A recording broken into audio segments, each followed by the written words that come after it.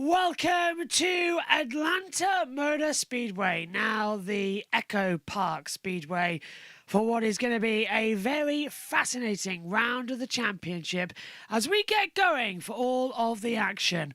This is going to be the first of the in-season challenge here for NASCAR, and fingers crossed it's going to be a very exciting round. Let's say hello to driver introductions and send it downstairs as well to our team as we welcome back to the NASCAR broadcasters, TNT Sports.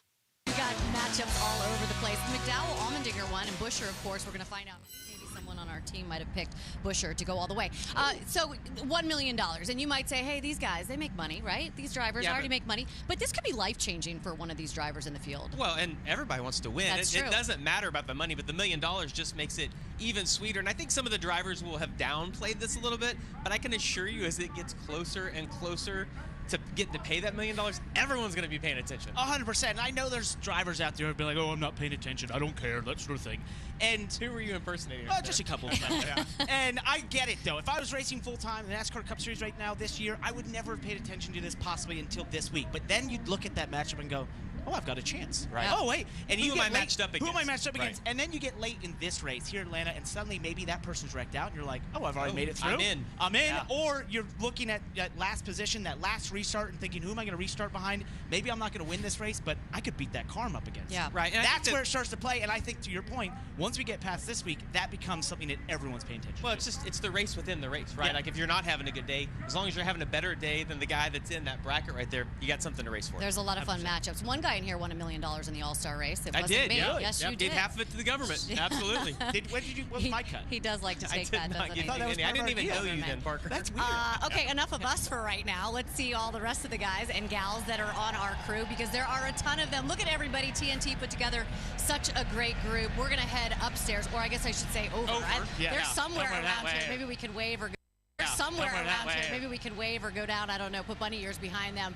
Of course, Steve Letarte, Dale Earnhardt Jr., and Adam Alexander. You guys, I mean, listen, you guys got a lot to cover tonight. Not only the in-season challenge, but of course the craziness that we're going to see on this track today. Well, this place is absolutely electric, Shannon. We're looking forward to it, and I think that's why the word of the night is upset, maybe underdogs producing in this in-season challenge opener. This thing is going to be wild, as Shannon said, on track and in the bracket, Dale. Yeah, it's going to be fun going week to week to see which one of us has correctly predicted the winners, right? So that's going to be a lot of fun over the next several weeks, but I'm really looking forward to this race tonight. Of all the races that I've been a part of a broadcast team, Atlanta ranks up there as one of the funnest broadcasts to do, because there is something going on all night long. And let's get ready for driver instructions. Try to help their driver out. But I think Jamie might have hit it the best for me. I've been trying to figure out where this bracket lands. And when he said it could make a bad day better, because if you go have a day that you're frustrated with and it wasn't that good, and then you go back and you go, oh, but we did advance. It's like that cherry on top that you're like, you know, I can make something of that day, and it's motivation to go keep fighting the next week. I will say this, though, the bracket, a 5-week thing. You race like a jerk tonight, there could be payback next Sunday in Chicago. So much to discuss. We look forward to the green flag coming up a bit later on. Shannon. Season Challenge, or in-season challenge, is brought to you by DraftKings Sportsbook. Let's take a look at who has picked whom. I guess, is that how you say it? Whom? That sort of works. Yeah, I guess. English English as Jamie, my second language. You got a 10 seed here. And do you know Kyle's history here in Atlanta? I don't care what his history is here. I'm thinking further. I'm going to try to get a bye this week with Larson. He did finish third here, the first race here. I know his history's not great, but I like Kyle Larson making it all the way to the end. Based on where the last race is at Indy, I think Kyle Larson's as good as anyone there. Shannon, my guy is on a career heater right now. Denny Hamlin, #1 seed coming in this whole bracket challenge. He made this thing. Who would be he was the idea last year. Who would be better than him to go on to win it? All he has to do, I know he could make it through here easily, but he's got to get better at finishing the road courses. On a career heater, I think he has it. What I like about this is that we're arguing. I know. we have not a dog in the fight other than just bragging. We don't get anything out of this, do we? Right. Well, by the way, Jamie McMurray will always pick Kyle Larson. They were teammates. Logano, just so we you were know. just talking about him earlier when we were off air a little bit. All right, well, our team is all over the place. Some of the best in the business on pit road. Let's go around the track, brought to you by Vanda Pharmaceuticals. Let's start with one of the OG members of the NASCAR on TNT crew, Marty Snyder. Been a part of the team since 1997. Thanks, Shannon. Honored to be back with the Turner Sports family, and I think it's only fitting that this in-season challenge kicks off with the #1 seed being the driver whose idea this was in the first place. But, Denny, is there a more chaotic track than Atlanta to kick off this in-season challenge? Not sure that there's one that's going to be more unpredictable than this one for sure. We're obviously starting in the back there, so we'll have our eye on the 10 car for the most of the race and make sure we try to move on from this round. But this will be a tough one. 33rd's pretty deep in the field, but remember here in the spring, his teammate Christopher Bell started 32nd and won. Chase Briscoe, your winner from last week at Pocono, his first with his new team, Joe Gibbs Racing. Chase, what was the best part about that victory and savoring it with Coach Gibbs and your team this week? Yeah, honestly, I think my favorite part was Monday morning. Brooks woke me up at like 7:30 in the morning, just literally beating me with this checkered flag from the night before. So that was cool as a kid. I would always bring, my dad would bring the trophy home. So for me to be able to, be on the other side of that now is really, really cool. But yeah, just the whole thing, right? Obviously getting Coach in Victory Lane, getting Johnny Morris, JP Morris, everybody at Bass Pro at Victory Lane. It's just been a lot of fun this past week. So yeah, hopefully we can do it again tonight. Brooks, who's going to win the race tonight, buddy? Daddy's going to win tonight. That's what his son Brooks says, rolling off 10th this evening. It's always nice to race in front of your home crowd. Chase Elliott doing that tonight. This is a special type of racing. Let's talk about that first. Do you need aggression or do you need patience to do well here tonight? A little bit of both. I think it's always a fine line, but yeah, just really cool to have a Saturday night race here at Atlanta. And, it's the energy since they've redone the track, I will say it's been pretty incredible to witness and be a part of. So excited about it. Have a special paint scheme on the old Napa Chevy tonight. It looks a little different than normal, thanks to Raylan. So we're looking forward to getting this show on the road. All right, Chase Elliott looking forward to racing in front of his hometown. Our 2023 NASCAR Cup Series champion, Ryan Blaney. Ryan, during qualifying, I was standing right next to you when the lightning hit. You were pretty upset because you thought you had some speed in the car. It looked like it worked out pretty well for you. Yeah, not too bad. I'll tell you, really cool accomplishment for Team Penske and Wood Brothers to lock out the first two rows. So huge props to everybody at the race shop, everybody who works together to build these cars as fast as they can. It's a huge testament to them. So, yeah, hopefully we got something for them tonight. A little bit different in the pack. It's pretty warm. It's going to cool off a little bit. So hopefully you handle good. Hopefully you can make good moves. But I think the beginning, it's like, can we control this thing, right? Can we control the flow of the race? That's what we're planning on. But appreciate Advance Auto Parts being with us. Should be a good night. Hopefully we can bring one home. A lot of 12 fans here in Georgia. Oh, yes, a lot of fans. And, of course, we're going to be watching social media the entire race. NASCAR and TNT is officially back. There you go. Yeah. I don't know what that emoji is, though. Is that a... That's like a tip of... Oh, okay. If people do that, and that's like, I don't... Emoji. Yeah. Guys, I'll help you out your emoji game. You can help me? All right, you're going to have to help me out. All right, there's not... what's going on here? Three-race fight. Is this real? No. Well, they're going head-to-head in the challenge. Oh, there you go. And they both know whoever wins this today... I'll take road Dallas is real. How's that sound? They sold that really well, I think. Dale Jr., there's not much he can't do, including drone pilot. Yes, I said drone pilot. He's going to take us around the track, this Echo Park Speedway, the bumps, the lanes, all the fun. When we come back, I'm going to take y'all around the track. I've never seen it before. Echo Park Speedway. Buckle going to be a lot of fun.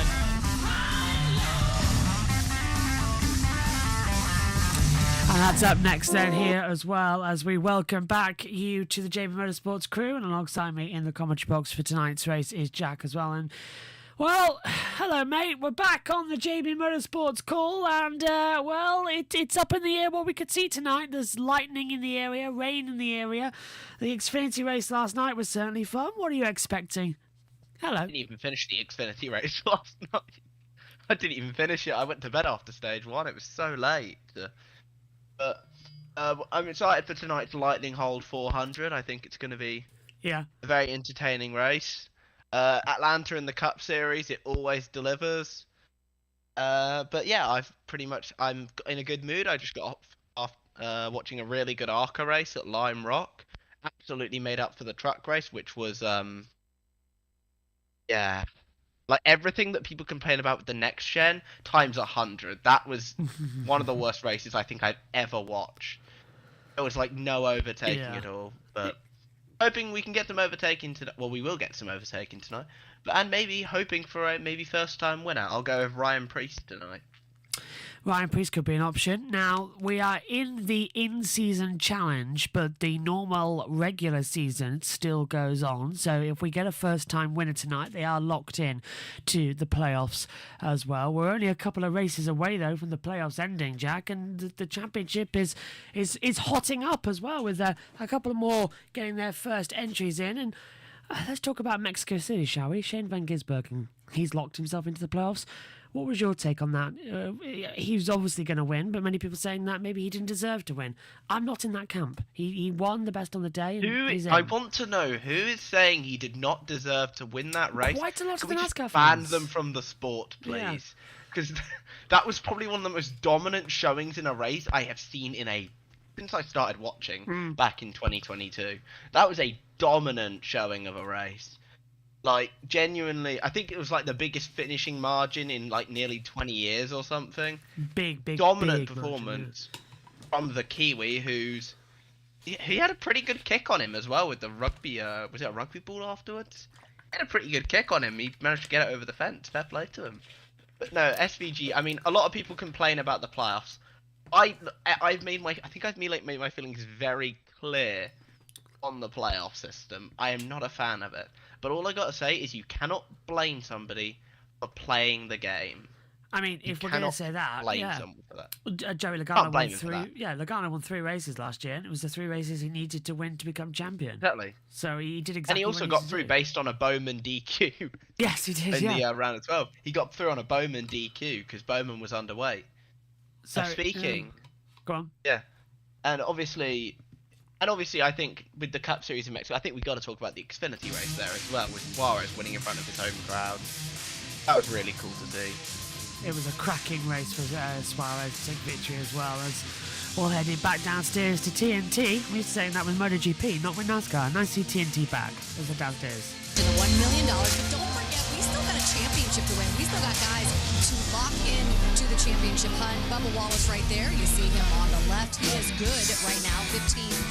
He is 29 to the good. But you see that red line, and it is getting tight, guys. It is, and if you saw on the stage right there with Bubba Wallace, with Daniel Suarez, he's really good here. You think about that matchup tonight, that's going to be one of the closest one we have. And Bubba's been in a good position, Parker. But the last few weeks, it's been a struggle, not because of performance, but just DNFs because of part failures. Well, it's really been DNFs through the season, leads the series in DNFs this season, and really the speed has been there. And I liked his quote post-Pocono where he said, you know, after they had the brake failure, the troubles before qualifying and being so fast in practice, he said the old Bubba started to creep in for a second. But he's like, nope, I found the positive when I walked to Atlanta. New week, new hope. And I just like how open he is about his mental state and that, you know, he knows how to sort of compartmentalize and get rid of those bad weeks. The one thing that's kept Bubba in the points is his stage points, 110 stage points. He's been one of the highest scoring stage points guys throughout the season. That's what's kept him above that cut line up to now. Gosh, I love it when you talk stage points. There's going to be a lot to follow tonight because this track is really so unpredictable. Formerly Atlanta Motor Speedway, now known as Echo Park Speedway. Buckle up. You're going to be running wide open around this 1.5 mile racetrack. It races a lot like Daytona and Talladega, where the draft is key. The track is really smooth. The new configuration has the surface really locked down. They've added more banking to the racetrack, and they actually narrowed up the turns several feet. So it's a little more treacherous, but still a ton of fun. The drivers had a lot of confidence to make a lot of bold moves, and that's what it's going to take to be able to find your way into victory lane. There's a lot of room out there, but you're going to find yourself running 2 and 3 wide all night long. Coming off of turn 4, look at the angle in the tribal to the wall. You don't want to find yourself in trouble here, hitting those walls really hard. Come down this front straightaway in front of the fans, and they're cheering you on. Pit road's a little tricky, though. We're going to enter on the back stretch. That's unique to any other track in NASCAR. You can hammer around that apron at 90 miles an hour, but you have to back it down to 45 once you get to that yellow line on pit road. During the pit stop, you can make a lot of gains in track position just on pit road alone. Back out on the racetrack and trying to bring this thing home, you're going to have to be aggressive, changing lanes, blocking cars, running 3 wide. There may be even contact. Think about Daytona, but on fast forward. Everything is happening so much quicker here. Your brain's got to be like a supercomputer to process everything that you see happening. The trick is going to be what lane you want to be in when it's all said and done. My preference, I want to be on this top lane coming off of turn 4 as I head toward the checkered flag and cross the finish line. If I do all that right, I'll find myself right here in victory lane. More drone shots, please. Give me more. And we got to get more reports right now because action is picking up. Driver intros all finished. Marty is with the guy who mastered this track last fall and starts on the pole today. Well, Shannon, that win last fall was pivotal in Joey Logano's championship run. We're just talking about the differences of super speedway racing between Daytona and Talladega and Atlanta. What would you say is the biggest difference in your preparation for this race versus those races? Well, it's the fact that you got to lift in the corners is quite a bit different, and you'll see that tonight where, you know, you can't follow each other right on each other's bumper. The dirty air will wash the noses out quite a bit. So it's somewhere in between 1.5 miles in the super speedways you see in Daytona. So it's a bit of a confused track. I always say it doesn't know what direction it wants to be, but overall it's a fun track and it puts on great racing, and hopefully we got the Auto Trader Mustang that can not only be fast up front in qualifying, but also can stay up there. Of course, the advantage of winning the pole is that he gets pit stall number 1 tonight. Our most recent winner from Echo Park Speedway, Christopher Bell. Christopher, you guys qualified 32nd in the spring, qualified in the 20s this weekend. Not a big deal for you. Oh, hey, what's up, Ty? You got a little Ty Gibbs. Not a big deal for you? No, not here. Not here. This race is long enough. You can make your way to the front for sure. Does that give you any extra confidence because you've already made your way to the front before and won a race here? I think so, but speedway racing's tough, man. It's really tough. And I would say out of the 36 cars we got, probably 30 of them could win this race. So everybody knows that going in, but we're going to go roll the dice and have a good time. Christopher Bell going to roll the dice here at the Super Speedway on steroids. I love that. Rolling the dice by Christopher Bell, who's our most recent winner, and Confused Racetrack by the second most recent winner. I agree with that, by the way. Oh my gosh, we are going to be in for quite a show here tonight at Echo Park Speedway. We're getting closer to green flag. Take a look at that. Drivers getting ready to climb in their race cars.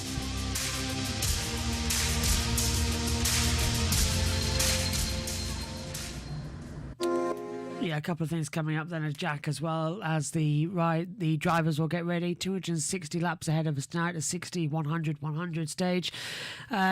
Should be quite okay. That rain cloud, by the way, we take a look at the radar. It's staying away. We've got a good system right now. Yeah.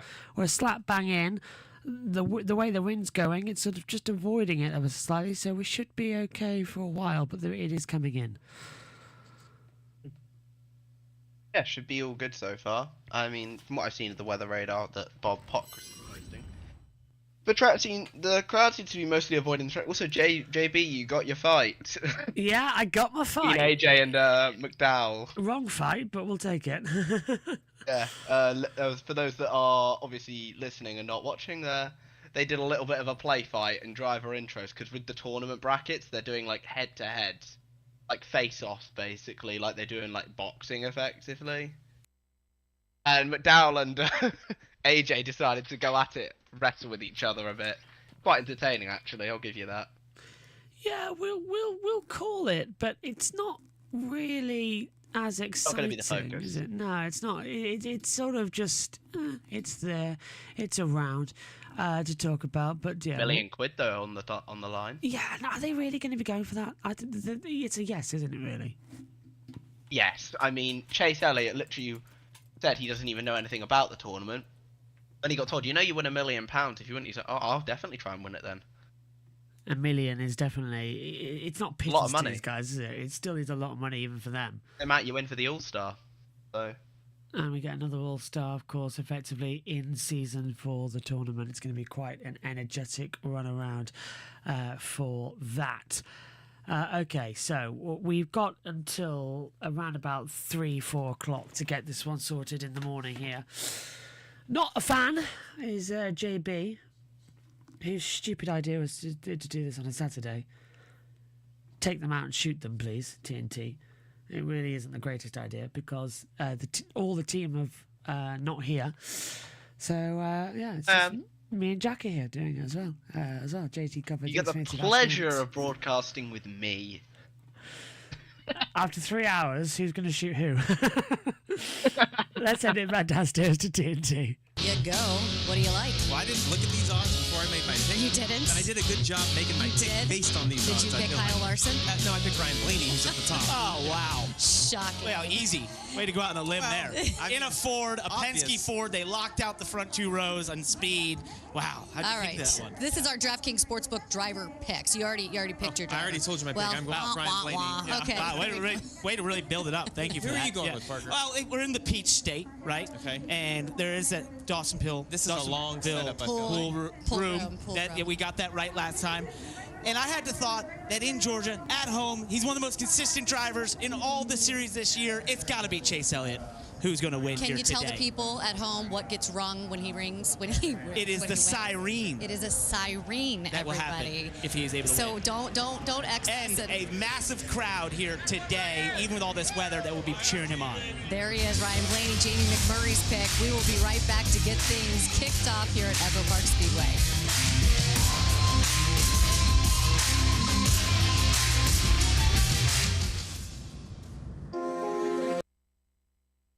Yeah, this is why I didn't like TNT. They have too many ads in their pre-show. It's quite hard to fill time when you try to do several other billion things at once. Okay, you're saying Parker for a race victory tonight. Did you? I can't remember what you said. I said Priest. Ryan Priest, that's it, not Parker Cookham. I've gone Ryan Priest. I think we will get a first-time winner tonight. And the Fords are always very strong on those super speedway tracks, as you saw. I mean, they've locked out the first 2 rows, I think. So yeah. Logano and Berry, by the way, in qualifying yesterday evening, set exactly the same speed and exactly the same time. Very quick between the reason why Logano's ahead is because he is ahead in points. Yes. That's how I think it's done. However, I will note this is the first time it's happened, I think, in 18 years. Yeah, so for the front row to be so good, which was Jeff Gordon and the incredibly well-known driver David Gilliland, who obviously his truck won earlier today. Corey Heim, because he owns Tricon, so. Yeah, won for about a 19-minute past 12 green flag time, so fingers crossed that's going to be doable. The national anthem and driver invocation is about to happen in a few moments' time, and then we'll be good to go. How many cautions do you think we'll have tonight? And will we get through it all because of the rain? A few. Do you reckon we'll get past half distance and then we'll have if the rain and the lightning? I don't think we'll have any rain tonight. I think we're going to be good to go for the rest of the thing. Oh, I hope so. Nice quick race, eh? I hope anyway. Obviously, and I said we'll have a first-time winner. We had one yesterday with Nick Sanchez, which is I can't say I'm not super happy for that guy. Big Machine's first racing as a race win as a team, I think, in about 3 or 4 years. So Tyler Reddick, won with them. So Reddick came in as well. We are on cameras, by the way, today, so we will have the myself. You can see my beautiful owl logo. I believe so. Yes, we've also got the warm, so Yeah. we're still on. That'll be for the big moments of the race. Everything else will stay on our battle screen throughout the broadcast as well. Just so that we get a chance to sit down and have a breather. I am going to, however, go and get a drink. Go on. Yeah, the worst part is the owl on my profile picture is not even a little owl. No, it's a proper owl. It's not even a baby owl. It's a burrowing owl. You can't get the stars these days, can you? Coming in. So we'll be gearing up shortly for the green flags to go on, and it will be quite an energetic race, this one. 260 laps. Let's head back over to TNT Sports then and get all the action as we get ready for Invocation to get going and the national anthems. We've got 8 Fords leading the field to green. Drivers are ready to get this baby started. So let's head trackside to kick things off here at this mile and a half.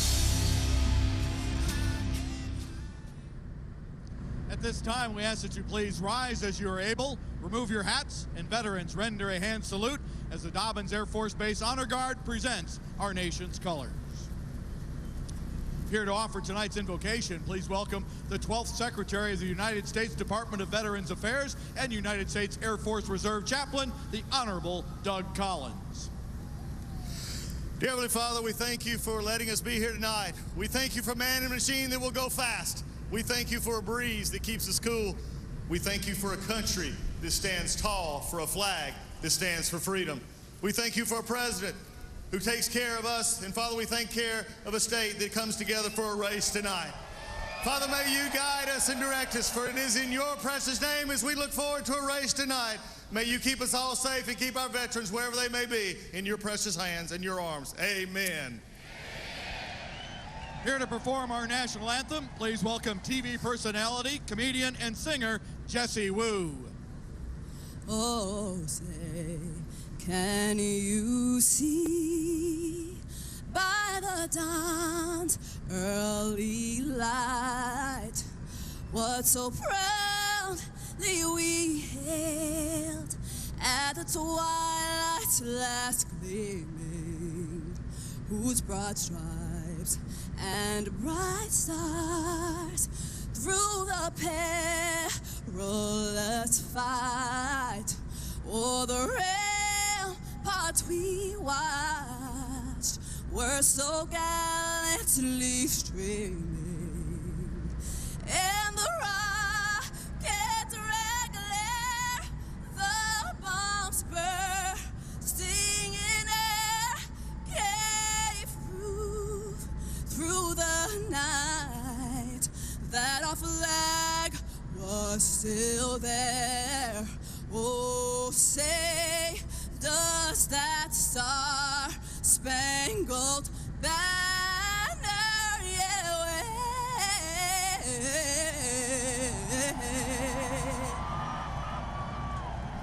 o'er the land of the free and the home of the brave?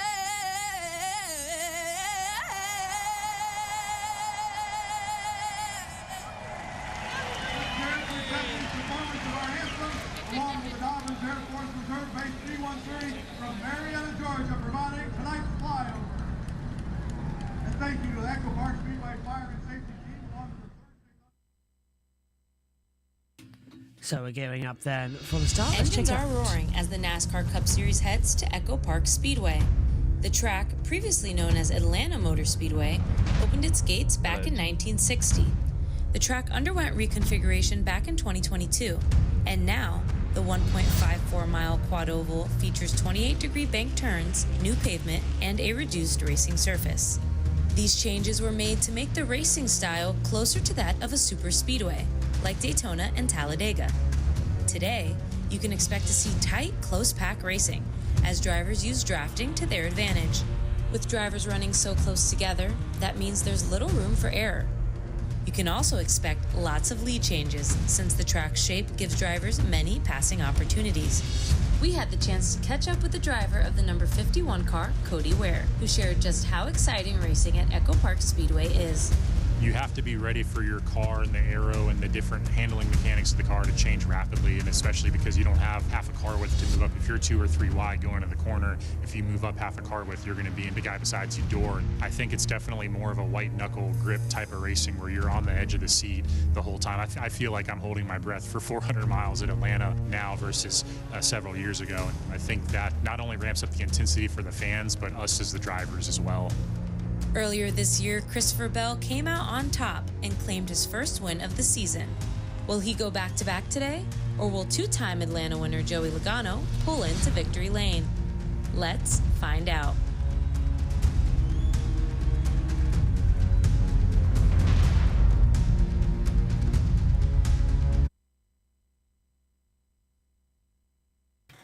Okay, so that was on the international feed, hasn't come through. Still waiting for TNT to come back on. So it's round 18, Jack, of the regular season. Round 1 of the in-season challenge. Everyone buckling themselves in. We'll go into the night here for the night race. I don't know, what's your feeling on it? It screams to me that this is going to be a tricky night for the drivers. It will, but I know I like a night race because it means I don't have to stay up late on a Sunday. That's true. However, what it does mean is it means that once the football season starts, I'm going to be more restricted in my commentating because I can't exactly stay up till 4 a.m. on a Saturday night for a Sunday game. Well, how about this? I will go to bed at probably 3:30, 4 a.m. and have to get up at 6:30. Yeah, but you don't have tons of people chatting. Back here at Echo Park. No. Actually, you got the YouTube chat. That's good enough. Yeah. Introduced a new identity to this facility, formerly known as Atlanta Motor Speedway. This iconic track, the largest sports venue in Georgia, is now known as Echo Park Speedway. Oh yeah, look at that. The drivers have climbed into their race cars in the 45 of Tyler Reddick. He's going to start 23rd. Maybe that's good luck for 23:11. That's a good number, right? Take a look at that. Maybe that's a little good luck, too. Tyler Reddick, he's got Superman on his car, on his helmet as well. Superman is only in theaters July 11th. You can get your tickets now. And from the Man of Steel to the Man of Social, there is absolutely no kryptonite for Mamba Smith, who's going to be hanging out on the Alt Cast all race long. Mamba, it is good to see you, my friend. What's your message to the fans before this baby gets started? Hey, everybody. It is good to be seen. Hey, Shannon. Hey, everybody. Listen, TNT is back, but we brought some friends along with us. We know you're going to be watching the main broadcast right here on TNT, but the Altcast with Larry Mack, America's crew chief, and the mayor, Jeff Burton, will be on True TV. Now, if you want to watch some in-car and have audio, go and check out the stream on Max. And, of course, social. Bleacher Report is here with us. We got BR Racing. It's going to be keeping you up to date with all the in-season challenge information. All right, take a look at that. There are probably going to be some comers and goers on that alt broadcast. What do you think, Jamie? Good chance? I mean, the mayor and America's crew chief together on the alt broadcast. Everyone is fired up. This NASCAR on TNT intro is fired. Yes, thank you guys. Everyone, social media, keep it coming. We've got, of course, Mamba Smith, who's going to be doing all of that work and talking to all of you guys throughout the race. Hey, you know what? It is time right now for 40 drivers to hit that switch as we head trackside to fire them up. And now, here to say those most famous words in motorsports, please welcome a member of NASCAR's royal family, 8-time NASCAR Cup Series winner, and now one of the first brand ambassadors for Echo Park Automotive, Kyle Petty, along with Echo Park Automotive, Sonic Automotive, and Sonic Power Sports Chief Marketing Officer, Dino Bernacchi, and his son, Luca. Gentlemen, start your engines! Great job!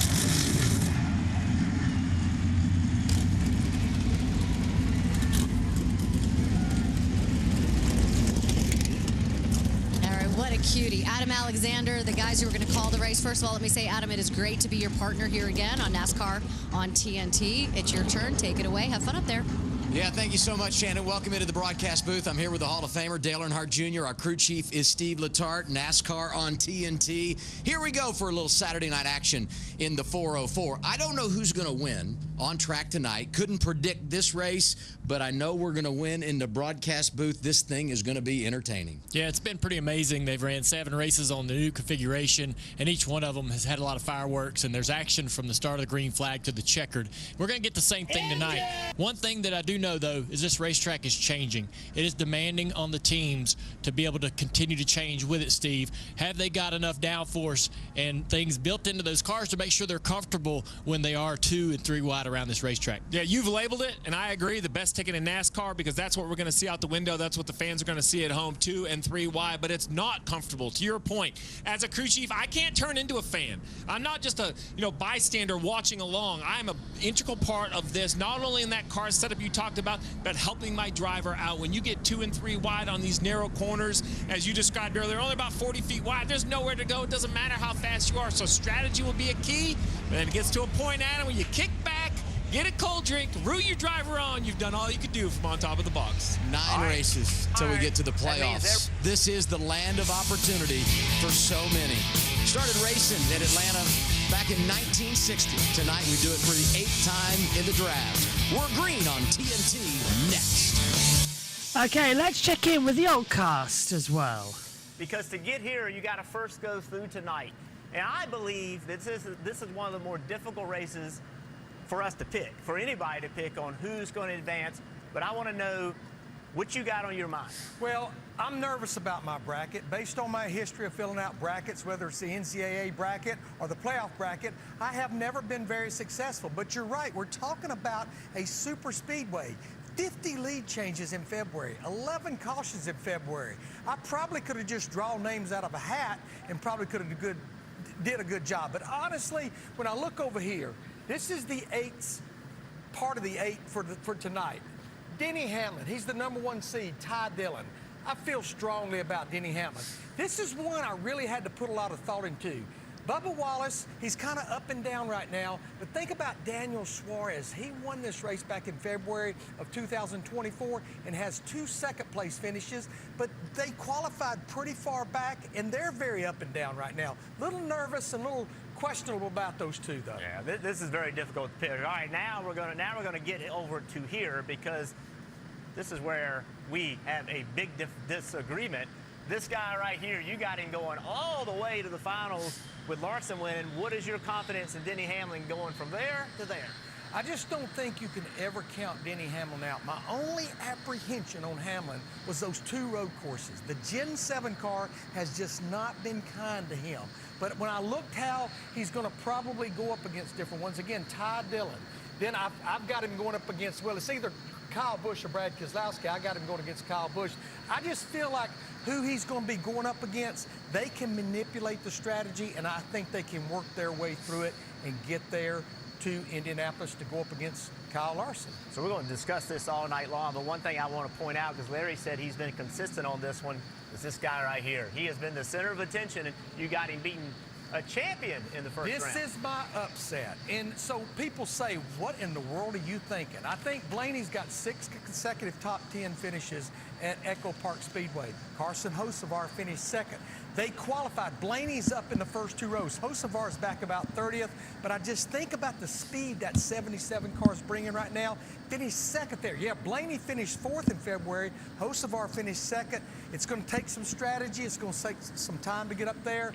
But his name's not Hocevar. It's Bracket Busters. All right, now I'm going to come over here. I want to go over here and discuss yours. Pick on me a little bit. All right, you talked about the ones that you are nervous about and the ones you have the most confident about in this first round. This is my guy right here.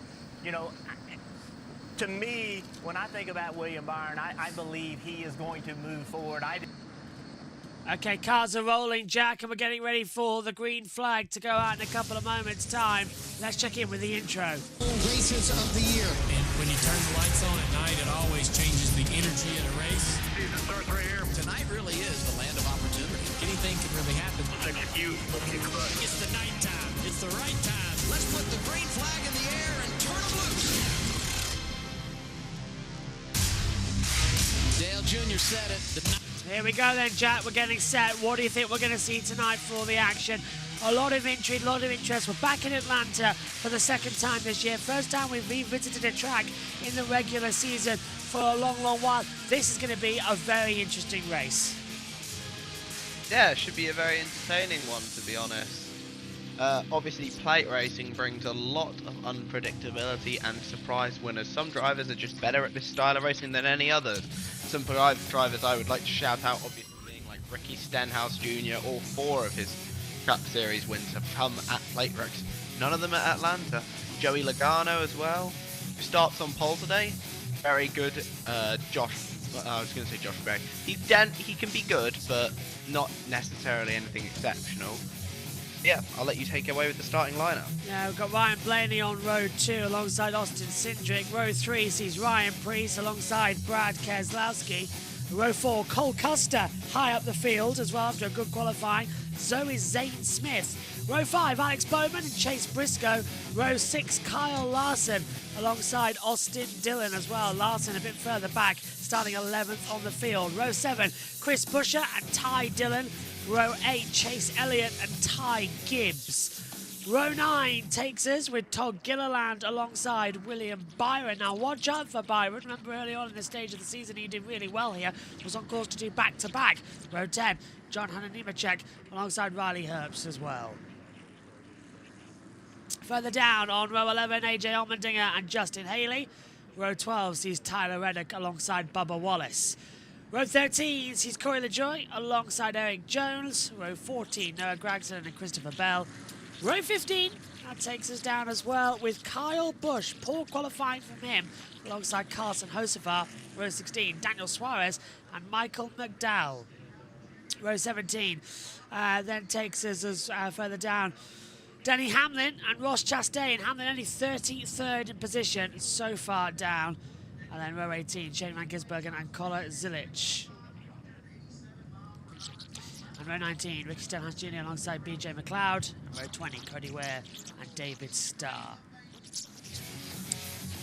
So 20 rows, 40 cars in total. They continue to go around. And Jack, qualifying was held out with a couple of lightning delays as well. And even the damp circuit, Hamlin 33rd. He's on a charge back tonight.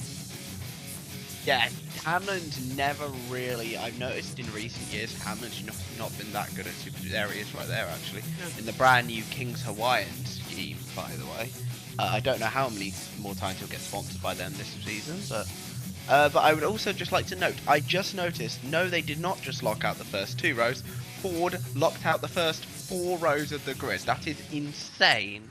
That just tells you how good Ford is at these specific tracks. Yeah, I remember last especially, year. It's good to see Cole Custer doing well. His Haas team struggled a lot earlier in the year. They've been on somewhat of a decent stretch, though, since they had that top 10 at Pocono. So stage 1 at 60 laps, stage 2 and stage 3 will be at 100 laps. Let's check in with our pit reporters. He's led nearly 400 laps and won 4 stages. I asked Byron, are you frustrated you only have that 1 win? He said no, because in the 5 years my 24 team has been together, we've never been more dominant. His crew chief, Rudy Fugel, told me, watch out for my guy. He has 4 wins at drafting tracks because he knows how to find the front and stay there. He's rolling off 18th tonight, Alan. Danielle, one of the best finishes for Kyle Busch this year came right here at Atlanta in the spring when he finished 7th. He needs another one tonight. The 2-time champ is now way below the playoff cut line, and he needs a win or at least a good run tonight. I talked to his crew chief, Randall Burnett, he was honest with me. He said, look, before we can even think about running up front tonight, we just have to get better at the basics, block and tackling, being good off the truck, having speed. Without practice, they don't know what kind of car they have. This track has been good, though, to Kyle Busch. Remember, he was on the losing end of one of the closest finishes in NASCAR history at this track. He can get it done. He just has to do it tonight. He's got a lot of work to do. He starts 29th, Marty Snyder. Alan, when I talked to Billy Scott, the crew chief for Tyler Reddick this afternoon, I asked him, what do you need to accomplish tonight? He said, honestly, we just have to stop the slide. Tyler Reddick has lost 33 points to the cut line in just the last 3 races. And as Scott told me, listen, we would love to win a race before the regular season is up, but our main goal, just develop some consistency. That's how we won the regular season title last year, and that's what we have to accomplish, Adam, before the playoffs start. You talk about that slide outside the top 10 in 8 of the last 9 races for Tyler Reddick, but he has won in the draft last spring at Talladega Superspeedway. Now we get our race analysis for this evening's event. Well, it's a 1.5-mile track, but it doesn't race like any other 1.5-mile tracks in NASCAR. It's a drafting race for sure. 260 laps make up the 400 miles. 60 laps stage 1, 100 laps stage 2. The final stage also 100 laps.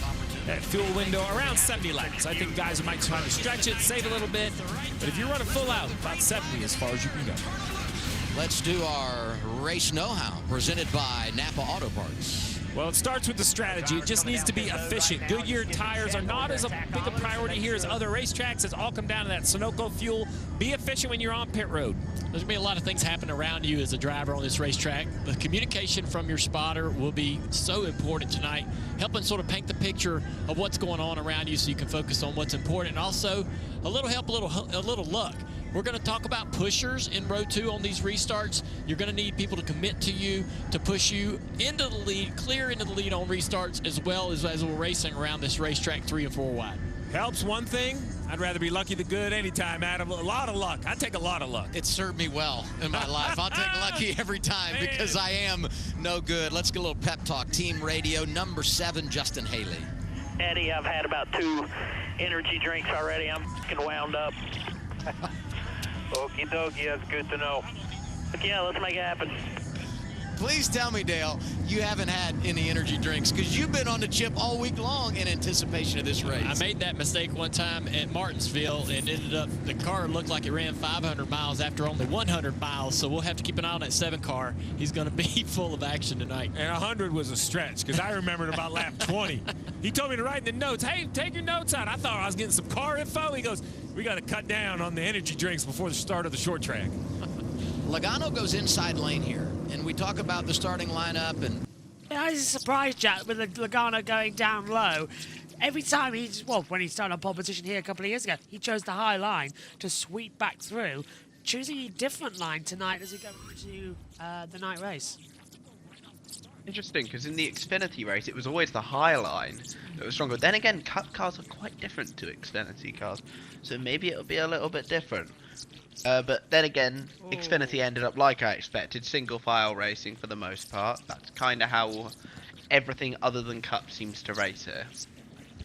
So interested to see what we can do with this race. Yeah, we were on the lightning hole for a while. There's a couple of rain cells bubbling around just to let you know back at home. So there is a chance we could go it. We need to get to 150 to make the race official. So Chevy have won here 4 times. Ford 2, Toyota once. But Ford have locked out the first 4 rows of the grid and the top 8. They have the majority of the field as we get ready to go. For the first time in over nearly 2 decades, we have exactly the same speed and exactly the same time for our pole sitters, Logano and Berry. We're back in Atlanta at the Echo Park Automotive Speedway. It's the Quaker State 400, and for the second time this year in Atlanta, the green flag falls and NASCAR is racing into the night. And it's a smooth start from Logano and Berry. They're all very much 2x2. I'm surprised about that, Jack. I was expecting a little bit more off the line, but everybody keeping it cool. Blaney on the high line losing out. Berry coming through, and a little tap there as well from Cindric. Logano's got the lead, and he's gone up high. Yeah, I will say that I think they might just be calm at first. They won't do a Christian Eckes at the start of this race. And yeah, I think that's generally how super speedway racing is with the next gen. You just keep it calm, just fuel save for a bit, and then towards the end of the stage you get a bit more aggressive. Are we trying to form a 3rd lane here, guys? Bubba Wallace trying to go up high as well. That doesn't work out well. We've got the top 3 of Logano, Berry, and Cindric starting to break away, and then it all starts with Blaney and Keselowski going 2x2, and they're 3 wide further back. Priest involved as well. You were saying about Ryan Priest getting in there, up into 6th position, and he's getting the toe off the back of Blaney. And Yeah, I Keselowski's think up. Priest is probably one of the only... As much as I love Ryan Priest, he's a great guy. Out of the racetracks he can win at, it's either going to be a plate race or a short track. I think they're the only 2 tracks he can actually win at in the equipment he has. But the Penske's have just launched off. The gap between them and the rest of the field is literally... I couldn't think of a good metaphor. Sorry about that. The gap between my brain and my mouth. There we go. Well, it is 20 minutes past midnight, so you're allowed a couple of bits. As, Yeah, we'll you've been go up full all day, screen. though. Yes, that's true. Let's see how long we get into this one. Yeah, Penske running away at the front. Logano still out with the automotive livery. Berry drops in behind. And it was a uniform start from everybody, so I was expecting a bit of crash bang wallop. We've got the exact opposite as they come over the line, start lap 5. Stage 1 then, they will need a fuel break. Let's not forget that. Tyres should be good, but Jack, that's the key thing here as well. They can go hell for leather. Oh dear. I've got a report from Jordan Bianchi. A few spotters are reporting slight rain. Now, will they yellow it or will they red flag it? That's going to be an interesting one. I think if it's just like a couple of drops, I don't see a problem. Personally, I think it's more like if it's starting to like properly dampen the track. I think that's going to be a bit more of a problem there. And yeah. Oh, hello. A little bit of contact. Blaney getting loose in positions. Keselowski and Cole Custer coming back in as well. Custer's on the low line, getting touch with Keselowski on the high. And Blaney's dropped back massively. Logano, Berry and Cindric now 3/10 ahead. And unfortunately, Custer drops back. We go 3 wide with Zayden Smith trying to close up with Ryan Priest. Yeah, they are saying that it's starting to rain a little bit, they're the spotters, so there is a few droplets in the air. Let's hope we don't have to go to a caution or a red flag. If there is lightning inside the 8-mile area, we will go red and we will have to bring out the lightning clock, a 30-minute countdown window that will reset themselves every time there's a lightning strike inside 8 miles. If we expire that, we get the race restarted. But so far, it's a good stage 1 actually. It's now we've got Cindric right at the back and Keselowski trying to join that tail as well for the top 4. Yeah, we're starting to single file it a little bit here. Yeah. Keselowski appears to have broken away. Now it's Custer and Priest who are leading that smaller pack. We were expecting a single file stage 1 though, weren't we, as well? It's more about stage 2 and stage 3. Somewhat. Yeah. What they would really like is an early caution, try and extend the fuel stint and not have to box in stage 1 and take it to the end of the stage 1 where we get the secondary caution if we have one. So far, only one leader so far tonight. That's Logano. He's led from the green flag. Go on. It's such a me thing to have motorsport on my TV and then motorsport on here. I've got the 24 hours of Spa on my TV. Can you tell me, is that... I don't know if you've researched that at all. Is the Panis guy in the Mercedes related to Olivier Panis? It probably is Olivier Panis. Oh, does he race still? He does still race, yeah. But I'm not watching. I've got my eyes on this one. How old is he? Panis is only in his late 40s, only 50. It's not that old. Oh, he's 58, okay. Yeah. Not that old is Olivier Great, he Panis. does mostly ice racing, apparently. Yes, he does. I knew that over in Finland as That well. looks fun, to be fair. We've got a battle here brewing as well between... that's the 11th, so I'm trying to find out where we are on the timing monitor. They're not telling me. Thank you very much. Carson Hocevar's moving up the order. Bowman's got ahead of Custer. So far, we're good for rain droplets in this race as they continue. 10 laps down.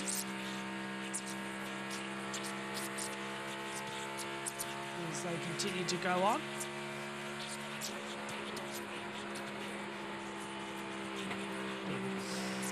Logano, Berry, Cindric, Blaney, Keselowski, Priest, Zane Smith, Bowman, Custer, Larson has the top 10.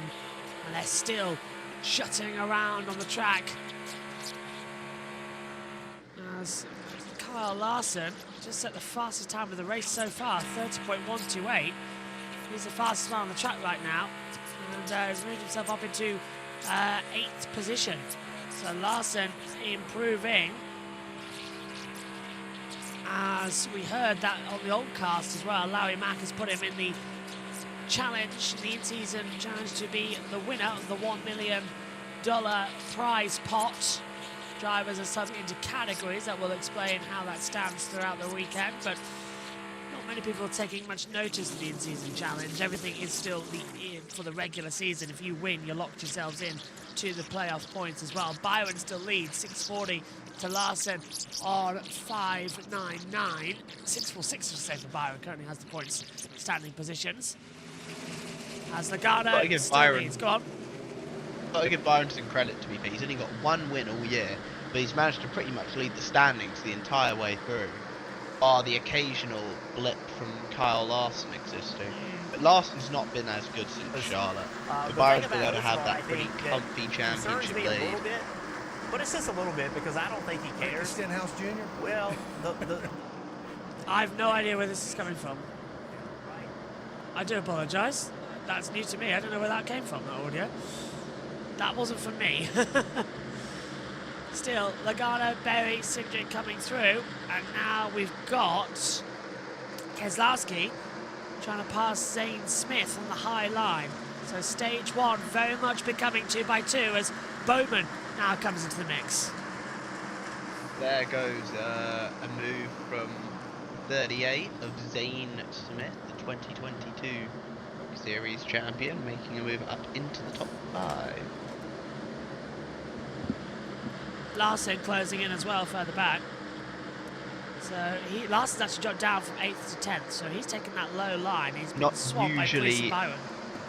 I don't think Larson has a single plate track win in his entire racing career. He got close here, Correct didn't me he? if I'm wrong. No, he got close here, didn't he, like a couple of years ago? He's got close, but I don't recall him ever winning a plate track.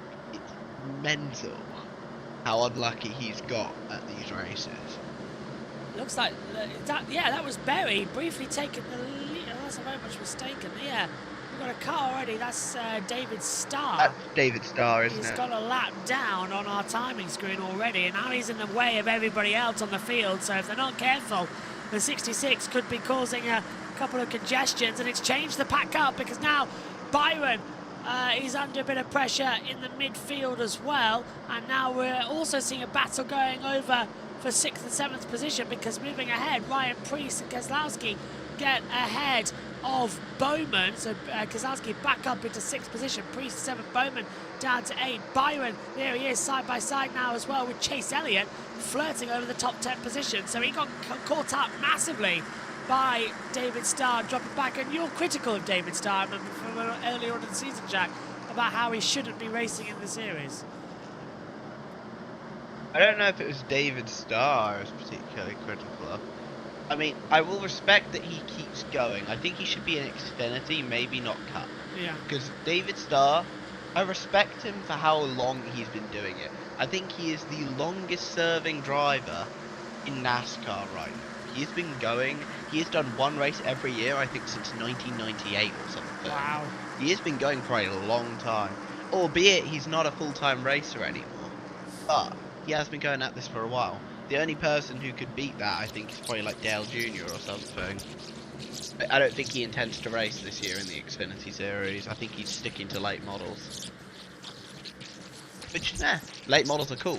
Yes, fair as well to come into it. 20 of 60, by the way, so 4 laps to go in this stage as well. We're averaging 2 laps per minute, which is consistent for what this track is, a 32nd lap. As again now, Keselowski under a little bit of an attack from Ryan Blaney. Blaney on the outside gets a shove in from Ryan Priest as well. And the midfield changing up positions as the 45 and the 42 do a ding-dong as well. There's Tyler Reddick in 22nd and Cole Costa 23rd, and John Hunt Nemechek in 24th in the 40s club. Right at the bottom end of that first time in Tower Page. Pit road, Marty. Just quickly and loses a lot of grip as we go from race to race here annually. So it's Dale Jr. coming on as well. I will say Hocevar is slicing and dicing his way right through the field right now. He started 30th in 22 laps. He is all the way up into 10th place already. Let that man cook. He's got something that he could win. I was about to say how good he's doing, actually. I was checking the time screen. He was second here earlier in the year, you got to remember. Yeah, he's up to 7th now as well, actually, Jack. So Hocevar loves Atlanta. Look at my guy right there. Look at him. It's going well. I love me some Hocevar. I love me some Hocevar. He's got ahead now of Cindric, and he's going to have. So is he up into 5th place, battling for the top 4?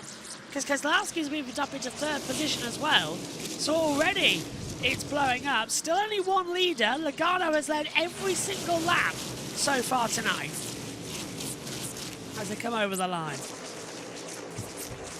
That's a wonderful angle.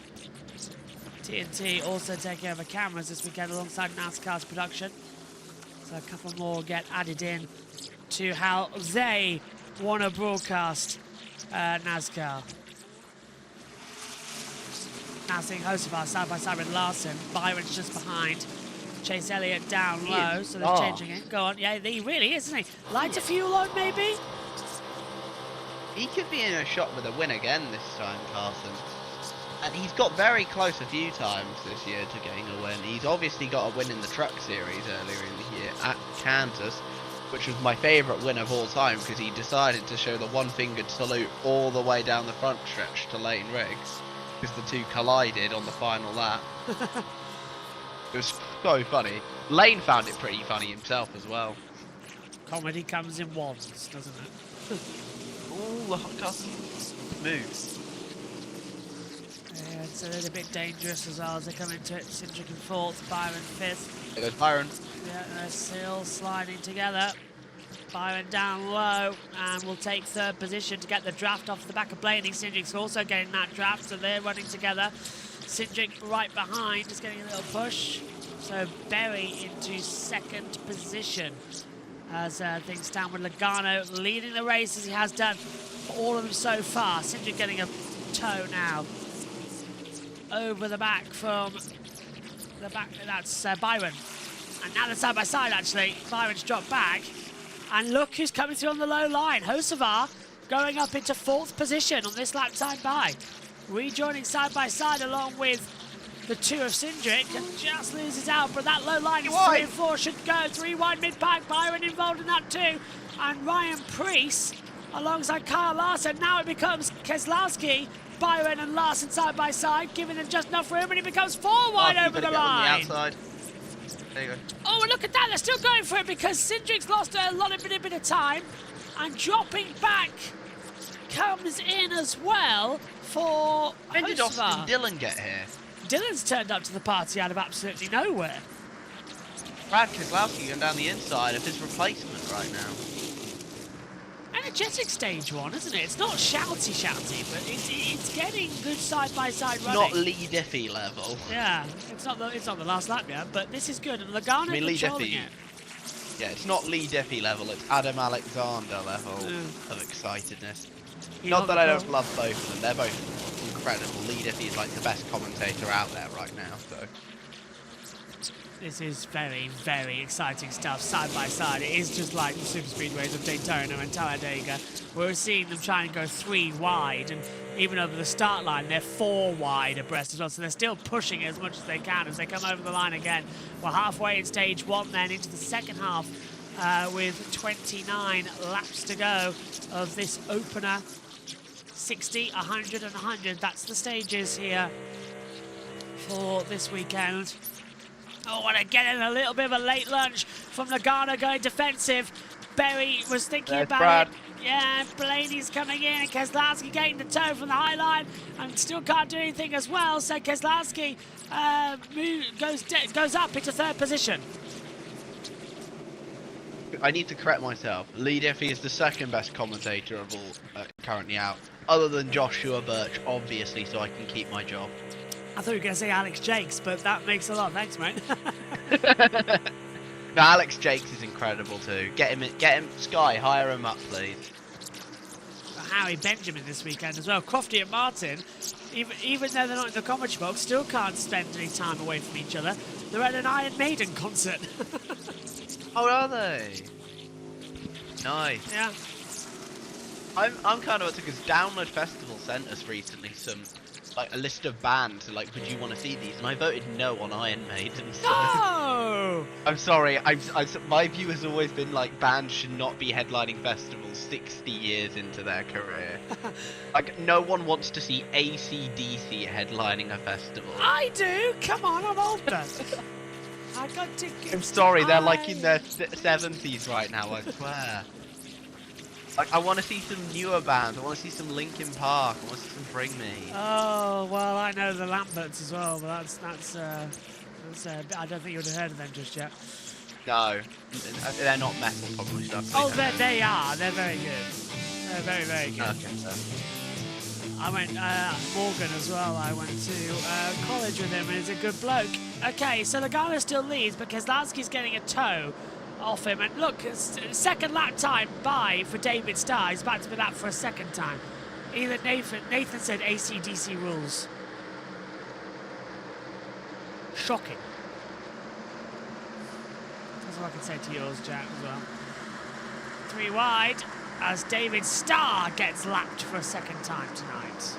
And that's going to Jesus, getting a drink?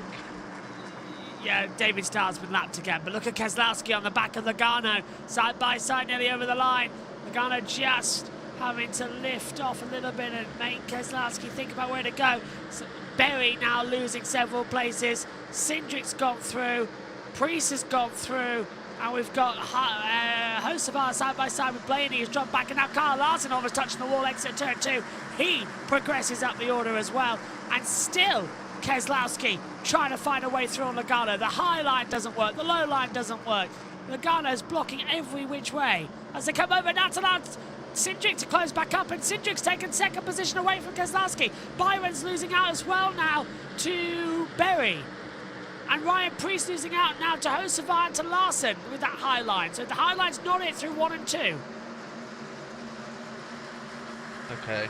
I'll correct myself on the AC/DC thing. I think their music's pretty solid overall, but they've made the same album every single time. Looks like every album sounds the same from them. I like a band that like changes it up a little bit every time. Caution's out. Caution. What for though? Caution, but for who, Joshua Birch? No one's stopped on the circuit. I imagine this is weather then. I imagine this is weather. Rain. Rain. Can confirm, rain. Yeah, we are going into... You didn't get my Chris Kamara reference. I'm disappointed in you. I heard it. Has it? I don't know. Caution is for rain in the area. Look. We're slap banging where the flashing dot is, and yep, there is rain in the area. I can't confirm it. There it is now, just blocked over, and it's a big rainstorm coming in, actually. You can see the black cloud looming over the circuit, so... Oh, God. We got 36 laps into this event before the rain comes out. We did one better than the Xfinity Series. Let's go, boys. We did one better. Let's head down to TNT Sports and Alexander under the yellow flag. Go inside the race with Max, home of the NASCAR Driver Cam, presented by DraftKings Sportsbook. And Straight Talk Wireless. Access every in-car camera with real-time driver data, multi-view options, and full team audio. Watch NASCAR Driver Cam all season long, only on Max. I needed a deep breath. The drivers needed one. Yeah. Just a hint of a rain shower, so we're under caution just over halfway through the opening stage. Yeah, it's a lot of drivers that have been talking about the balance of their cars. This is a great chance for them to maybe come in and get some changes made. Let's listen to the 12 audio. I'm going to crash. This thing's a piece of Hey, doing wise. I mean, I'm just all over the place. It doesn't turn into 3 in 30 here. It doesn't turn to 1 and 2 on the bottom in 30 here. And I'm wrecking loose. We can run in the second lane. I need way more handling capabilities if I'm going to be any kind of a threat. I can't even race. Here's Danielle. Yeah, Adam, I talked to Ryan Blaney's crew chief, Jonathan Hassler, this morning, and he said it was really nice to have speed in this race back in the spring, but we walked away questioning if we had too much speed and handling would be an issue today. You just heard Ryan Blaney and the frustration. Sounds like adjustments when pits open could be on the way for Blaney. So I'm sorry, Dale. I was just going to say, so it's not just tight or just not loose. What he's saying is I need more capability.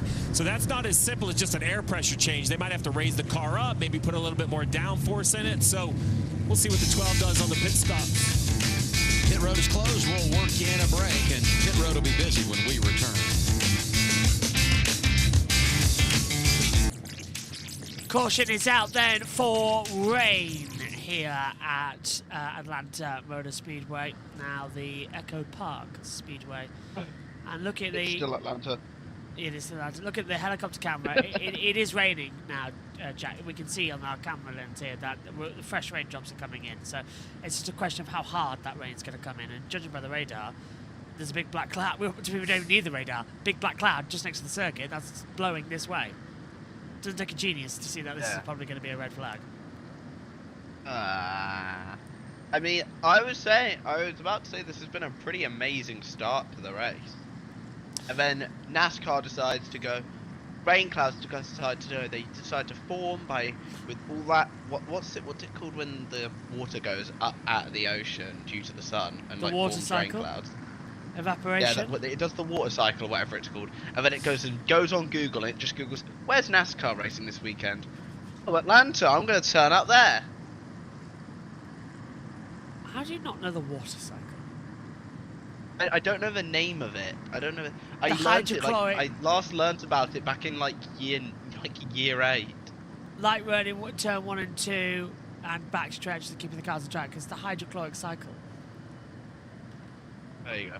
I mean, literally, I last learned about that in year 8. So I've not had to use science. I've barely had to use science since I left school. So it's basically the water evaporating into the clouds. Yeah, that's what I meant. That's the word, evaporating. I forgot the word for it. Condensation, and then precipitation, and collection. Yeah, I know the cycle. I just forgot the word for it. And yeah,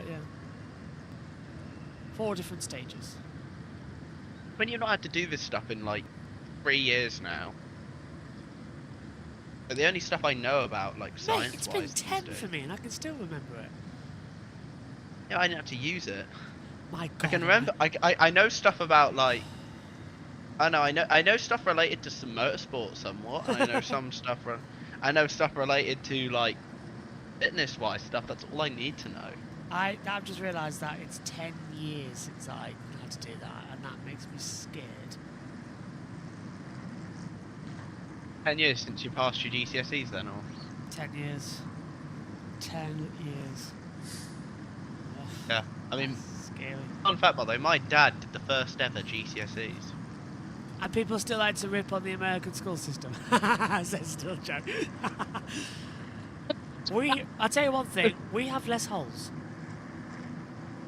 Okay. Okay. I disavow. I disavow. Let's head down there, the pit lane will be open shortly. Let's head back to TNT. NASCAR on TNT back at Echo Park Speedway. It's race 18 in 2025, the first event in our in-season challenge. Some really good matchups on the board. One I would highlight, top left, Kyle Busch, Brad Keselowski. That's fun. This is just one more ingredient in the... Jack, while they're talking about the in-season challenge, we're on board now. The rain's coming down quite hard. I wouldn't be surprised if we go to a red flag situation, would you?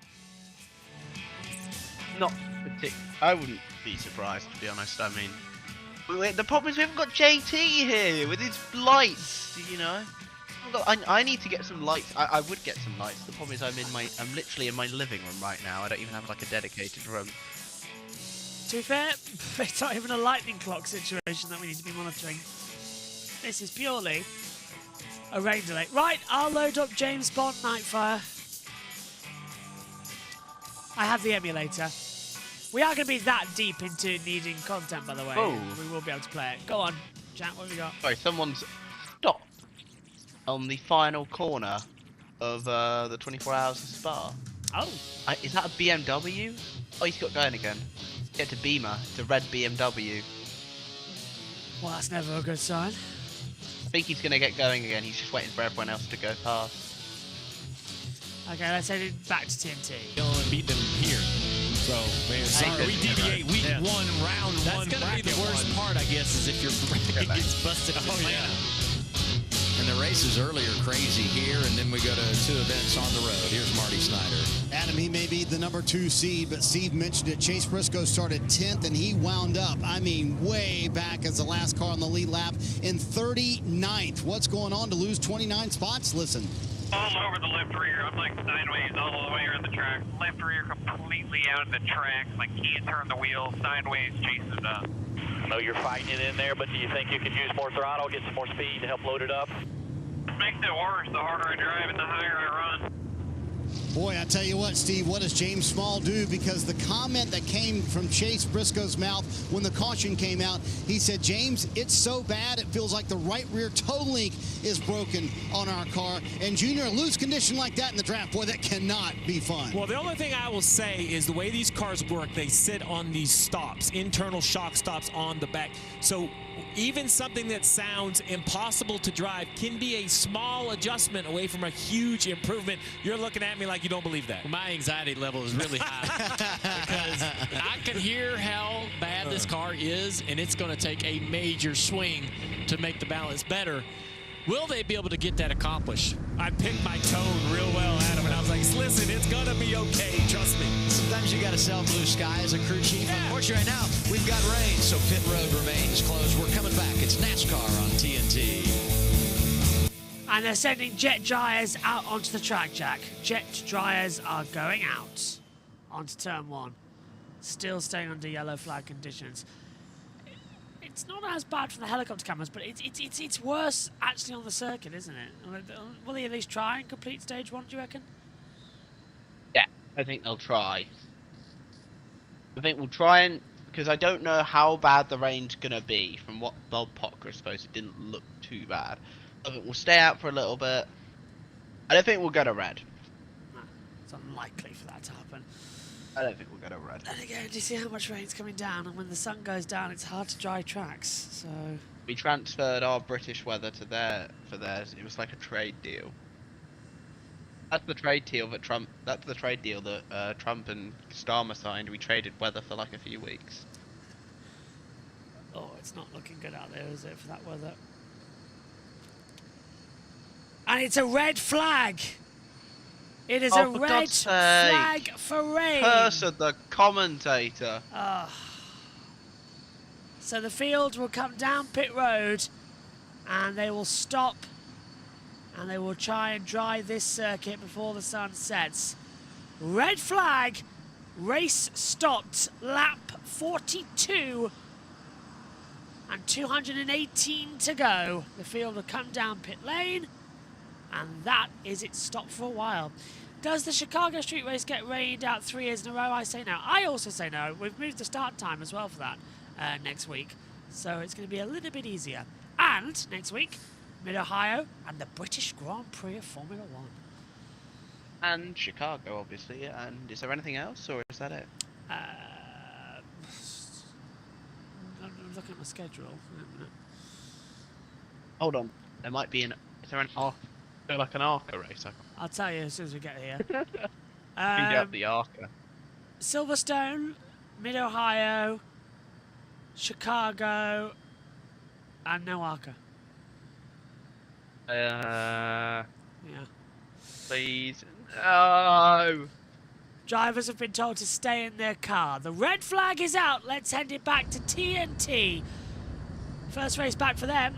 It's red flagged. Not really a surprise. Back to Adam Alexander in the booth. It started as a mist, then a sprinkle. I'm not going to go all the way in and say it's a full-on rain shower, but enough precipitation that NASCAR said, let's go ahead, pull the cars down pit road, and they're going to do some work to the track to make sure it's where it needs to be. So all of this happening as we're just over the halfway point, stage 1. Joey Logano starts on the pole, and he's led the first 43 laps in this race. I'd keep the drivers close because I think that it ain't going to be long before we get going again. I want to talk to Joey Logano if I can. Been talking about his balance on his race car, and I want to hear straight from him, see if we can get him up on this radio. Joe Logano is Dale Jr. and the guys in the booth. You got me? Gotcha. What's happening? Man, I have been hearing some rumors that your car is not comfortable and you're leading the race with clean air. Is that true? That could always be better. You know how that goes.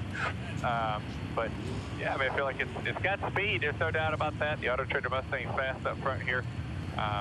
Just trying to control the race where I can and keep that clean air. Well, there's been a lot of people complaining more than normal, and we know this racetrack was going to change and evolve over the years, and we're 7 races in on the new configuration, and there's a lot of people struggling in the back of the pack. So kind of wondering, I know you've not been in traffic, but have you noticed a change in the racetrack from the last time we were here? Well, it makes me feel better to hear that. You never know when you're out here what everyone else is feeling and what they're doing, but yeah, I mean, it's hot out too, and you know, obviously as the sun goes down and there's a little rain shower and it's passing through, it's going to cool it off some as well. So I expect the race to kind of evolve as the night goes on and look maybe a little different than it does right now. Well, it's a great opportunity while you're sitting there to show me them gloves, and I'll be able to tell everybody what we're doing here. The Dale Jr. Foundation is auctioning these off. Joey's going to sign those. There's 70 pairs that the drivers have worn this weekend, and I'll sign them as well, and we'll raise some money for the Nationwide Children's Hospital. Thank you, Joey. I feel like Vanna White here.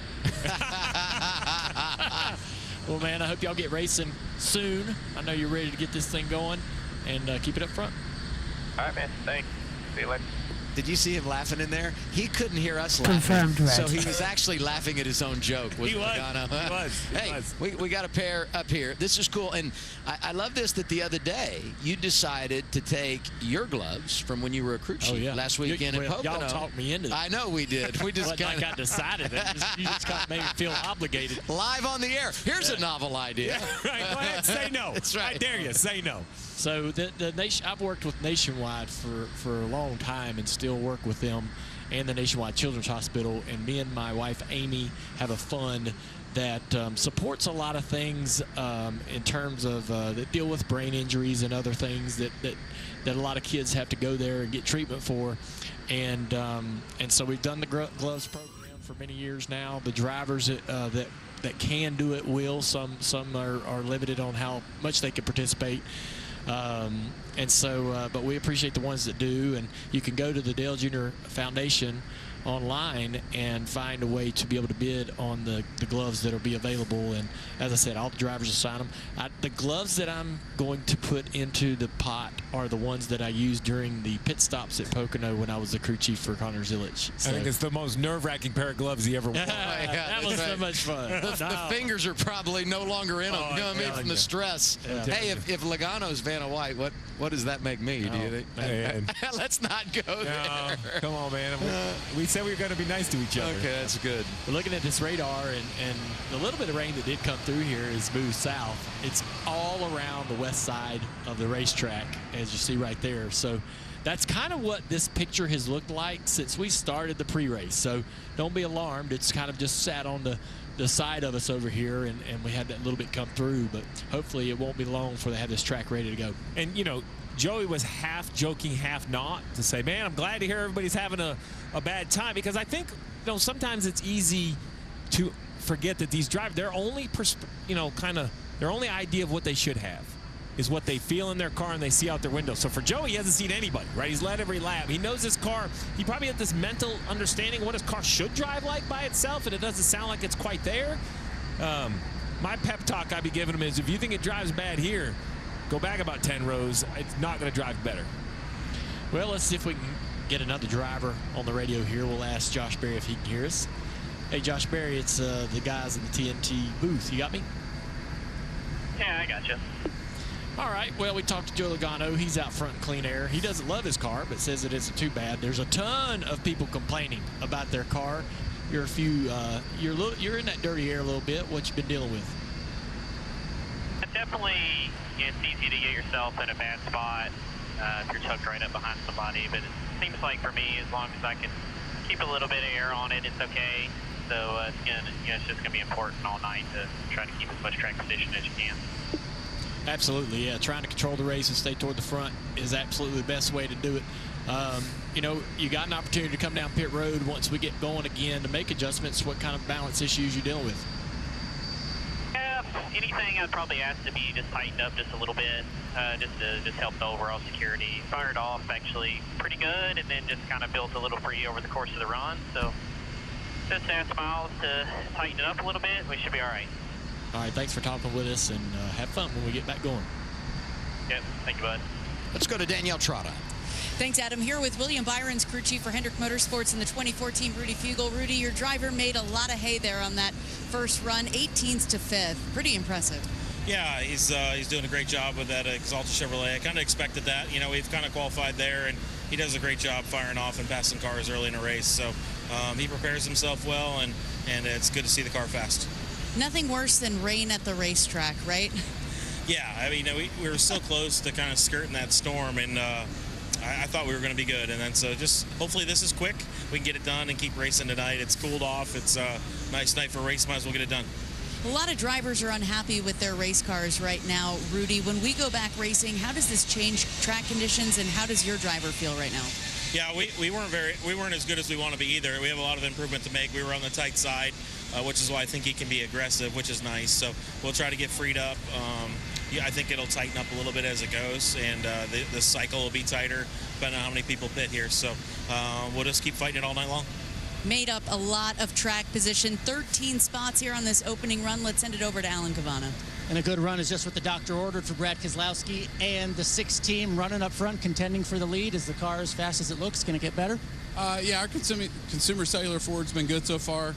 I've been able to make some passes and move up a couple spots here. So just kind of have to see how this plays out with the rain. And if they open, you know, when they open pit road, I'm sure some guys are going to pit. But being this close to the front, I'm not sure what we'll do just yet. The big talk after last week was team communication. How did you address that after the mistakes last week in Pocono? When something like that happens, you just talk about it as a group and talk about how to avoid it in the future. So we're all good there. We're all set. Brad Keselowski said he's about 3 out of 10 loose. They'll work on it coming up in this next pit stop. That miscommunication got Brad pitting when pit road was closed, gave up a ton of track position. So I like it. Jeremy Bowens hits it head on. So, man, we're good. We cleared that up. I'm sure it was not the most fun, but a needed conversation over the week. And both crew chiefs holding their cards close when it comes to will we pit or will we stay out when pit road is open. 43 laps in under the red flag for some rain. It's NASCAR on TNT. You're watching the Quaker State 400 available at Walmart. Stay with us.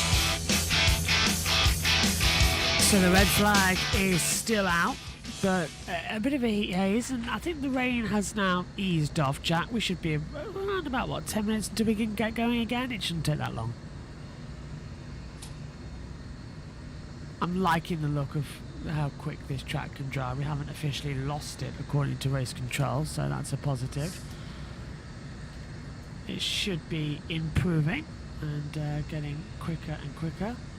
So let's see if the Oldcast is If we on. can get through Let's go to the Oldcast. Atlanta, and we can beat the other one, we've got the 2 road courses coming up. We know Allmendinger and McDowell both are very, very good, obviously, on the road courses. Yeah, that is a and you know what? They're good here too. You think about that matchup.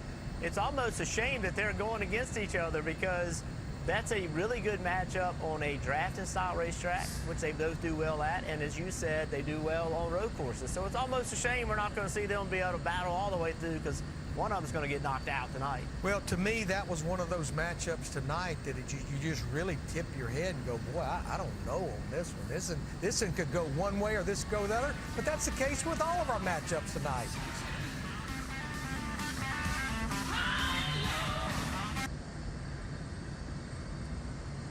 They've got an ad break commercial as well, so that's always a fun thing when they both go off. We can talk racing though, so.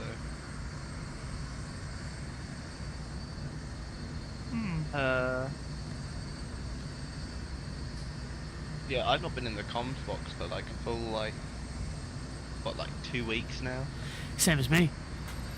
I haven't been in the comms box for like 2 weeks. It's Pocono, I honestly just didn't get any communication on what was happening. We didn't cover it. Yeah, I didn't get told, so I was like waiting. I was like, are we covering it or not? No, we I've never didn't told cover anything. last week, because we were in Alton Park, and the week before was Pocono. Yeah, you were in Alton Park. We were on Canada 2 weeks ago, weren't we? Yeah, so they were. No, I was at Download, so. Yes, yeah, really. No. There's a lot that's happened though. I mean, Dan Tixon got his first Formula E win. It's pretty cool. Standard, pretty much, isn't it? I like Dan Tixon. I don't care. I am a Tixon fan. I am a Tixon fan. I like the guy. That's a bad TNT. So many changes to this place. The new naming rights. Boy, it just looks fantastic. Yeah, they did a good job. Put a nice fresh coat of paint metaphorically on this racetrack, and pretty exciting to come here and see the place look so good. Well, it just matches what everybody's talked about, right? This reconfiguration has just completely revamped a track that has so much history in the sport. Yeah. So now we got the reconfiguration, and then Echo Park jumps in and it has this new branding. It's just everything seems to be tipping the right direction for this great racetrack just south of Atlanta. One guy that said at the top of the show that he was excited about the energy he was seeing about this racetrack and reconfiguration was Chase Elliott. Let's try to talk to him. Hey, Chase, it's the guys in the TNT booth. You got me?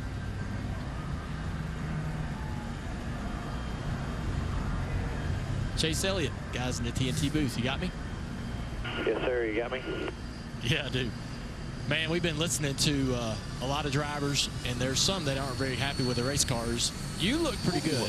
All the Hendrick cars are kind of driving up the back bumper, and Fords up front. How's it driving?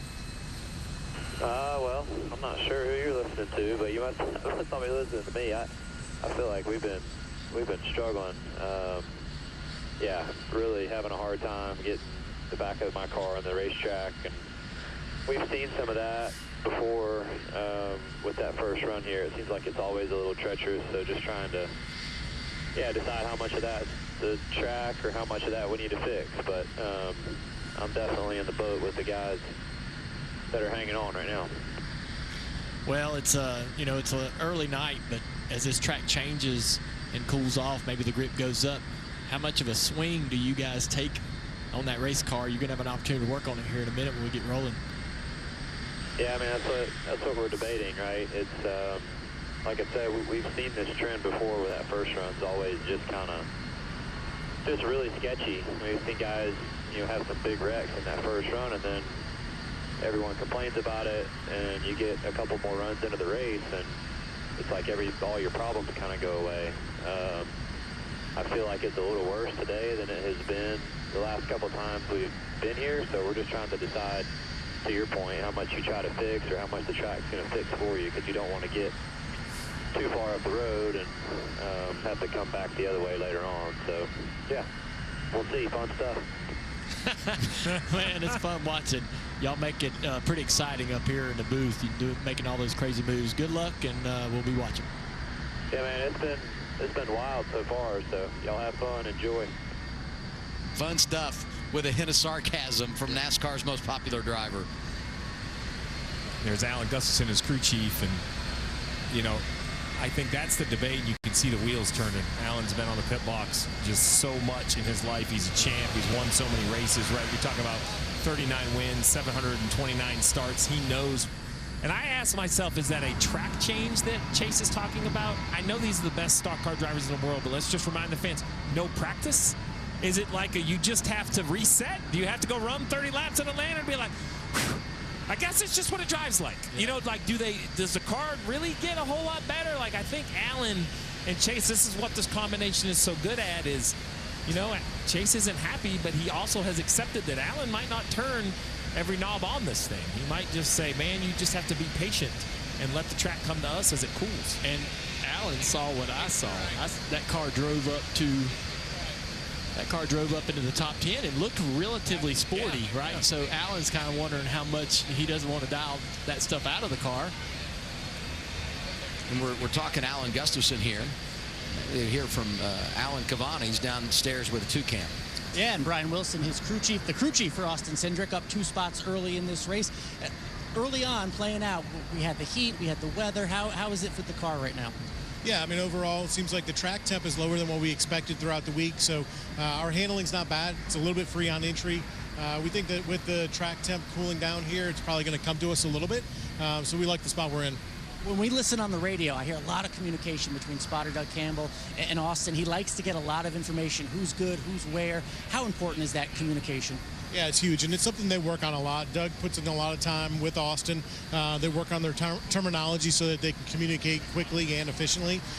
So no, they're incredible. They do a great job, and they're a big reason why we're close to the front right now. It's one thing to be fast. It's another to push and get the lead and stay out there. How difficult is that, and what adjustments do you need right now? Yeah, I think, right now the biggest thing is probably just a little bit of stability, but, it's interesting. You're up there, you're racing with teammates. It's a proud moment to have all the Penske cars fast right now. So, we want to make sure that a Penske car wins, especially getting close to the end of this stage. But if we have an opportunity, we're going to go for it. Austin Cindric, so good at this type of racing, led a bunch of laps here, taken out late in the race earlier in the spring. See what we can do tonight. Yeah, and when he was taken out, he was right there at the front, inside of 10 laps to go, and so he was pacing it just right, and unfortunately didn't work out for him. Cindric right now scored second behind teammate Joey Logano. Continuing to wait out a light rain shower here at Echo Park Speedway. Drivers still in the cars, and hopefully we return to the green flag before too much time. It's NASCAR on TNT on a Saturday night. Engines have been refired, Jack, so it looks like we're going to get ready to get going soon, which is great news. We're going! Restart is underway. We are pulling out of the pit lane. Caution flag displayed. And the Quaker State 400 resumes behind the safety car. Good work there. A 15-minute delay there, Jack. Not too bad at all. Not bad at all. I'm just... part of me is also keeping track of the NASCAR Canada series as well, just because I'm interested. That's what I was keeping track of. How's that going? We're on an oval. I think Kevin LaCroix has just taken the lead over DJ Kennington. So, yeah. I'm trying to find somewhere I can watch it. They said they broadcast it on YouTube, but for some reason they're not doing that, so I'm stuck using Twitter for updates. So the field pull out then, and we will go behind the pace car once more. Bell might need to be pushed, apparently. Yes, I know TV coverage for NASCAR Canada, that's why I can't watch it. Bell did not get off pit road on his own steam. Oh, really? Wow. He won here earlier in the year, obviously. He had to be pushed. So a bump start for Bell on the redo. That would be a DQ in F1. Yeah, receiving outside assistance, of course. I remember a certain person in 1989 got DQ'd for that, didn't he? Certain Ayrton Senna, or was it for cutting the track? You got DQ'd for something, I can't remember what. Receiving outside assistance, yeah. Technically, it was the fact that when he got restarted, he cut the chicane and didn't go back to his original position. Which I think is the stupidest reason ever. Oh, Jean-Marie Balest at the time said, no, you must respect the distance of the race. Nowadays, he would have been fine. Literally, like... Well, I mean, he's still... Nowadays, they get him for receiving outside assistance. Yeah, that was weird when Hulkenberg got it, because it's in a dangerous place, so... NASCAR Cup Series racing on TNT. Got it, so... Yeah, that's TNT. Protect your auto, home, and business today at Progressive.com. And by Napa Auto Parts. Red flag was 14 minutes, 34 seconds for rain, but it has now been lifted. Cars are rolling, and maybe one more time around we'll open the pit lane. Yeah, it's a little messy. The 20 of Christopher Bell wouldn't fire on its own. No harm, no foul. If NASCAR stops you for a red flag, they give you a chance to get pushed off and fired off, but now it was just messy. We're going to get the 20 in line before we can open pit road. Hoping they can get it done right here. See Bell doing his best to find his slot. Just because I want to get back racing. I mean, those first 45 laps were kind of nail-biting. I think as the track cools, the racing's only going to get more captivating because the drivers, as Chase were talking about, I think the cars will get locked down even more. Alan, what are you hearing on the 20? Well, just as he gets his pit stall back, or his spot on the track back, an impressive run already in that first run. He's up more than 20 positions. Obviously the winner here in the spring. That'd be impressive under any condition here, what he's doing already tonight. But more impressive is that he's doing it with a new spotter. He just started with spotter Tab Boyd. They started this week.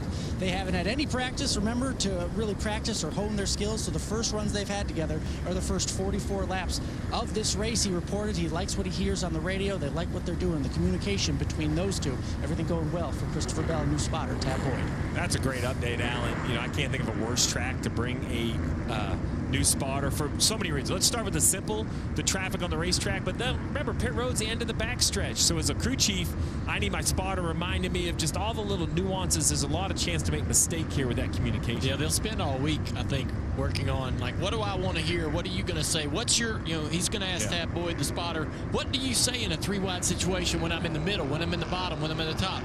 Well, this is what I like to hear. I don't want to get confused and get the wrong information, think the wrong thing. Well, to your point, is it inside 3, middle 3? Is it in and out? Like, there's 3 or 4 different ways to say 3 wide. Chemistry is key, especially in a race like this, Alan.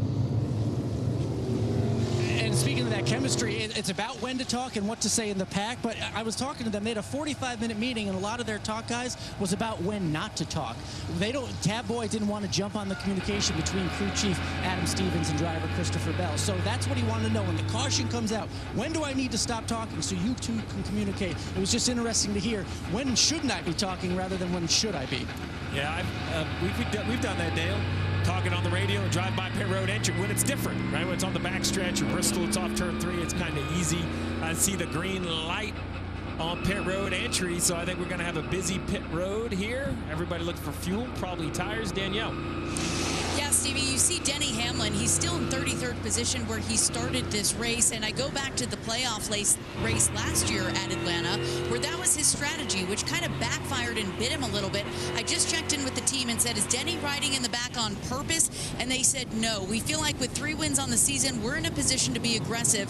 The reason we haven't gained track position is because Denny keeps trying to make passes on the bottom, but he's too tight right now to complete the passes. So not riding in the back, that is not a strategic decision. Denny's not very happy with that race car. You see the group staying on the racetrack, 8 or 10 cars first on pit road right there. The 60 of Priest, the 20 of Bell, the 12 of Blaney. So split decisions priority when it comes to the end of the stage.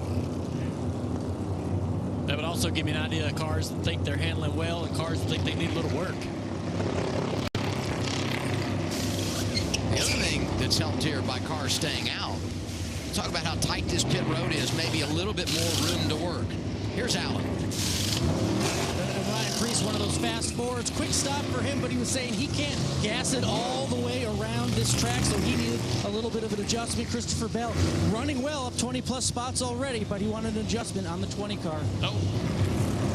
A lot of chaos. You see that 19 pull in right here. This could be a long stall. I'm watching this 19. We heard about just how bad. Oh, there you go. Tire change is reaching in. So if you see right here in the middle of your screen, that tire change is doing some extra work, more than just changing the tires, reaching underneath the hood, probably adjusting the front shocks. A big balance shift on these cars are front heights. You raise and lower the front of the car. The higher the car in the front, usually the more secure the back is. Also the lower the car, he's going to also adjust on the left front. You lower the front or raise the front, it changes the aero balance dramatically. You're already NASCAR. James Small, last week's winner, said let's adjust it, let's work on it. Corey LaJoy is going to the back for speeding on pit road. Made a pit stop.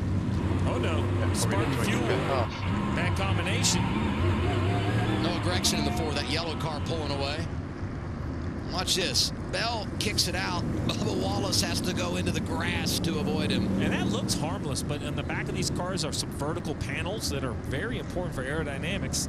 You know, you hit a little pothole or a hole in the grass, so. And watching all these drivers that come off pit road, going to be interesting when we return to green, because you would anticipate the drivers that stay out here are going to pit at the end of the stage, and a lot of these drivers that just made a pit stop will be racing for control of the race when we go green in that second stage, Dale. Here's your good look at the choose as the drivers approach. And this, for me, is going to be the real test of is handling an issue. And the reason I say that are there are 6 cars that are on the racetrack with old tires. Now, everyone behind them is on fresher tires. So the question is, if handling is really a magical key to unlock tonight's success, those fresh tires should kind of dominate. They should be able to push around those old tires in these last 12 or 13 laps. So, Logano's gone low, Cindric's gone high, Barry Keselowski low-high. That's an interesting combination, Jack. Again, Logano choosing the low line. Yeah. I mean, we'll see how it goes. Hocevar's still out there, obviously. And Busch won the race on pit road. He's going to be up quite a few spots as well. Pace car will come in. It'll be a 12-lap dash to the end of stage 1 here for the Quaker State 400. 200 laps will still remain. That's around about an hour and 40 minutes left on the clock to get sorted. Into the Eco Park Automotive Restart Zone, and we are racing again. Good restart from Logano. Berry not going to push him too much. Cindric as well on the high line, getting Keselowski. It's a good restart, Jack. Yeah. Pretty clean so far. I expect to see a few aggressive moves from a few different drivers as we progress, though. Because obviously this is stage points, this is vital for some drivers, especially ones like Logano and Cindric, because remember, winning a stage gets you that nice little playoff point, which will stay with you throughout the playoffs. So it's important to win stages. Cindric's taken the lead, and that, ladies and gentlemen, is our first lead change of the entire night so far. Cindric leads, and Logano down into second position, but will that still remain a lap? It's yet to be seen because they're still battling for position. Yeah, Cindric leads a lap. First change of the night. Logano's trying to fight back him, isn't he? Or has he? I think Cindric got it. He did. Yeah. Logano's trying to fight back on the inside line. What does the blue dot mean on the driver tracker? That is the 12 car, so that is car 12. Ryan Blaney. Oh, that's 2 cars, so coming through. So that's going to be Austin Cindric. I think that's whoever led the last lap, but I'm not sure. Yeah, it should be. I don't know. I don't know how the driver tracker works myself. That's all JB for you. Just follow it in, I reckon. It's the first time I've seen Austin Cindric as a blue colour on the driver tracker there. He has a blue car sometimes. Maybe that's the reasoning behind it. He's yellow here today, though. Carl Larson's going up high. It's yellow. It's yellow. It's bloody yellow. If that's green, then you're Just getting an argument over whether a bit is you like colourblind? You know how we... For a referee, that's going to be quite bad. I'm not. It's like I always get in an argument with people over, you know, those school bibs you used to wear. Yes. Over whether they were yellow or green. And I'd be adamant that they are green, that everyone says they're yellow. They are To yellow. me, it looks like very bright green. Oh, well, 8 to go in this stage 1. We're 4 wide in the back of the pack, though, and coming in the midfield, Bubba Wallace getting involved. Surprise, surprise. Surprise, surprise as well. We got Ricky Stenhouse Jr. getting his way through the field. There he is, centre stage, with Michael McDowell getting his elbows out. Yeah. Hocevar's in the SVG up centre. there, nice. SVG's finding Larson some time. really close to the wall. SVG's in 15th place at the moment, so he's finding some time back up. Stenhouse moves up into 8th position. Larson down to 10th. Logano led that last lap, but Cindric's now retaken the lead of the race. Only 2 lead changes on this way through. Cindric backs off massively. I don't see how Logano got the lead lap last time by. Doesn't make much sense. 5 to go in stage 1. Now it gets a bit messy. We've had a red flag. Oh, it's taken Larson, time. mate. Larson in the middle of the pack. side by side with Bell. And, well, that's going to be Stenhouse on the outside line. I don't like this, Jack. They're all concentrating up. We could have a big one. They're all dancing around, making it 3 to 4 wide. It's never a plate race without a big one. Over the line. 4 to go. I think we'll be fine, though. At least to the end of the stage. Then we'll get the yellow for the competition. Side by side, Cindric down low. Brad Keselowski takes the lead of the race, swings it up high, and Keselowski becomes our 3rd leader of the night. But Cindric's fighting with him, getting a push from behind as well, coming in contact! Kyle Larson got a yellow! Oh, Bell! And there's the big That's one! a massive hit!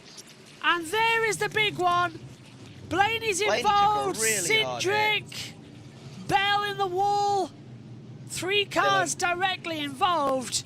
Pit lane entry blocked. I think I saw AJ spinning as well. I think I saw AJ spinning a little bit as well.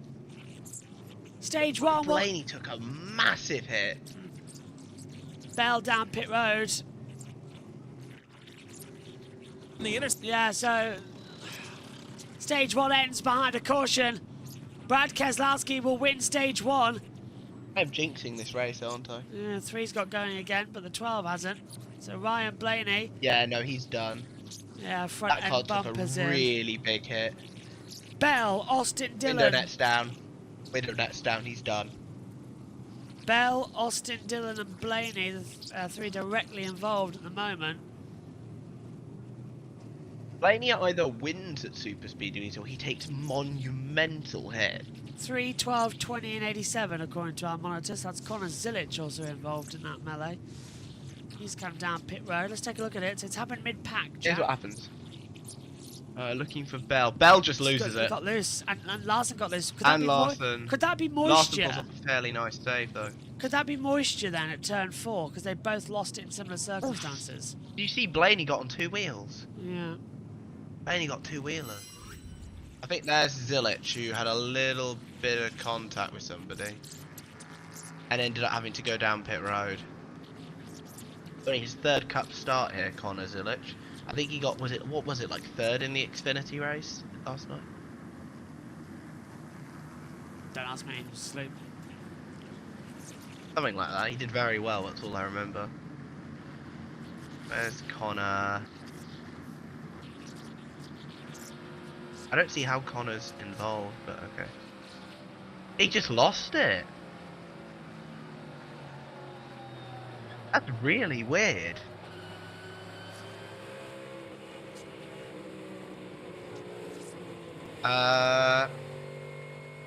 Brian Blaney says dash is black and no water pressure. It's killed. Brian Blaney's out. As it down to TNT. 45.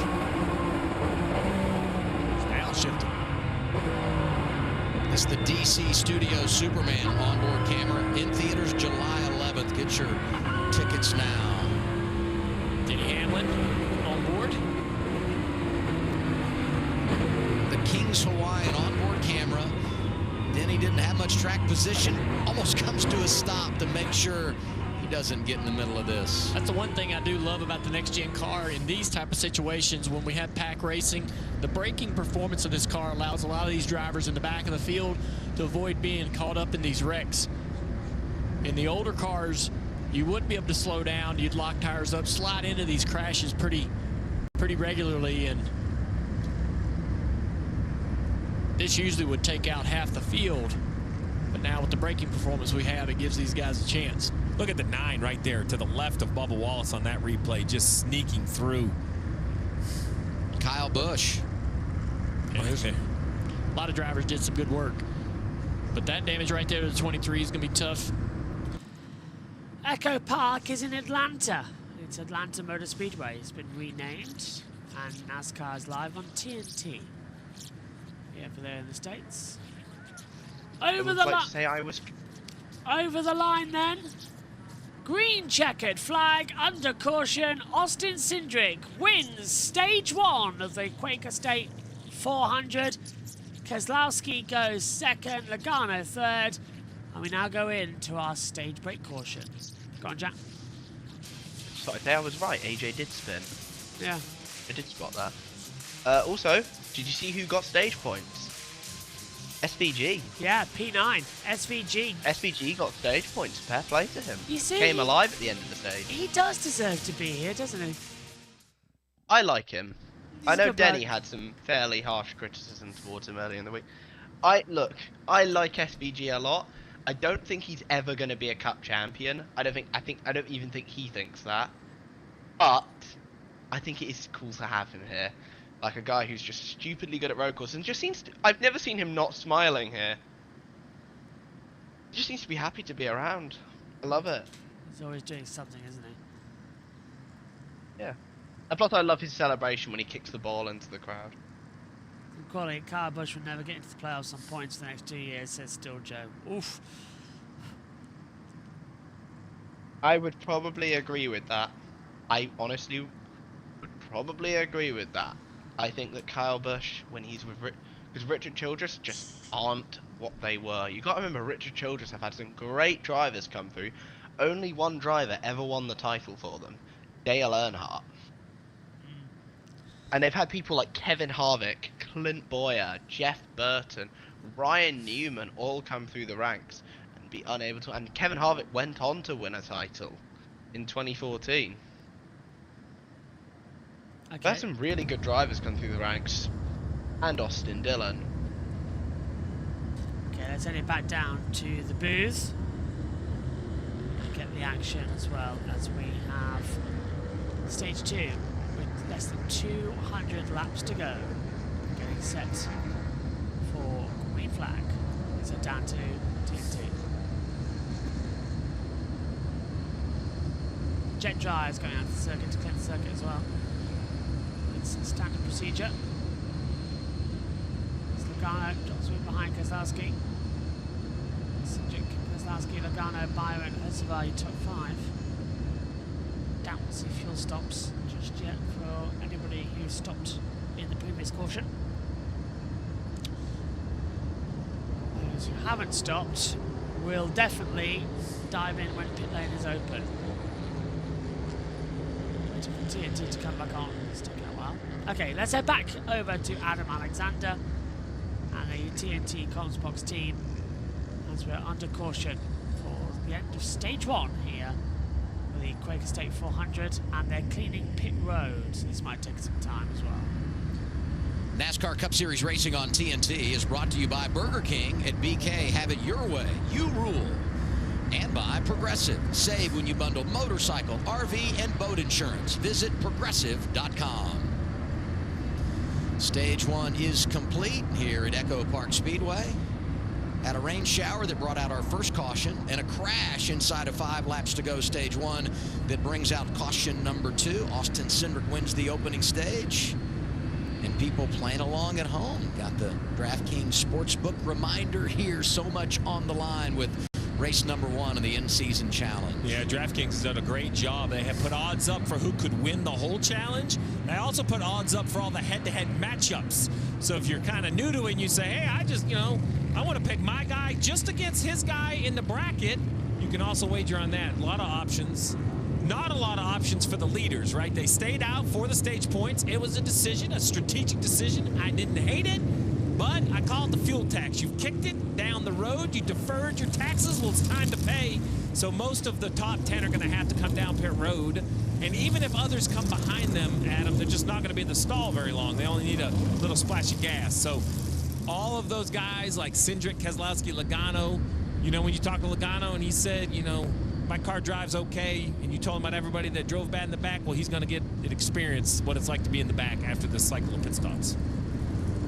Ironically, some of those drivers that were the best off pit road in that last cycle that you think would be in position here to gain some track position were involved in the crash, and now they got to, repair their cars. So that's the risk, because you just know the way this race works. You're not going to stay the leader all day. At some point, you have to cycle your driver towards the back. And that's when, as a crew chief, your stomach just goes in knots, right? It's hey, man, I'm sorry. We needed fuel. Hope is never a great plan, and sometimes that's the only thing you can do is just hope. We have one car turning left. Pit road's still closed, so... Yeah, that's 23 above Wallace to come down and work on the nose of that car. The 3 of Austin Dillon's also been on pit road with a few others to try to get a bit of a head start on repairing some of the damage suffered in that crash. What I don't know for the 23, this is where this track gets to be awkward. Like Talladega, I would say that damage actually wouldn't hurt them if you can stay in line. Yeah. But here, not as much speed, but if they hurt the downforce, like we talk about handling, have we hurt the handling of the 23? Yeah, I think he's still got a shot at having a great competitive night. It's just going to determine on how much that damage is going to bother him. Alan. Outside the care center with Ryan Blaney, he's been checked and released. Seems like the story of the year. Fast car and early end to a race. What happened out there? We'll show you the replay, but what'd you see? I couldn't see much. I just knew they kind of started spinning and coming down. I tried to get to the apron, and by the time I got there, it kind of got blocked. But yeah, just thanks, man. Like I said, story of our year. Just getting caught up in other people's garbage, and I can't. Just when I feel like we get it going pretty good and find some momentum, we never really seem to have things go our way. But really appreciate Advanced Auto Parts for bringing us a fast car, and trying to flip the stage and just was right in the middle of it. So yeah, just stinks, and that's just the way it goes sometimes. So re-rack and go at it at Chicago next week. Before it's at such speed, how was your car? Yeah, it was okay. I definitely thought we could improve it a little bit more in dirty air and stuff. I feel like I'd kind of lose a little bit of handling in dirty air, but I was at least excited to work through it during the night, and not going to get a chance. Tough end for Ryan Blaney, his 6th DNF of the season. Glad he won at Nashville to lock himself into the playoffs, because, as Alan said, 6 DNFs, they've had so much bad luck. So you see the top 10 needing fuel, but more coming, so there is going to be a split decision. And for the bracket followers right there, 5th car in line, 77 of Hocevar, with Ryan Blaney wrecked out, the way the scoring works, 77's going to advance. So just like that, Hocevar on to round 2. Looks like Chase Ellis is going to stay on the racetrack, having come right before the end of the stage, as well as Chris Buescher. I got a few guys staying out to take control of the race. Those drivers that dominated stage 1, when you look at laps led, going to get their service here, led by Cindric.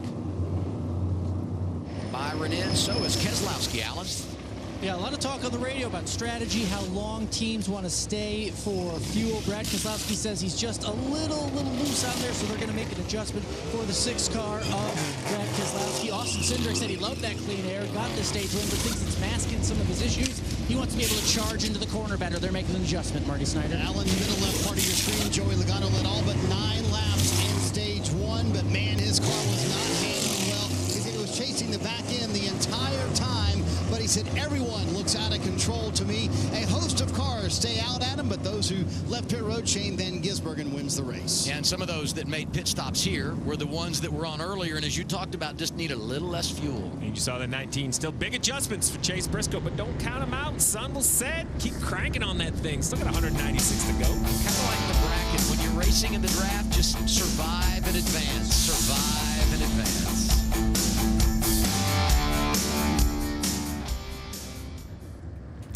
So the caution's still out there. No sign of going back to green flag running.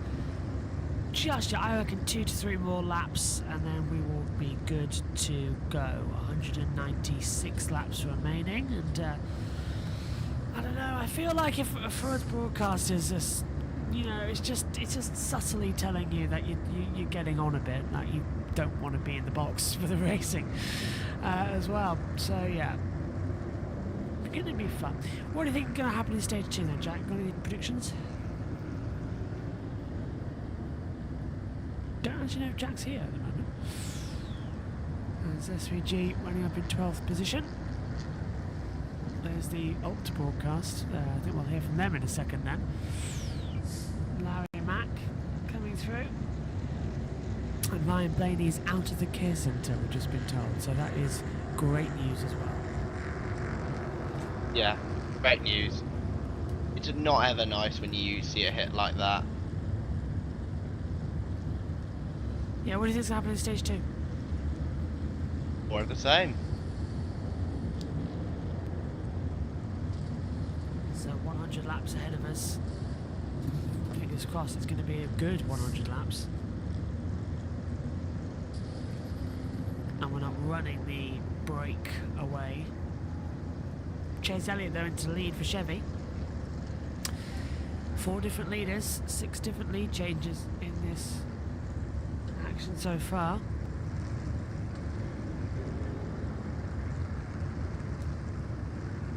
Just riding on board now. I don't know if you've seen on Twitter, but Bowman Gray is Bowman Graying. Why? What's happened? So that pretty much like 2 different fights. Sounds about right. I love me some Bowman Gray. If you like the cinema, if you like the drama aspect of NASCAR, just go to a Bowman Gray race. Every night something happens. Saw So good. Tempest fry before, didn't we? Are we coming to the tubes this time, by? Tempers before you mean what, McDowell and Allmendinger? Okay, let's send it back to TNT Sports then.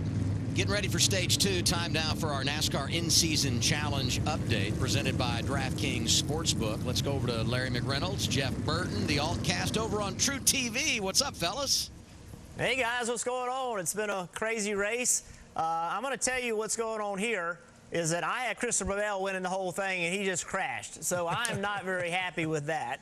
Well, I actually had Carson Hocevar advancing after this round. A lot of people looked at me like I had 2 heads.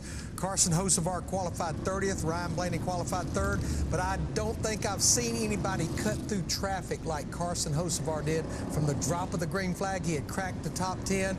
Ryan Blaney pits, gets back in traffic, and now he's out of the race, and Hocevar will advance. Yeah, the other matchup I've been watching pretty closely is Busch and Keselowski. Keselowski has shown he wants to be aggressive. He wants to be at the front, so I think he'll continue to do that. Is Busch just kind of riding around, kind of biding his time? I think he is. He'll find his way to the front, but as we just saw with that last wreck, guys, anything can happen, and when it does, your bracket can be busted, and I can attest to that. Burton's bracket busted. Oh, yeah. It does happen, Yeah. and we feel your pain. This relief lap sponsored by National Debt Relief. When debt hits hard, National Debt Relief gets you back on track. David Starr gets his lap back here at Echo Park Speedway. And if I'm admitting it, oh, there's the choose. Chase going to the bottom, kind of a mix. I had both Bell and Blaney advancing, so I have problems. I think what'll be interesting now about the particular stage in the race is all of the cars that we saw at the front of the field, Logano, Keselowski, Cindric, Byron, Hocevar, they're all now outside the top 15. Which of those cars, if not all of them, can drive through this field? Can they get back toward the front, try to get back control of this race? We also have some drivers that were at the back that are now at the front. Hamlin is going to be up in the top 10 now. Can they maintain and keep that track position that is so valuable in this race? And with this stage being 100 laps, a pit stop will be required. You cannot run it. So we've only seen one really cycle of green flag pit stops here. This new pit road or this entry in this long pit road, we'll get into all of that, but just keep in mind there's going to be a lot of positioning on the racetrack, a lot of strategy behind the wheel, trying to not use some fuel if you can. These drivers are going to be tasked with multitasking during this race and trying to keep a hold of their race car.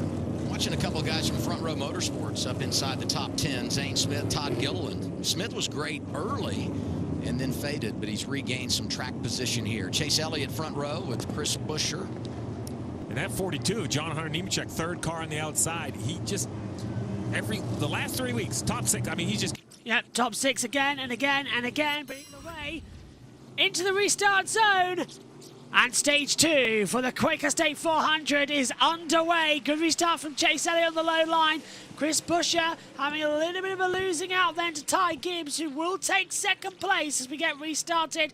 Everyone just jostling for position. The daylight has disappeared. The artificial lights now shine off the top of the cars. They come out of 2 onto the small backstretch, and we're going 3 wide already. Oh, contact and caution down again.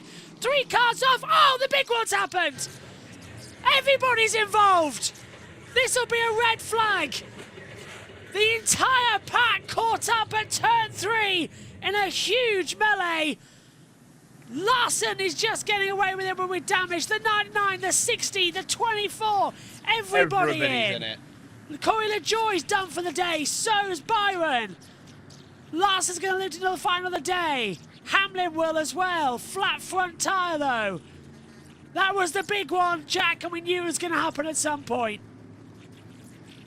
That was not the big one, JB. That was the massive one. Yeah. Goodness me, what the hell starts it?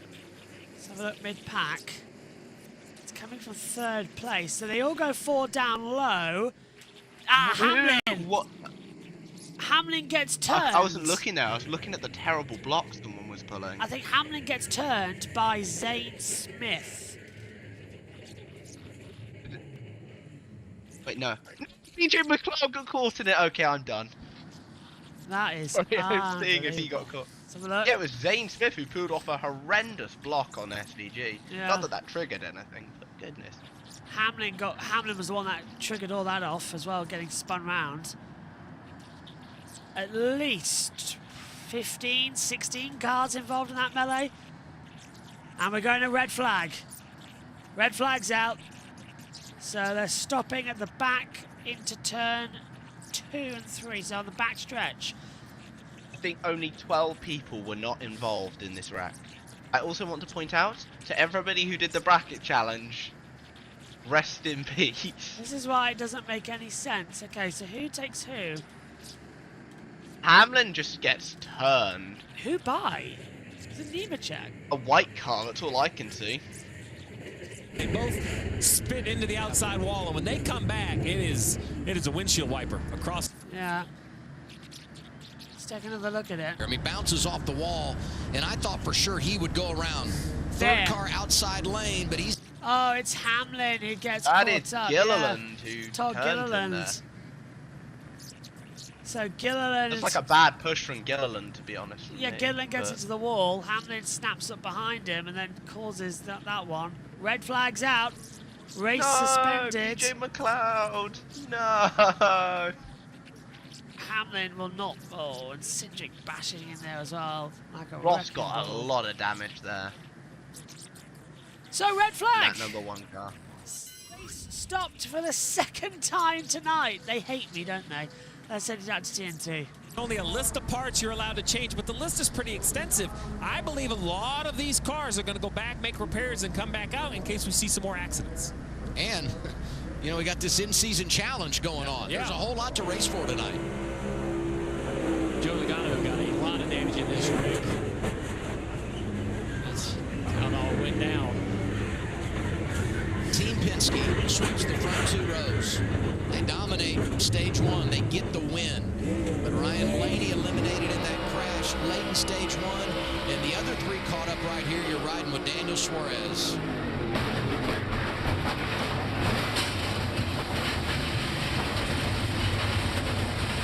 Suarez with high hopes after winning here last spring. Now we ride with Bubba Wallace.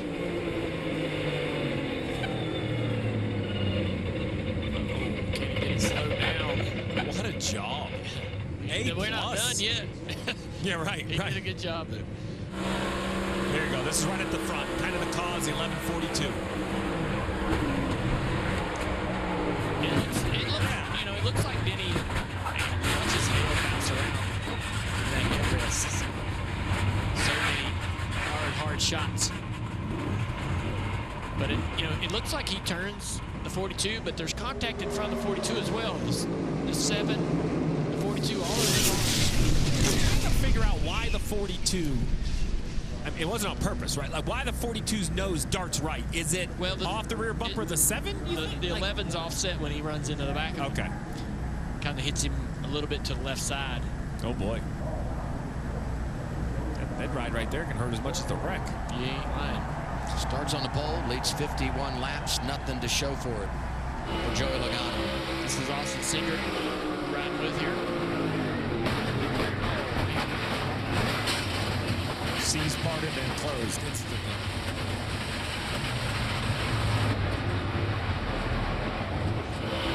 This is Hocevar right here. He went through this backwards at one point.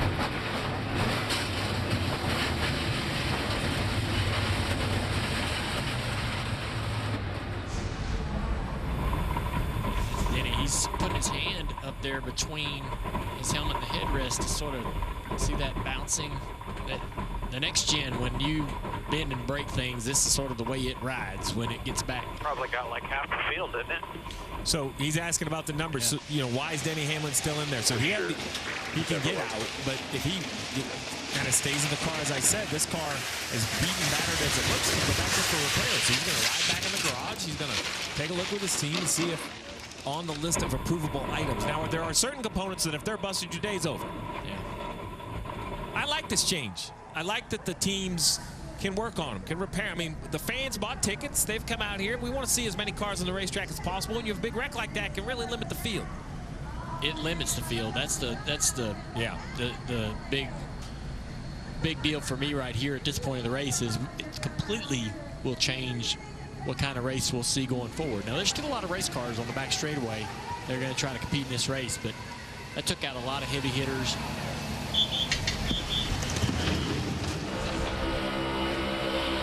Bush right here we're riding on board with. He needs a win to advance himself into the playoffs. Almost through it. Gets clipped in the right rear. Honestly, looking at the hits don't look too bad. I believe they can get tires on this thing, and as long as the toe links are straight, he can get out there and race and compete. Well, you referenced the playoffs. Win and you're in, but there are a number of drivers dancing around that cut line that have gotten some damage tonight. Had some rain earlier. That produced our first red flag that lasted just over 14 minutes. And this early crash in stage 2 has got the red flag out. Again, 23 cars involved here, Steve. And I think the real key is you instantly spin it forward and say, but look who wasn't. Elliott, Buscher, Gibbs, Zane Smith. I mean, this is a list. Haley, Nemechek, Gilliland. I mean, this could be the night, right? This could be the night that their careers have been building towards. Get that win, get into the playoffs. You know about the big one at Daytona. You know about the big one at Talladega. We now got the big one at Atlanta, racing in the draft. And you know it can happen. Red flag is out again early in stage number 2.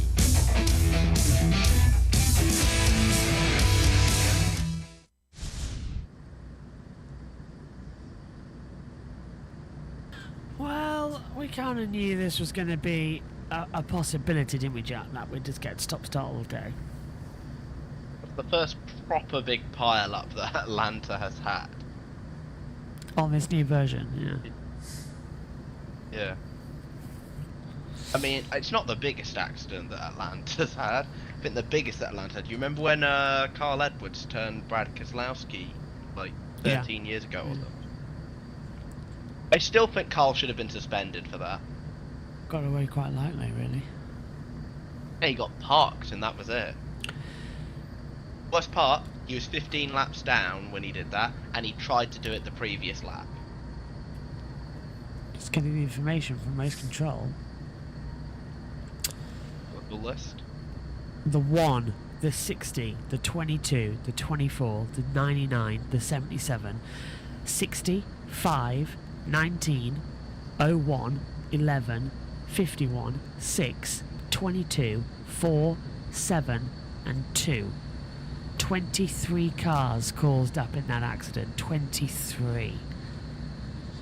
Okay. Oh, I thought you were reading out the lottery numbers. Never mind. It seems like lottery numbers, doesn't it? So, how many cars have we got left in this race? We've just decimated half the field. Yeah. It's the rebrand, that's what's caused it. As soon as we turn to Echo Park Speedway, boom, it's a pile-up. Yeah, we didn't have it when it was called Atlanta. We've done 69 laps, and we've had 2 red flags. This is some like Mugello F1 type stats right here. And when we had 2 red flags then. Yeah. I'll tell you one thing though. This is race... Oh, this is going to be interesting. Getting slightly more angry as the race goes on. Go on. I think this could get quite interesting, you know, to be honest. I think we might have some guys at the front. I mean, SVG's in it. I think SVG got through. So, Zane Smith. Yeah. We're going to have some interesting guys at the front that could be contending for their first wins here. Okay, let's go back to TNT. We're averaging 9 cautions per race. 29 different drivers involved in a crash tonight, and here you see the list. Page by page. Yeah, this is gonna have to scroll a little bit to really catch them all. Page 1 only got to car number 11. It would have actually been an easier graphic to say, hey, these are the few that didn't hit, that weren't involved. It would have been a shorter graphic. Unreal. And then we talk about the impact on the bracket. This from Jordan Bianchi. I would say that about sums it up for many. Yeah, I keep cheating down looking at my bracket. Christopher Bell is in the garage. His opening round matchup, this guy, Ricky Stenhouse Jr., who right now is 17th. Here's 47 audio. Ask you, what happened on that replay? Did you see? Said it looked like it was a bad push between the 11 and the 42. Copy. I think people are at home are like, dang, there went my bracket. Marty? Adam, it's chaos down here in the garage area. The Austin Cindric's car is on a tow truck. There were about 6 tow trucks lined up just to come in to the garage area. There goes Cindric's car. One interesting point to make, and I want to take us over here. Denny Hamlin's team is going to start work as soon as the red flag is lifted, which obviously it has been because that work has started. But one important point, that last caution, Christopher Bell and his team, they're about 20 minutes deep into their work. There are a lot of parts broken on this 20 car, but they do have a 20-minute head start, and who knows how many cars they can pass after that big wreck. 20 minutes, and we didn't run a lot of races, so he's not down a ton of laps. I mean, he's down too many to contend for the win, but it's all about positioning. It's like a throwback old school kind of race right here. What do you have, Alan? I'm outside the care center. Corey LaJoy, the first driver out involved in that wreck. I know you don't get many shots this year. What happened from your perspective? A little saw a little smoke, and then it was my hood on my windshield. Unfortunately, with our Schluter Mustang, we were getting going, and I felt like the car was driving pretty good. So right to the point of impact, unfortunately. So, man, we have run so good here in the past. I thought our car was really good too. So track position's really important. We had a couple guys flip there that we were racing around, so who knows how the night could have gone. But you know, that's the risk you take by just jamming it in there and being aggressive on restarts. And I'm not sure what happened. I haven't seen a replay yet, but it's just unfortunate. Those guys at Rick's, they really work hard to get this second car going. It really disrupts the flow of what those guys do every week. So I really appreciate Rick and everybody, Jerry Kelly and that 01 team for getting the thing back out there. I don't know when I'm going to be doing it again. Hopefully it's here in a couple weeks, but I'll tell you, this is the best seat in the house. The TV stuff was good, but driving these things at 200 miles an hour is pretty badass. All right, here's a replay if you want to take us through it. I mean, what you see, what you can anticipate. Yeah, on Prime, we call this a hashtag watch along. So I don't know, man. We just see guys pushing like dummies early down the backstretch, and then I just come in here and get pushed into it and come out of the smoke, and every corner on my Mustang was knocked off of it. So unfortunately, that was the end of our day. I don't know what we're doing. 90. We just started the third stage. I don't know why we're pushing like we're damn bumper cars at Frankie's Fun Park, but that's not to be surprised. I think there's a lot of guys that don't make wise decisions driving these things on speedways, and about 10 of us. So fortunately, we were one of them. Wish we were behind it or in front of it, but we were right smack in the middle of it. Early end of the night for Corey LaJoy. Glad he's okay. A lot of cars on pit road doing some small repairs. As you see the tire marks from the crash off into turn 3. Saw Carson Hocevar pulling out of from behind pit wall to rejoin the racetrack. The 8, Kyle Busch leaving pit road now as we're riding on board with the 47 of Ricky Stenhouse Jr. He goes as far away from accident as he can down here on the apron of the racetrack. Really smart move by him to be able to avoid any contact. Good shot at the win now. This is Noah Gragson. He'll get spun down on pit entrance right here after contact with the 11. He has come down pit road, patchwork done to the right front of that car. It seemed like that's the only damage that he might have suffered in this accident. He's back out on the racetrack. The 6 of Brad Keselowski has also been to pit road to make repairs. He's back out on the racetrack. Brad Keselowski, one of those drivers must-win situation, had led a couple of laps tonight, second in stage 1. All right, so what's ahead for all these cars that need to make repairs? First thing you have to do is figure out how much damage, then you assess it, whether you can fix it on pit road, whether you go to the garage. But the magic for all of these teams is you have to go out and prove that your car is still capable. It has to run what NASCAR will set as a minimum speed. you get 3 consecutive laps, right? Kind of an up-to-speed lap and a couple laps. If these guys are smart, they're going to go out, find the drafting partner, try to figure it out with a couple damaged cars together, because if you run 3 and none of them are fast enough, at that point, you don't get another bite at the apple. You're done. Your day is over. You are forced to retire from the event after you take that shot at minimum speed. So take your time, as Marty was reporting with Christopher Bell. Take those extra 5 or 10 minutes. Make sure your car can do what it needs to do so you can stay in the race. Carson Hocevar had it working early. Someone we talked about that could be a bracket buster. His matchup is interesting, going head-to-head with Ryan Blaney, but he too caught up in this crash early portion of stage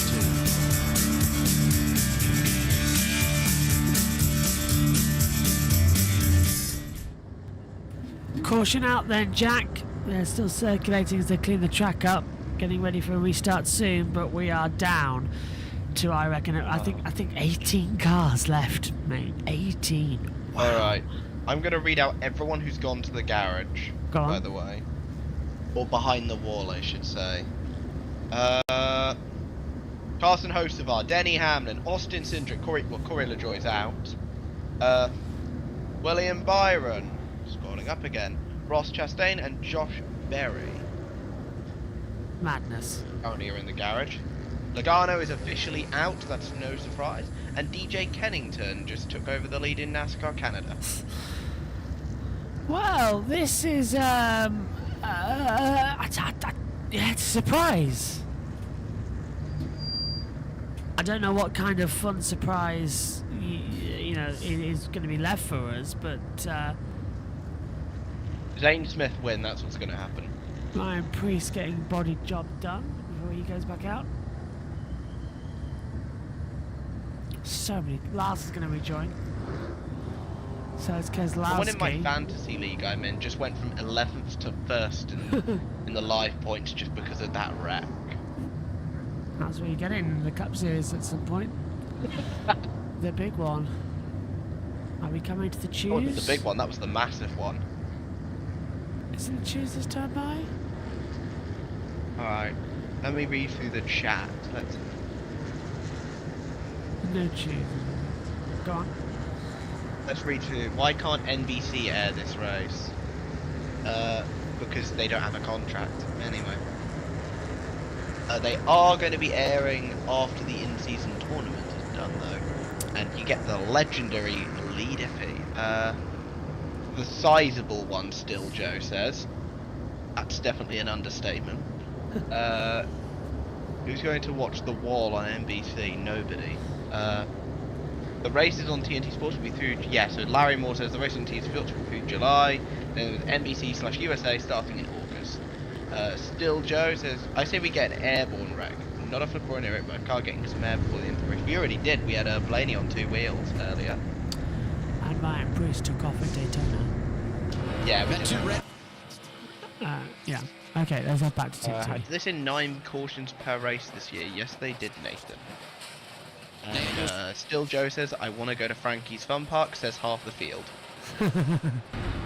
I do as well. That was the Max onboard camera, where you can watch all the in-car camera action with driver cam. Pit road's now officially open. Now all the leaders, or the majority of the leaders. So you really, this is where as a crew chief, you have to kind of pivot.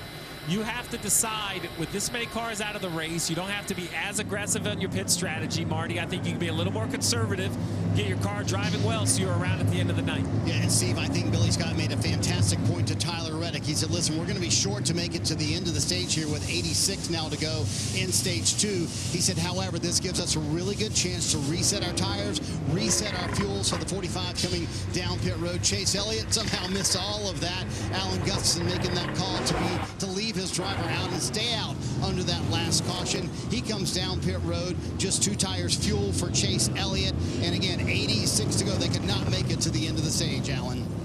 Joey Logano out of the infield care center. What happened from your perspective? Big wreck. I was in the middle of it, so I haven't seen a replay to even know what happened. It just, cars were sideways and you get in the brakes and everyone's just running into each other. Just a speedway wreck, especially when everyone's so tight on the restart there. So wrong place at the wrong time. You know, we went to try to win the stage and unfortunately we didn't get that done. And then, you know, you're going to pay the piper and go to the back there. And I guess here's the replay. Let's see.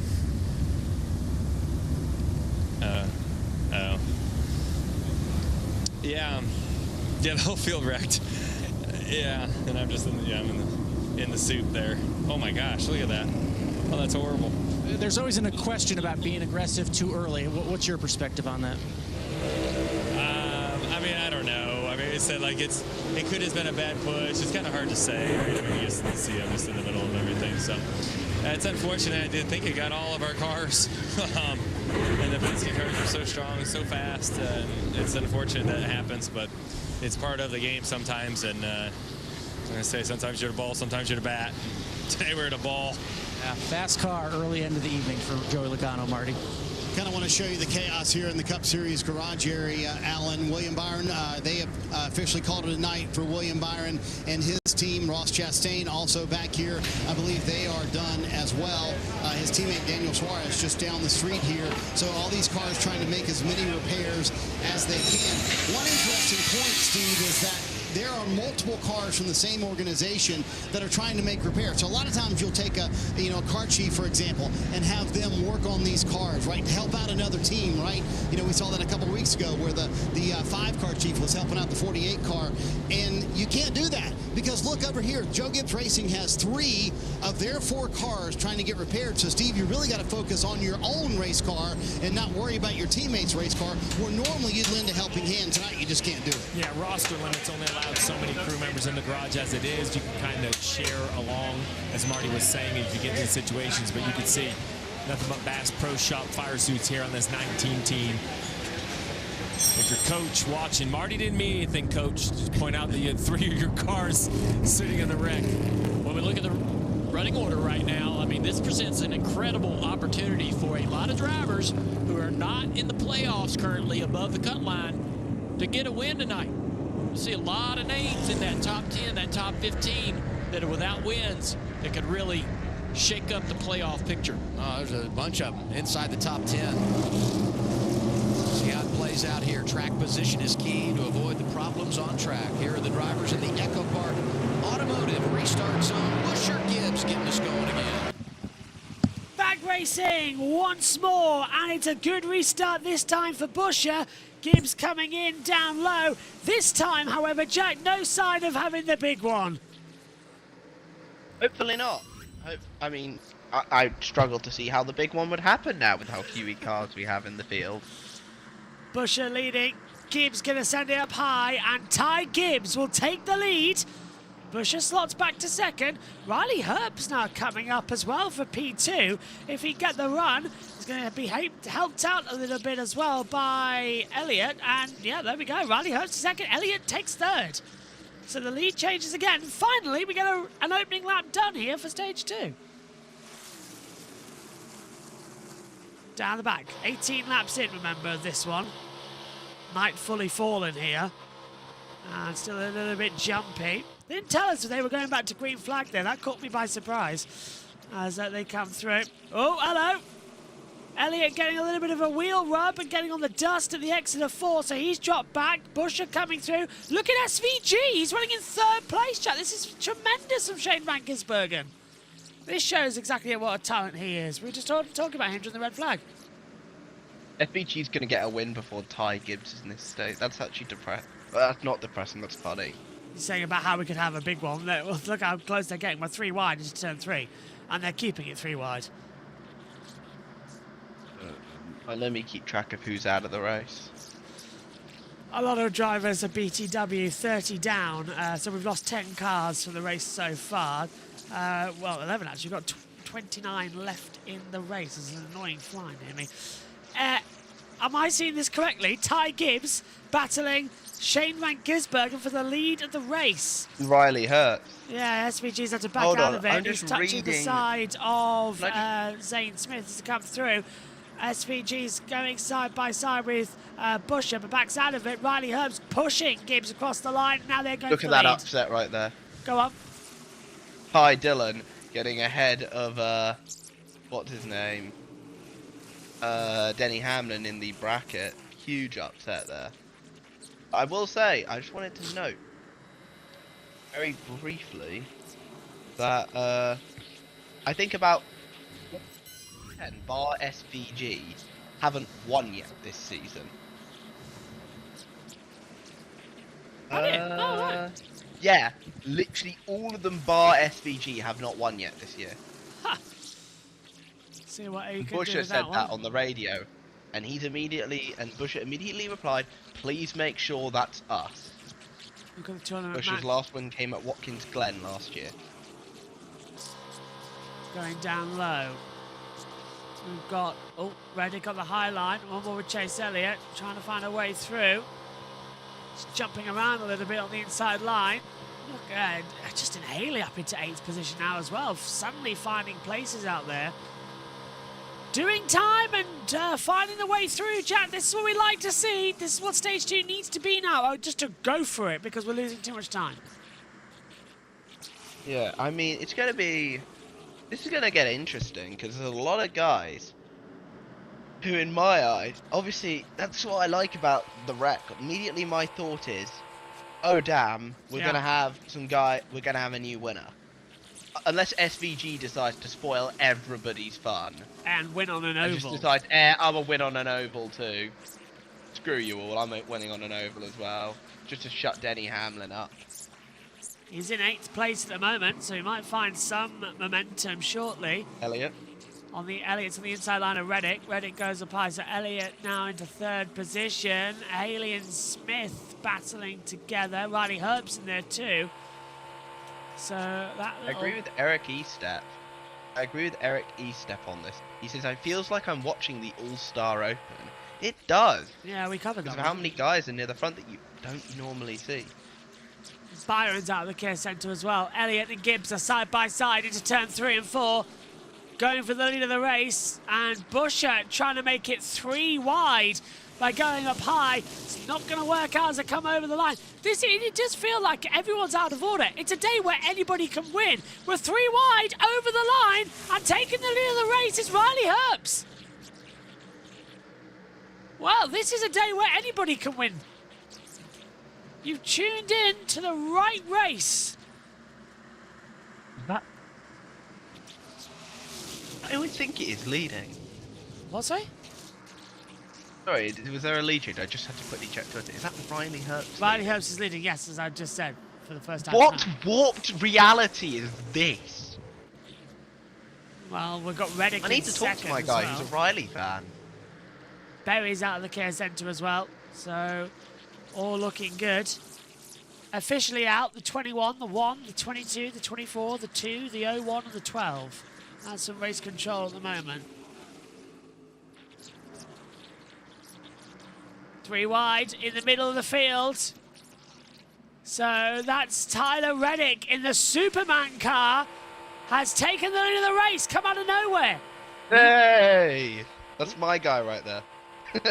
Reddick leads, Herbst 2nd, Busher 3rd, Elliott 4th, Gibbs 5th, Stenhouse 6th, Zane Smith 7th, Gilliland 8th, Nemechek 9th, Haley in 10th, but they're still running 3 wide as they come down into turn 3. And look at the 38 of Zane Smith carving their way through on the inside of Stenhouse. And up high comes Todd Gilliland in the 34 car. And we've got Nemechek in there too. Hold on a second. Is that who I think it is in the top 10? That's BJ McLeod, it is. Could he win tonight? Oh my goodness. You were hoping that he would win a couple of races ago. He could have his moment here. I was hoping he'd win the truck race. 3-pack in the Oh my middle. god. If BJ McLeod wins, I think that is calls for a national holiday. He's just passed John Hunt and Nemechek actually as well on the inside line. Now he's dropped down to 13th place, so he's dropped out of that little position. It's insane how many are out of this race, actually. It's turned into like a duel at Daytona. I think we'll see, I agree with still Joe, but I think we'll see another wreck soon. Making it 3 wide. Through on the inside goes the 54. So Ty Gibbs... I agree with Russell Coleman. Makes it Never underestimate a plate racer's ability to destroy cars. Over the line then, lap 30 of 100. Now lap 31. Yeah. Nemechek is inside that top 10 now as well. Zilic closing in. Reddick's dropped out to third. Buscher leads then here at the moment. Good race. Energetic, I think. I know that the massive wreck's not really taking anything out of the race. It's still a pretty good race. You got so many people trying to get to the front, so many people trying to get points. Everyone's going to say, oh, how good is this for the in-season challenge? It's got nothing to do with it. I mean, the mid-season challenge is dead a fish. I think every single fan's bracket has just been annihilated. As to the inside goes Gibbs. Gibbs takes the lead of the race. Oh, he gets him. Zane Smith coming in too, and moving up high is Tyler Reddick trying to regain third place. He's done so with an up high manoeuvre. We're all getting close to that wall. Exit turn 2 though.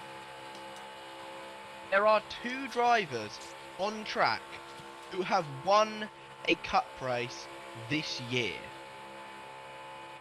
And both of them have never won on a super speedway. Kyle Larson and SVG. The only ones on the grid who have won a race this year that are still on the racetrack. And SVG That's is higher insane up. to think about. Also, I'd like to shout out to everyone who's watching the stream, by the way. We're on 157 viewers right now. That's really good, guys. Thank you for watching. I do appreciate it. I'm sure JB does too. Absolutely, it's a good race, and it makes us staying up at 2:14 a.m. UK time even more worth it as well. So thanks everybody. Absolutely. Chase Elliott side by side now with the 45. Elliott's dropped back a couple of places now. Gilliland's looking a bit quick, but he's under pressure from a faster Zane Smith who takes that low line and. Oh look, David Starr. He's still racing, isn't he, David Starr? He's 15 Star of the laps. show. Yeah, he's 15 laps down, but he's gonna get. He's finished higher than Berry, Chastain, Suarez, Briscoe, Logano. He's getting a nosebleed. He's up so high. I mean, the thing is, with David Starr, I think he's what. The thing is, I don't think they've been here in the next gen era MBM Motorsports, or Garage 66 as they're known now. I don't think they've been here, so this is really just a learning experience for them. We're 3 seconds off the pace in qualifying, as you see Haley and whoever the hell that is being pushed. It's hard to tell from the angle. Entertaining. Someone's locking themselves in tonight. You hope. Unless the SVG finally wins on an SVG just suddenly appears out of nowhere and says, "Good day, mate," on the last lap and just takes the win. Chastain is out of the medical centre as well, so all good news there. Gibbs losing out again. Is that Buscher trying to take it as well? Gibbs goes through. Stenhouse on the inside line. It was up into second position briefly. So he'll drop down to third place unless he can get Buscher side by side the line, but Buscher's going to get a push from Riley Herbst. So Gibbs, Buscher, Reddick, Herbst in that mix as well. And Buscher's going to take the lead of the race, going down low, touching door to door with Gibbs. And look at the advantage Buscher got out of that on turn 2. Just shot straight up the road. 4 car lengths. In the chat, we've got Still Joe who says he wants a Brad Keselowski top 10. He's been on an awful run this year. I really hope he gets some results. But I think he is practically in must-win situation at this point, unfortunately. Although it was cool to see him win Darlington last year. At the detriment of my favourite driver. Gibbs goes down low out of 3 and 4. Retakes the lead of the race away from Buscher. Reddick now running in third position with Herbst in 4th. And now the waiting game begins. Just settle it down because it's all going to change up quite quickly. Into 3 and This 4. is the kind of race, it reminds you of the regular season finale. It where does, all the doesn't it? people They in don't, must-wins are just doing their best to get something out of this. Gibbs is pretty much in a must-win. Buscher, he's alright to be fair, I don't think he's in a must-win. Herbst, absolutely in a must-win. He's a rookie as well, Herbst. It's sort of a Zane free... Smith's in a must-win. It's sort of like a free night, this, isn't it, really? Everyone He's else... a free-for-all Yeah. for all the guys who aren't usually near the front. There are only 2... You gotta remember, the 2 guys who have won a cup race this year are on the track, have never won a plate race. In fact, Larson usually does terrible at plate races. So this is advantage coming. It's big time here. especially for Gibbs, who has never won a Cup race. I want to remind you of the stat that Gibbs has. He holds the record for the most starts in Cup for JGR without taking a victory. He overtook JJ Yaley earlier this year. Is that about to change? Yes, JJ Yaley ran for Joe Gibbs. What a wild timeline we live in. Zane Smith side by side then again with Riley Herbst. Gibbs leading now. He has done for I'm trying to see how many laps he's led. 19 laps so far he's led. Pit road. Daytona or Talladega. I'm still looking for a baseline of speed versus handling here at Atlanta. Sometimes you just need a little luck, and they got it earlier. They pitted to give up stage points, restarted at the front, and avoided that big crash. That's about Chris Buescher running in second place at the moment. What about this one, the 77? There's my boy. Could we actually see a little bit of a game change from Carson Hocevar today? Could he get back on the lead lap? Because he is down. He's got to try and get some laps back. Yeah, how many laps is he down from the 7? Oh, contact into the wall! The 47 and the 43 getting together. We stay green. So Stenhouse into the wall, and we still stay green flag condition. Just a little touch into the wall, but I think that tire might be going down. If I was, yeah, he's going to hit the wall if he's not careful. He's rushing it, exit at 2. Don't do it, Ricky. I know what you're thinking. Don't intentionally spin yourself out. Your name is not Carson Hocevar. Don't do that. He'll have to box now, Stenhouse. He's going to have to come in. That's his. He needs to get probably repairs. One of his best chances to win gone. Yeah. If that brings out a yellow, then that's even more infuriating. 45 of 100. It's just before the fuel window to come in as well, to change over for a new set of tyres and a new set of fuel coming into the back of that engine. Keselowski's running 11th as well on that little run. Yeah, the 77 of Carson Hocevar. He's only a lap down, so he's getting that lap back, actually, Jack. He's not, is he in position for the free pass? He is in position to the free pass, yes. Hocevar's the last one. Or the lucky dog, as a lot of people call it. Oh, actually, Austin Dillon's just been lapped. Oh, well, how do you read that one, then? Because both of them, the 43 is already in the wall. I don't know if Ricky's spotter told him that Eric was there. But Eric's there, Stenhouse comes up. That's completely on Stenhouse there. Or his spotter if he didn't know he was there. Oh, you've got to let him know you're there. He came off the back of Zane Smith and just went off into the wall, yeah.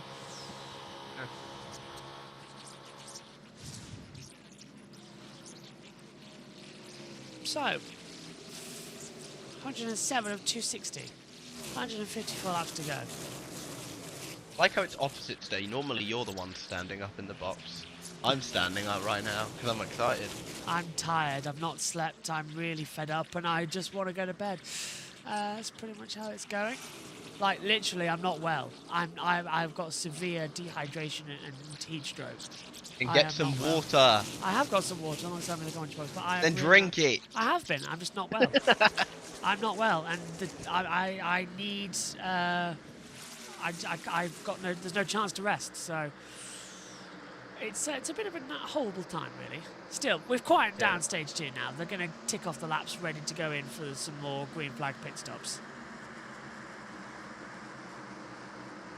Oh, did I mention you're meant to be on the commentating the rest of the 24 hours of Spa? No. I finish at 4 o'clock tomorrow, and I'm not doing a single thing after that. What I've been at 4 o'clock, what, PM? Yeah. Isn't there... Oh no, there's not IndyCar this weekend, is there? Nope, nothing. This, after F1, that's it, done. But you've got one hectic morning. That's the thing, I'll watch the F1, then I might... I don't know. Because I was going to go plane spotting in the afternoon, because I like to do that one. Just go plane spotting, because I live quite close to Heathrow. You get to see some massive planes. I was like, F1's on, I'll stay home and watch that. Chase Elliott comes down. And F2 and F3. Chase Elliott comes down low, gets 2 cars, goes side by side with Tyler Reddick, trying to get through for 3rd position. He's going to have to settle in for 4th if he's not careful. Buescher and Gibbs doing battle into 3 and 4. That would be a popular win if Chase Elliott would... Oh, into the wall! Herbst! Riley Herbst goes round and gets collected by the 34, Tom Gilliland! And the caution is out again.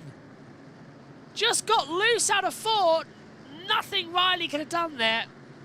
That was a little bit smaller than the one earlier. Caution out again. Neutralizes the field. Just got loose. Has he blown? Yeah, he's got 4 flats. Oh, that suspension's broken, I think. Let's head down then. Swire's out of the care centre as well, by the way.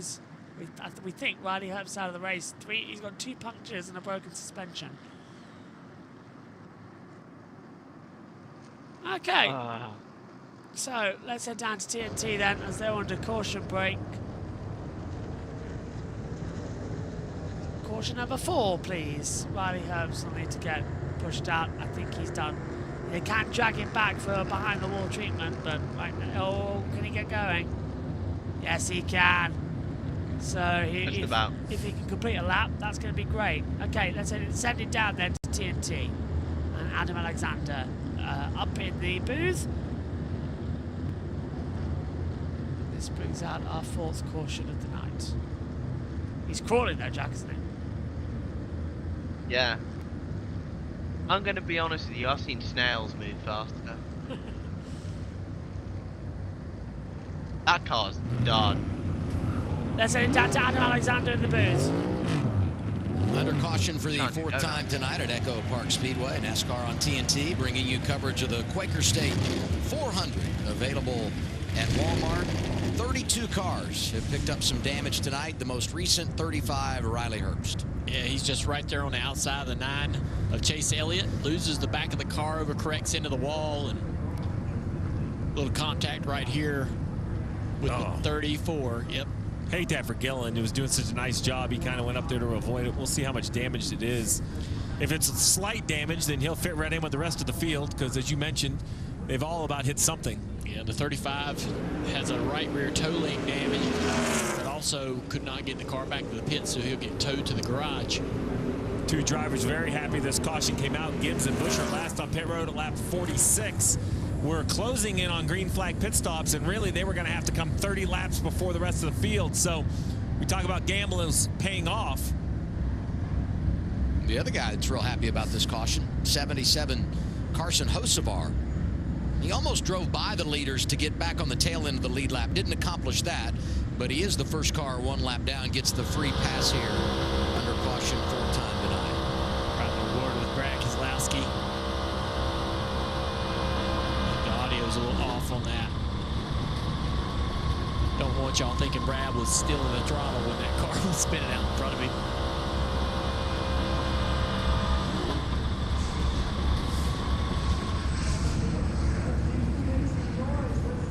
So now that the 35 couldn't get back to the stall, he'll have to get towed all the way to the, basically to the garage, do some repairs. Let's listen into the 54. Hey, Gimbo. Do we have any teammates still out here? Oh, copy. Teammates. We got the 45 who's in good shape, and that's it. Okay. No more. When you skip all the ones that come right out of your race shop and you just go to manufacturer teammates, that makes a major statement on what we're dealing with, doesn't it? Yeah, the 45s isn't a Gibbs car. It's just, let's see. Oh, I found another Toyota. There's another Toyota out here. One of them. And you look at this top 10 currently, and none of these drivers, a lot of these drivers have yet to go to victory lane. Yeah, I mean, and we said coming into tonight, there's so much on the line. And the unpredictability of this place and the wild card tracks that are coming. And tonight, some drivers trying to take advantage here. Hey, F1 the movie now playing in theaters and IMAX, rated PG-13. Check it out. Mr. Excitement, 77 of Carson Hocevar, free pass deal, right? Isn't that what that's what he was racing for, and he was able to get it. Yep. It's going to be fun. I mean, he's going to be a story tonight, one way or another, and now that he's back on the lead lap. And again, a lot of these cars, like him, that are out there are still damaged, still requiring a little bit of repair and work to make them faster, right? They're out there racing, but there's some things they can do that actually help the aero and give them even a better shot at victory. You just need time to do it, right? We've been racing under green. Really use this caution, pit multiple times if you need. I would expect with this small of a field, it'll be an entire field trip down pit road right here. So big thing to pay attention to here. Gibbs and Buscher need more fuel. So if they lose the lead, it might not be a bad pit stop. It might just be these teams deciding now's the time to get back on strategy with everyone else. Put some extra fuel in the race car. Reddick, Elliott, Bowman should be on the good side of it, which means maybe a little quicker stop here, gain some track position for the restart for this second half of stage 2. And if you're watching, you heard Dale earlier talk about 90 miles an hour. That's only under green. Under caution, you're going to run 45 all the way around the corner. This is the most penalized pit road in the series for speeding. We'll see with a small field, Danielle. Hopefully they all keep it clean. Here's Chris Buscher coming in from the second position. Was wrecking loose in stage 1 when he was mid-pack. Now that he has clean air, just slightly loose after the car out. Car wants Ty Gibbs to stop a little short. He did. 4 tires and fuel for the 54. Likes his car. Says it's just a bit, it's too neutral. No notes from Chris. Marty? Tyler Reddick told Billy Scott, Allen said, we're pretty good. However, can't maneuver like some other cars can. And Billy Scott decided to match the tires to the fuel that he needed. In exchange, a track position on the pit lane. First off, Tyler Reddick picks up a couple of spots. Restart when we return.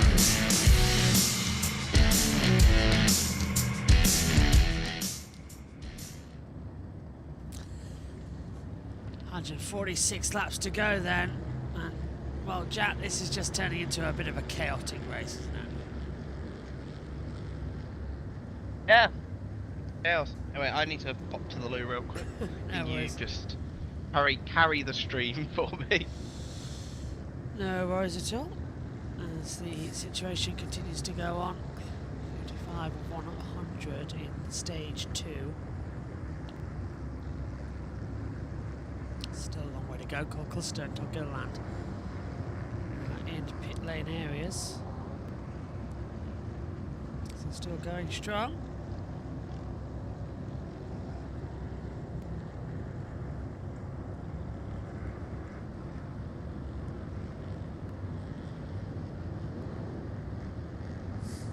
What we're going to see here today as well in terms of the on-track action.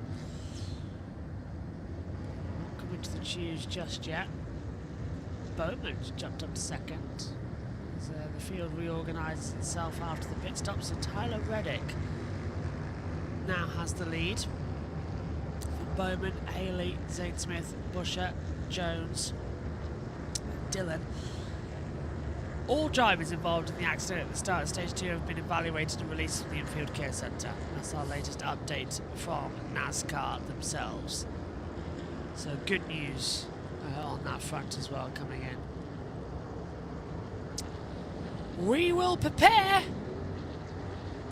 for the restart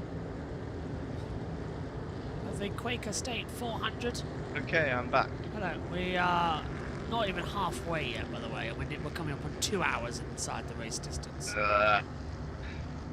If that means another 2 hours to go, that takes us to 4:30, which means it's sunrise, and that means 9. Oh, for God's sake, I'm fed up with this already.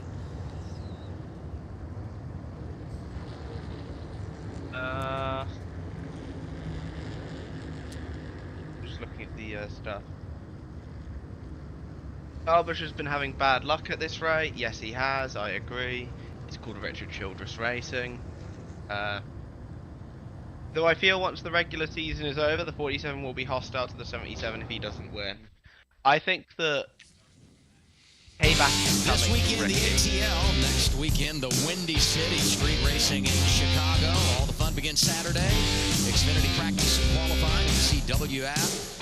Cup practice qualifying on True TV, 1 p.m. Eastern time on Saturday. Xfinity race Saturday afternoon, and Sunday NASCAR on TNT, 2 p.m. Eastern time. I've been up there the last 2 years, and I will tell you, it is breathtaking to see these cars go around Grant Park in downtown Chicago. Going to be fun. Look forward to it. This relief lap is sponsored by National Debt Relief. Carson Hocevar will will get his lap back here at Echo Park Speedway on the lead lap. Lookout 77 going to be on the attack. This is one of those write this down, mark this moment. This is a this isn't just a free lap back. This is an exciting lap back. This car damage on the right front, but overall doesn't look too bad. Marty, how about the 9 of Chase Elliott? I'm busy writing down that the 77's back on the lead lap, Steve. And Chase Elliott, you know, we wondered how the racetrack might change tonight, Junior. He just told Alan Gustafson before that last stop, honestly, our handling hasn't changed since the start of the race. So very free for Chase Elliott. But he's on 4 fresh tires here.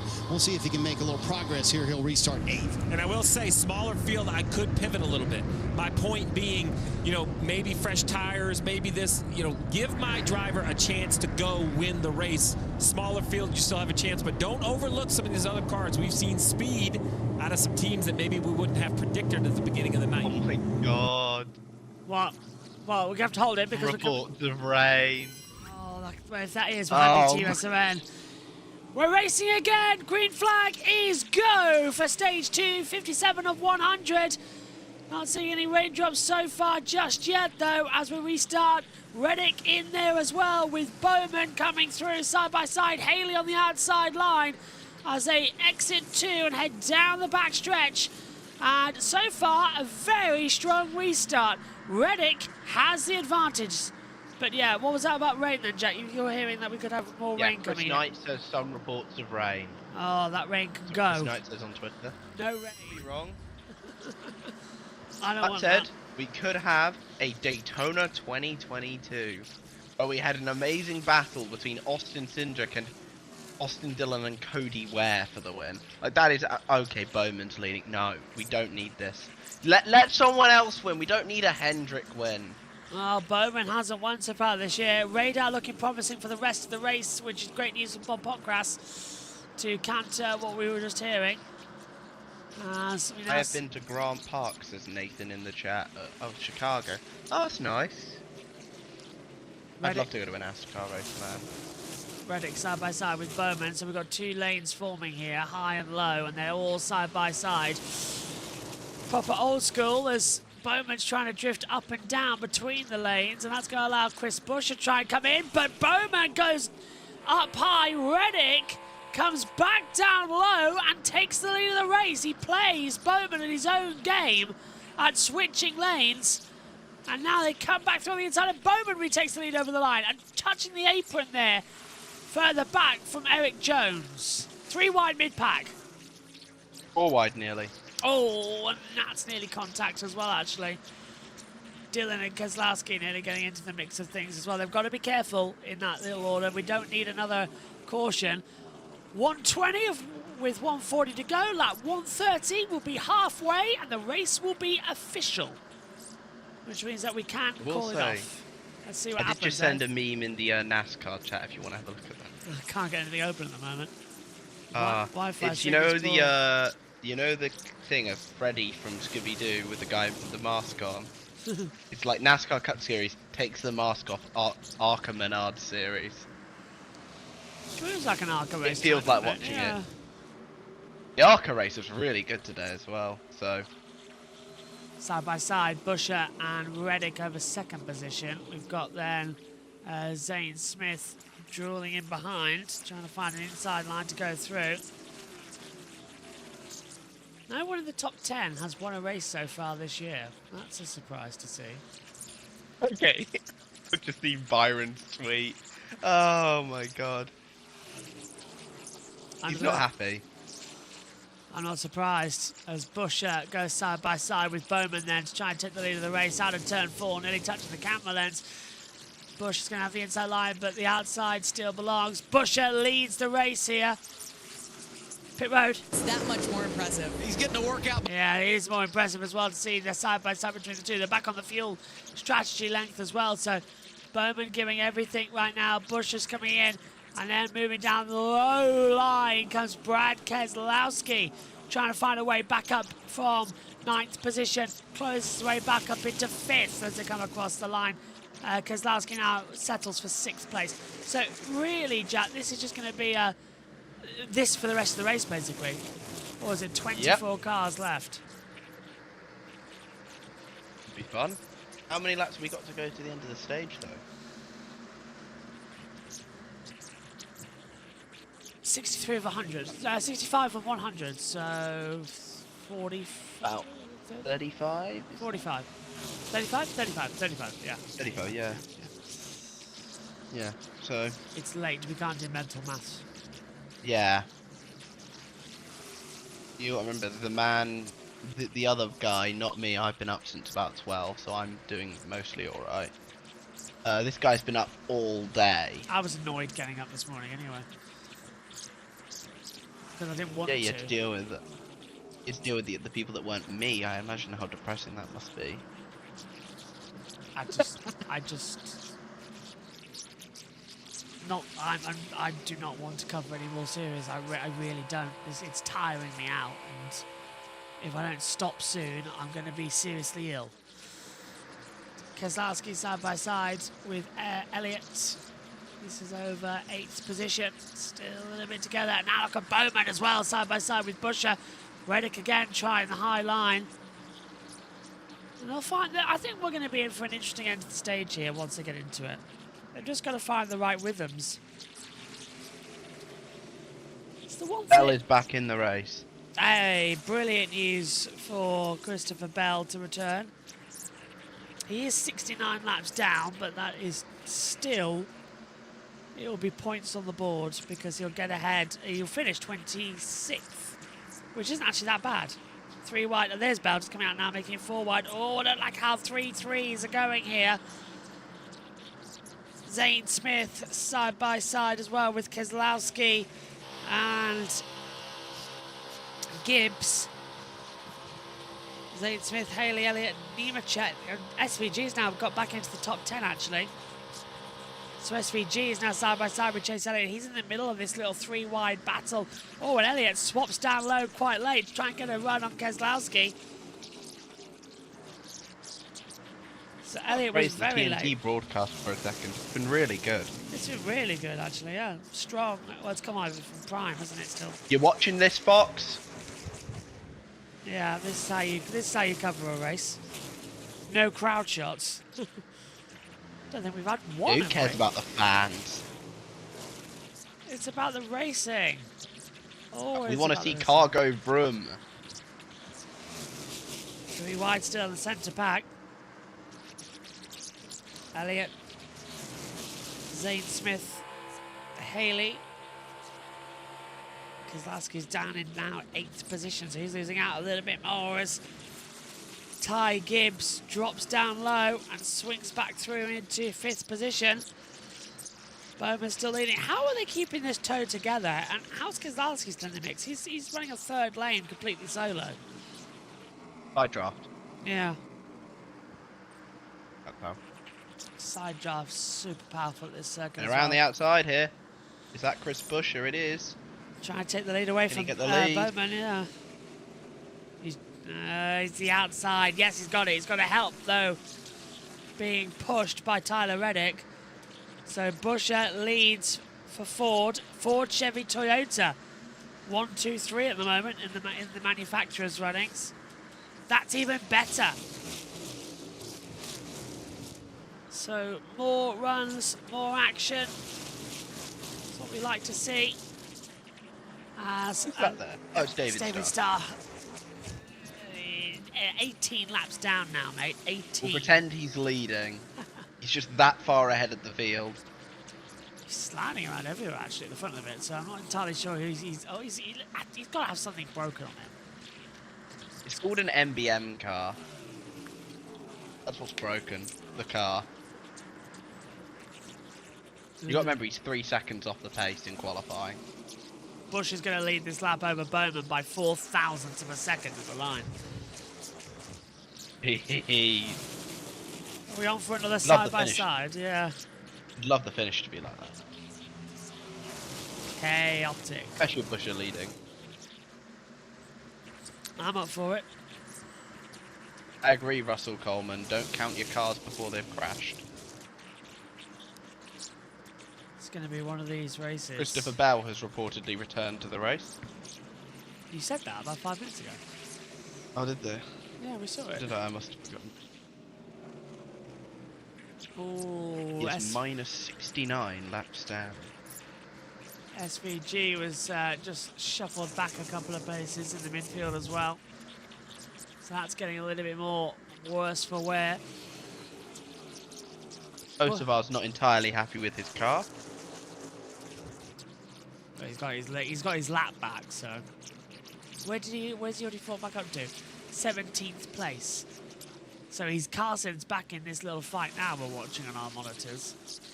And that is super impressive compared to how far he was out beforehand. But I watched a guy who got spun in our car. I watched a guy who got spun on the first lap go on to win the race. Took him 100 laps, and he eventually got through the field.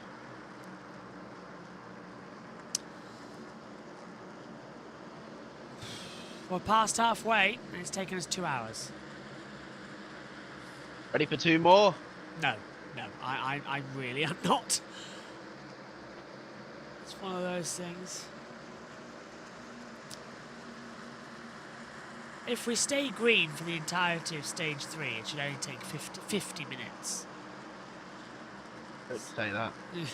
Right, we've got 20 to go. That takes 10. So that's an hour. 3:43 a.m. That's not too bad as they go side by side. Oh, down the inside, Chase Elliott. Jeez. Elliott's gone from 5th to 3rd in the space of 2 corners, and now he's battling for 2nd. That's Doesn't even impressive. need to win. He's so far ahead in points, you don't even need to win, mate. Yeah, he's 3rd in the championship. He's 3rd in points. Yet people saying, oh, Elliott washed, Elliott washed. Bro, he's having a really good season. He just isn't winning. It's one of his best seasons, actually, without a race victory coming up for a Chase. I mean, his best season was 2022. Yeah. I mean, everyone generally agrees that was his best season. He's improving. And I stand by this. Elliott has not been the same since his injury. No, I agree with 2023. that as well. Yeah. I don't think he's been the same. I don't think he's been bad, but I don't think he's got that race winning pace as often as he did. I'll agree with you. And then there was also the suspension from Denny Hamlin that didn't do so great for him. Still in a I'm battle. still shocked how quickly people got over that, by the way. Yeah. Still shocked. It's the way motorsport is. Lemons. And again, I can get over Dan Ticktum being Dan Ticktum, so. Yeah, but he's a Formula E winner now, as Bowman and Bush are side by side with each other. He just put a video up doing like a review of the race, you know, on his YouTube channel. I'll take a look at that. It's pretty I'll describe his talk, the way he talks, as typical Dan Ticktum. A little bit of foul language in it. Dan for you though. As I said, he's a unique person. Yeah, they didn't call him Dick Tantrum for nothing. But it was a cracking race in Jakarta. Oh no, yeah, I was really happy when I woke up and saw he'd won, because I like Dan a lot. I like people who aren't just like the super PR friendly people. Because it's clear, I don't know if he has been media trained. He doesn't sound like it though. I love it. Briscoe is out of the race official. He's also out of the care centre. This doesn't update you. Wonderful drone camera. Second drink of the night. That's the TNT camera crew. Everywhere bringing in some great shots. 18 to go. Let's check in with TNT for a moment. Everybody's pushing and shoving through the field, trying to make it happen in the draft. Here's Alan.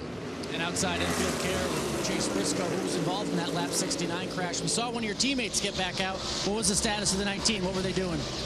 Yeah, I don't know how bad our damage was. I know that they were fixing it. We were about ready to go, and I guess NASCAR came over there and saw that our chassis was broke or bent or something, so they're like, yeah, you guys can't go back out. So, yeah, kind of wasted 30 minutes, working on it, but yeah, just unfortunate, night for our Bass Pro Shops. Toyota just kind of missed the balance there at the beginning and kind of put us behind, and then obviously that big wreck, just nowhere to go. So yeah, looking forward to 2 road courses coming up. Our road course program's been pretty good. So yeah, hopefully a JGR car, Toyota can win, and yeah, it's an unfortunate day for us. It was a rough start for the race, and then such an early aggression. How do you describe that from a driver's perspective, that wreck?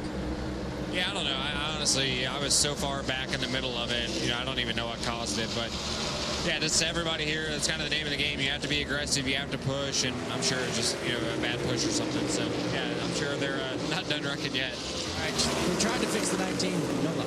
Just to clean it up, so NASCAR has said, hey, you got to come to the garage, we're going to let you fix it, but we're also going to take a look at it. These cars are built with certain crush zones, certain parts of the chassis, and when they're compromised, you're just done. The car's no longer safe enough, in their opinion, for competition to see Jones swing left. So that's what Briscoe's talking about, excuse me. You know, NASCAR doesn't pick and choose. They kind of look at all of them when they get back there wrecked. Yeah, the 43's made some really good moves to be able to put himself up here in the top 5. Yeah, now he's getting himself pushed out of it as well, actually. Is Eric Jones and Tyler Reddick nearly going high, and then here comes John Hunt Nemechek on the inside line, so that's always going to spell disaster. SVG, though, staying in 10th position, keeping himself in play. Kind of expected that. 14 to go in stage 2.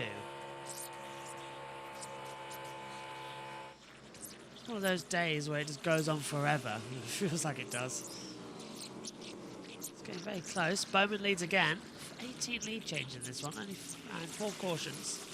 To go side by side, Kozlowski moving up the field. And into the lead goes Chase Elliott, ahead of Bowman. So Elliott gets the side Crowd will draft. like that one. Yeah. Oh, and Bowman, yeah, nearly hit the back of him, really. So crash bang wallop, really. Oh, yeah, Elliott leads. So Chevy against Buescher. And now Elliott as well. Bowman retaking the lead as well on the high line. So they're all swapping and changing for positions, as you can see back at home. 13 to go, stage 2.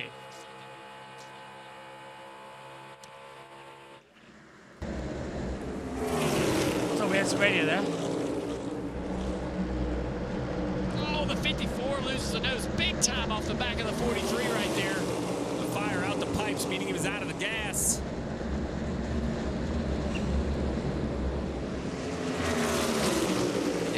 Shane Van Gisbergen making a splash again. 3 wide for 3rd. The 43 trying to get around Buescher. He's going to clear him. Oh, and sending it down low. They're not afraid to go for it tonight, Jack Allen. They are pushing like crazy. They got a win, innit? They Yeah. got a win. In it to win it. 21 cars on the lead lap. Bubba Wallace, the first car lap down.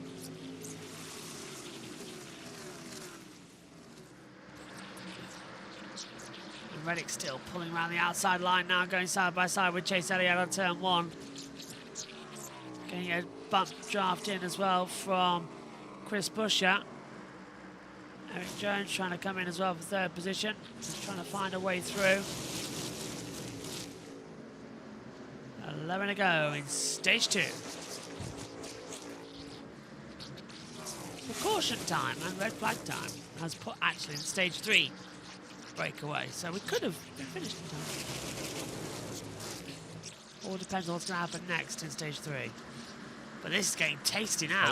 Elliott v Reddick.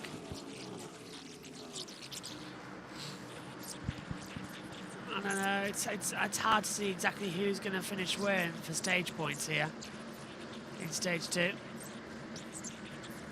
We're getting to the point where it's going to be 4 wide, Jack. This is madness right now. They're bunching up together. Enough cars to go 4 wide? Just about.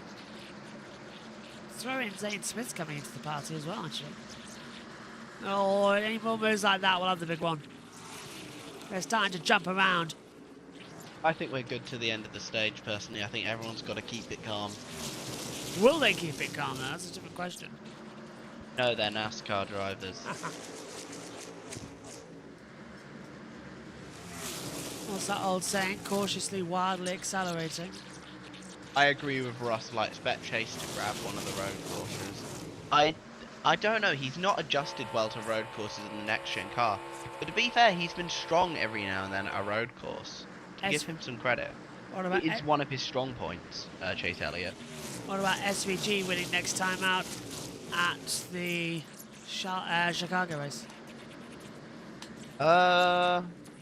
My pick to win, I'm going to go with AJ. That's a Go with surprise. AJ. Maybe Will Brown will get it. He's running that race. There's Austin Dillon back in the race. And Austin Hill as well as at Chicago too. Dylan's now 3 laps down, by the way, on the timing monitors. Reddick closing in, 6 to go in this stage. Pushing Elliott in towards turn number 1. Gives himself an opening by pushing Elliott up high. Reddick takes the lead of the race. This could be to and fro for the rest of this stage, really. Watch out, we tend to go in the stage. Yeah, well, 6 and it's closing in. 42, Nemechek coming along side by side into turn 4. Again, side by side, and that's another late lunge from Reddick. Down low, gets past Elliott, he has to swing back in behind. Too wide for the back between Busher and Nemechek, and Jones just at the tail of this little battle as well. We're getting ready, 5 to go, 2.5 minutes. Look at Bowman! Nearly making an accident as well. Going 3 wide with Jones and Nemechek. That would have been a big one, actually. That would have been the second big one of the night. Bowman needs to take it a bit careful there. He's up into 3rd, but at what cost?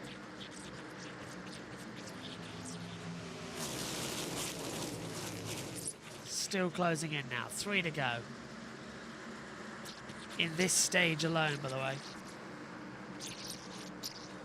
I don't know. What have you made of it, Jack? It's good, but it's not yet got to the crescendo point. Oh my goodness! That's what I was on about. What a save! Yeah. What a save by Chris Busher. No, I don't think we're going to get to the crescendo till near the end of the race, personally. You say that, look, he's just I say that as if low. Ty Gibbs is not going for the biggest dive bomb of all time, like Danny Rick would be proud of that, as Tyler Reddick takes the lead. Yeah, he's having to hold off against Elliott once again, and Bowman now drops back behind alongside Busher. 2 to go in this stage. Desperately trying to find a way through and just hold it together. I'm counting at least 5 riders in contention to win this one. Bowman's come out of nowhere. Elliott's touching the side of Busher. Contact. And now Elliott goes down low into turn 3, takes the lead. Several cars. I don't think Reddick's going to let him have it. Several running up against the wall. That's going to be tight. Last lap of the stage. And they are battling hard together. Reddick's up high, Elliott swinging in, Bowman just behind. Bush is taking a high line, there's a little bit of a slide, and Busher and Bowman hits in the fronts of Reddick and Elliott, they're pushing together. Ty Dillon's in this too. 43's come in, Busher's backed out of it, 2 for the line here. Over the line. Incoming. Stage 2 goes. I think Elliott. No, it's Reddick. Tyler Reddick, by 1,000th of a second, wins stage 2. 1,000th of a second. Now that's more like it. Reddick by 1,000th to Elliott, Busher, Bowman, Jones, Dillon. Now that is going to be feisty when we get into the action for the final one. Coming up now, the final stage. And we just had a 1,000th of a second at the line. Look at this. Does Elliott get here or not? Should we have a look? 1,000. Oh my God, Reddick I think just gets there. Well, it was Reddick. Reddick was classified as having it. Elliott's now taken the lead of the race though, so we'll see what happens there. I think, has Elliott got it? Timing and scoring put it as Reddick. But now, Elliott's got the lead of the race. I think they're going to have a look at it again. That was incredibly close. I thought that looked like a dead heat, personally. Elliott got the stage.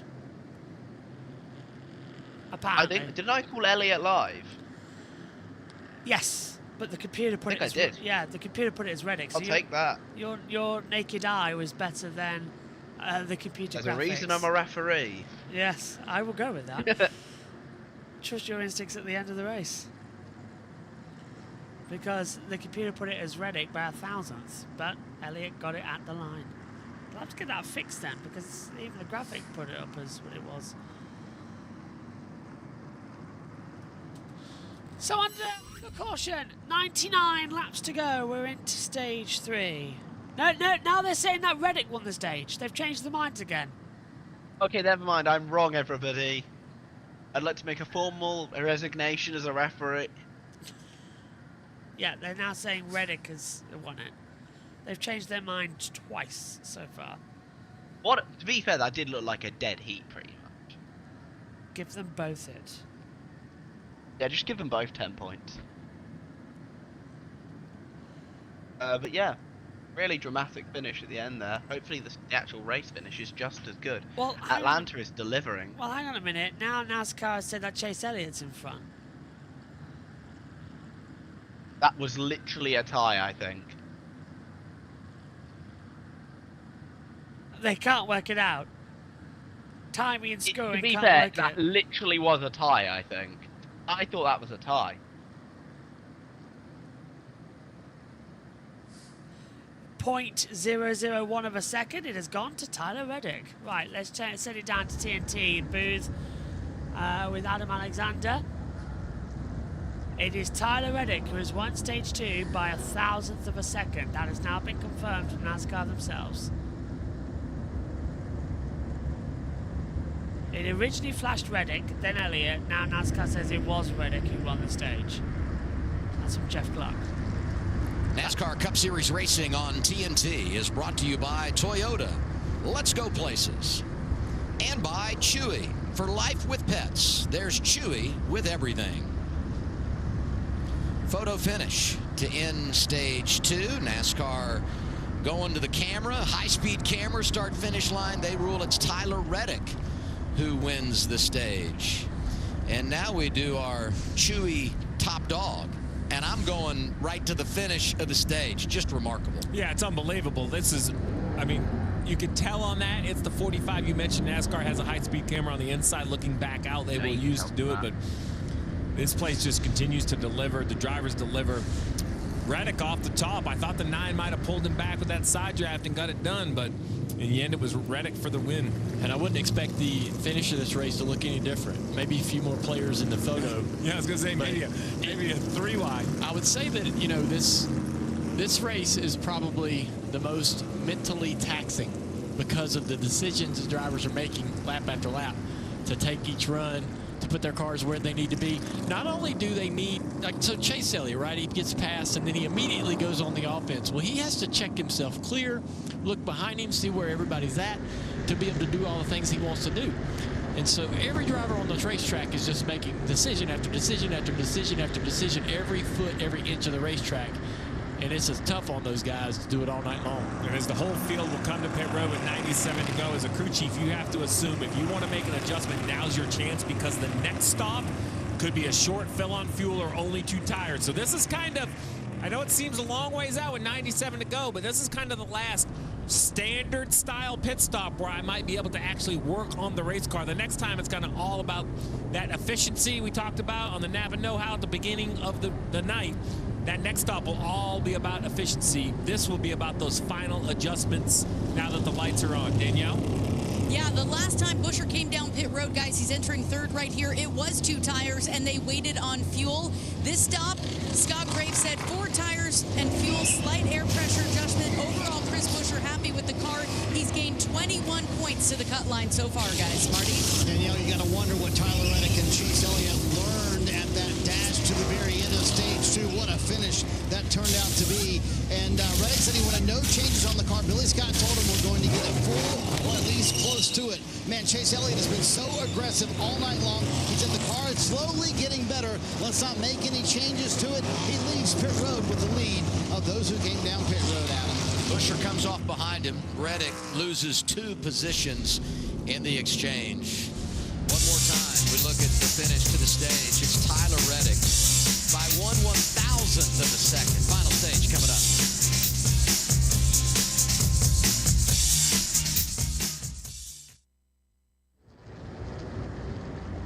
One-thousandth of a second, Jack. That is just magnificent.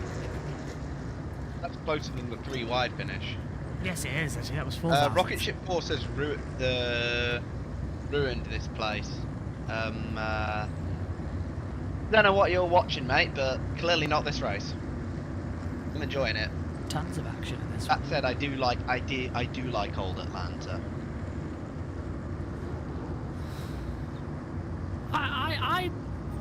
I still miss Fontana. Can't believe they got rid of it. We all miss Auto Club. I think we all miss it. Yeah. Cars coming down pit road though. Ready for the changes. Under green flag. 95 laps to go. It's Reddick's first stage win of the season, apparently. Explains a lot, really, actually. Why he was pushing so hard. He needs those stage points. But I hope we get this race. Yeah. Should end up the green. I wonder how many years it'll take before we get a tie, says Still Joe. I think we will get a dead heat in NASCAR at some point. We've had it. I've seen dead heats like almost never happen in racing though. There was one in British Talent Cup a few years ago though. What's that? There was that dead heat. Oh, they just gave both riders 25 points. Gave them both the win. I do not. It was like 2 or 3 years ago. There was a British Talent Cup dead heat. I will say though that in the event a race is a tie in NASCAR, the win goes to the driver who led the most laps. You might need to remember that back at home, everybody, because it might come up this weekend. Anything's possible these days. As we're gearing up, 40 cars in this one.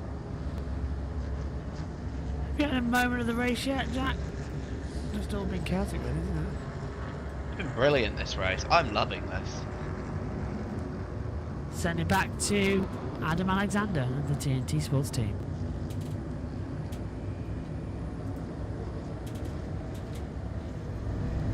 Also, I want less play. Getting ready for the final stage at Echo Park Speedway. We get our progressive race recap. Here's Shannon, Jamie, and Parker. Got to tell you, Adam, we have such a great view down here in the middle of the infield. Looking at the fans on this front stretch, you could totally tell when Chase Elliott took the lead because there was about 90% of the fans were on their feet just waving stuff all around. So awesome. We knew that this race had the potential to be wild, crazy. It has been all that and more. It's been, yeah, chaotic. And I mean, the thing that sticks out to me is when you look at the top 10 from that last stage, 5 of those guys have to win to get in. That puts a lot of pressure on that cut line. The finish of that race, I mean, it looked like Elliott had it, and then Reddick actually ends up getting it. So, yeah, pretty wild. Legacy Motor Club is something else that sticks out to me. Both of those cars being in the top 10. It's going to be an absolutely huge night for Legacy Motor Club. 2 cars in the top 10 at the end of that stage, but both of them were in the top 5 there for a little bit close to the end of the stage. Going to be absolutely massive there, and I love the haymakers that Chase Elliott and Tyler Reddick were throwing there late in that run because, Shannon, it's so interesting watching this, how aggressive they are, because it's so hard to generate a run here. It's so difficult to get a run to materialize and happen that if you have it, you've got to take it and run with it. And I think that's why you see the aggression that you see, because it's just so hard to get those runs unless you're throwing haymakers at the end like those. Well, you can't imagine it's going to get much more aggressive than what we've already seen. How can it get any more? But it will. Like, when you get down to the end of this, we're going to have probably one of those 3-wide finishes. So, I mean, Atlanta went from, I mean, honestly, this wasn't that great of a track prior to the repave. No. I don't think the drivers wanted the repave. It has turned out to be just one of the best tracks in the entire The old Atlanta was great for us, the drivers. Yeah. It wasn't great for you guys watching at home. But this one's just awesome all around. Don't repave it. Don't repave it. That's what we heard for years, and they did, and this is what it turned out to be. Remember the start of stage 2, though, guys. Oh, chaos. Yeah, that's what's going to happen here, too. There's not enough cars left to wreck that large, just so you know. There was 23 cars. Be careful what you say. There is enough cars left to wreck. We are going to be here for post-race coverage, so we want you guys to join us. We'll hear from some of our favorite drivers, but you know what, Adam? We still have 100 laps to go.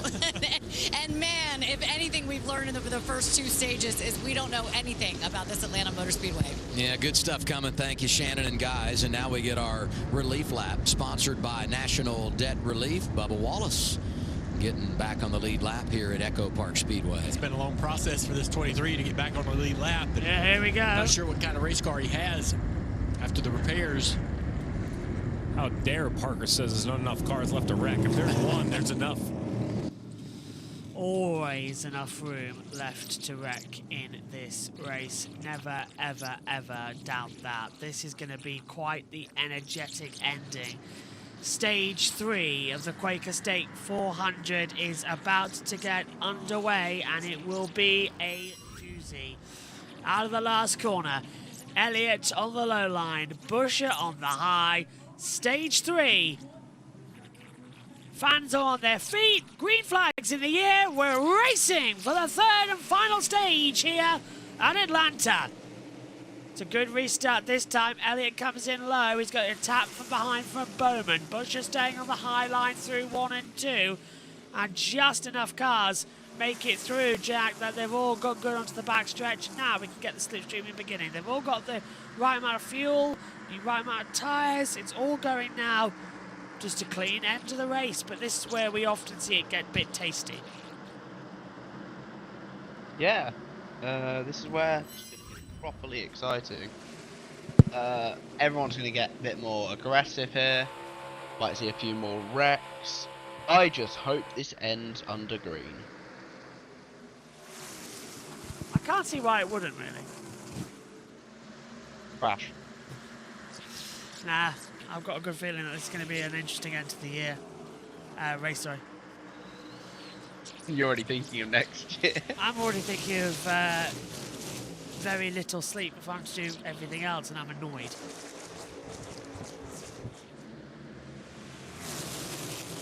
Side by side still. And Bowman coming back on the inside line. Bush is surprising me in this one, Jack, because he's pushing, but he's never wanted to take the lead as much today. He's always been happy just playing gunner and then jumping at the end of the sessions, and he's struggling a lot. You should. Yeah. You should be doing. Just chilling out, wait for everyone else to ruin themselves. Bowman now on that low line, getting pushed by Brad Keselowski, trying to find some room. Still nothing coming through, unfortunately.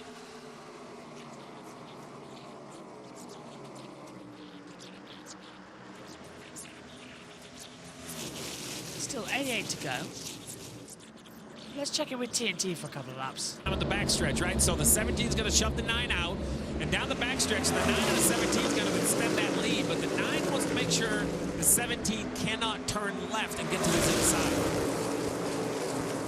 Well, right now he has the 48 in there. Brad Keselowski's doing a good job with his 43 of Eric Jones to help this 48 have a chance in taking the lead, but right there you see the 6 lose all the nose and momentum. He has to jump out of the gas.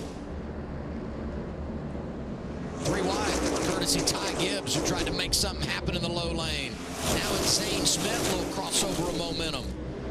Oh, Buscher. Oh, he's loose up there, top of the racetrack. I don't know if he drove to the top or the car drove him to the top, but he went to the 3rd lane. And that killed the 9's momentum, right? And that allowed the 48 of Bowman to be clear now on the bottom. This is really the first time we've seen the bottom succeed a couple rows deep. Yeah, Brad Keselowski and Eric Jones did really good work to actually make that possible. Brad's an aggressive pusher. We've seen that in the past at Daytona and Talladega. Now here, I've always heard he's the best. Do you put that vote in? Do you some think? guys would disagree. Okay, let me ask this. If you don't get wrecked, do you love the push that you're getting? Yeah, he's going to push you hard, that's for sure.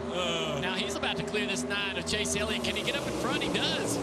Good speed out of this. Caution! Oh, SVG's been sent round, but he's going to save it. SVG saves it. He gets spun round, but SVG saves it and gets going. That was a close one. Save. Really good save in the grass there from Mr. Van Gisbergen. So does that TNT. Time in the top 10. It's got a bent toe link right there on the left rear. It looks like some big damage or some contact to that left rear. I think he also mentioned maybe contact with the wall, possibly off of turn 4, that sent him across the racetrack. Let's take a look. The white car right there on the outside line. Let's see what happens here. Yeah, caught the wall a little bit. was kind of 54 in the middle there. Yeah, a little bit of everything going on right there. The contact with the 54 trying to go 3 wide. Just 3 cars trying to go into a spot where only 2 will fit.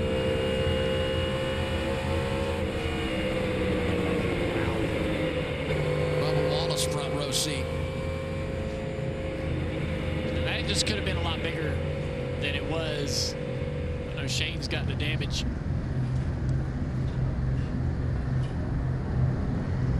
Van Gisbergen won 2 weeks ago in Mexico City, locked himself into the playoffs.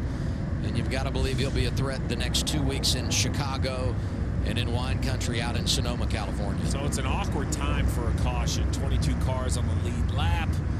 You know, we said they could run, you know, mid-70s. I've heard some crew chiefs say maybe we could stretch it to 80 if we were riding around. So under green, you're for sure outside the fuel window. But big capital exclamation point.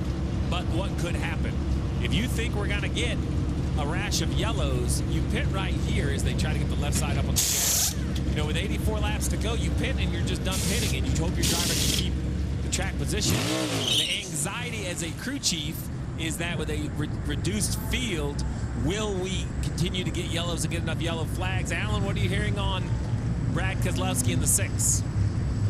You just laid out, Jeremy Bullins, the crew chief for Brad Keselowski, said, look, we're just outside of our window, so we are going to stay out because we can't make it if we filled up right now. And just kudos to that team because, again, they were running with damage before the last pit stop. Brad even questioned it and said, hey, look, do you want to come down and maybe fix the steering a little more? Do you want to fix some of the damage we have on the nose? Jeremy Bullins said, no, let's keep that track position. Looking to be a great decision at the moment. Brad Keselowski up to 2nd. Let's go Justin Haley audio here, Team 7. 7 here, bud. We get a little closer to our window. We're just outside of it now by probably, I don't know, 7 laps. So just be on your toes. Be a last-minute call here. So you heard of it, just outside the window. You know, the question is, I mean, if it was a full field, I think you'd see more gambles and people would come to pit road. I think this is where the reduced field is changing it, and just like that, you see Buescher come to pit. So there you go, split decision at the front of the field. Buescher, Jones, this is it. Like, they're doing this for 2 reasons. One, I think they're gambling on making it on fuel, and I mean, look at, I only see 3 or 4 cars stay on the racetrack, so ended up being pitting being the more conservative call. I love this call. I love being aggressive. I just think that's how you're going to win this race. Going to be 23 cars on the lead lap when Austin Dillon gets the free pass. Buescher leading him down right now, Danielle. Here comes Chris Buescher, guys. Overall happy with the car, but just before that caution, Scott Graves came on the radio and told him to save fuel. The last stop was 2 tires. Waiting on fuel here, Marty. You see the 45 of Tyler Reddick coming down pit road. Billy Scott told him, if you see the majority in front of you come down pit road, let's come with them. So right side tires and fuel. They said they only needed a second and a half. But Steve, to your point, outside the window, but they get 1 caution there in the game to make it to the end. Yeah, and Marty, it looked like right sides from your location, but actually I don't think they took them off. I think they just jacked it up and tightened the right rear tire, unless I missed it. We'll check on that and update you when we return.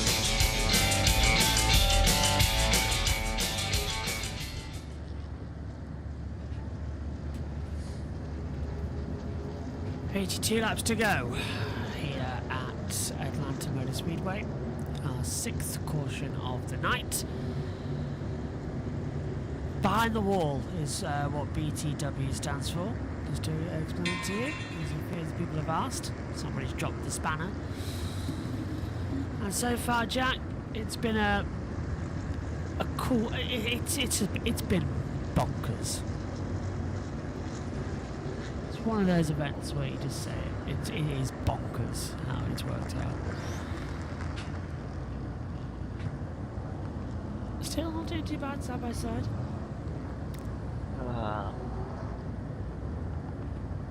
It's not too long to the end. How long we got then? 80. Not too long to go. Hamlin's back in the race. Oh. By the way, 80 laps is still 40 minutes.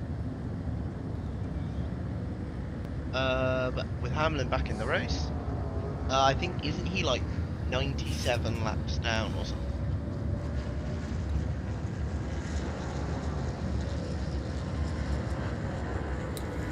SVG's having a lot of work. SVG having work done.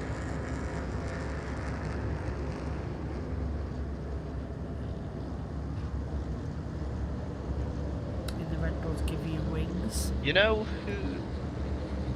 You know what I'm gonna say? What? I'm gonna call the win now. Hi, Dylan. Not a bad shot, actually. I'm going Keselowski.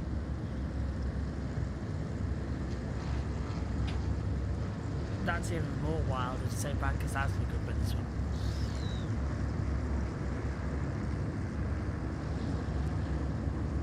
Whoever it is, they're gonna be celebrating. Cody Wade today, 29.888 fast up the race so far.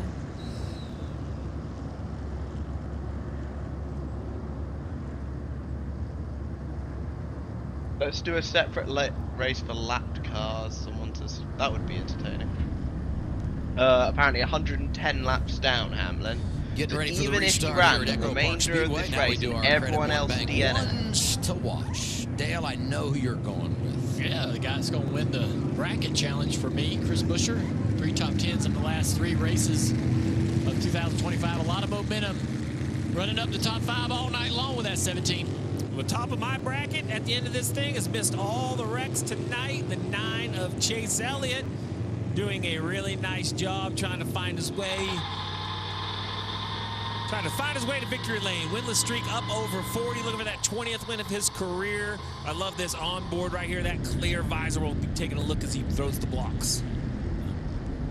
Looking at Eric Jones from my man to watch. Going to restart inside the top 10 here. You think about where he is in relation to the cut line. And he's going to help himself tonight. But the bottom line is, if he's going to go to the playoffs, he needs to win. He's won in the draft, did it at Daytona. That was his first career victory a number of years ago, driving for Joe Gibbs Racing. A lot of faith in Jones to get it done here tonight. Let's go to Marty.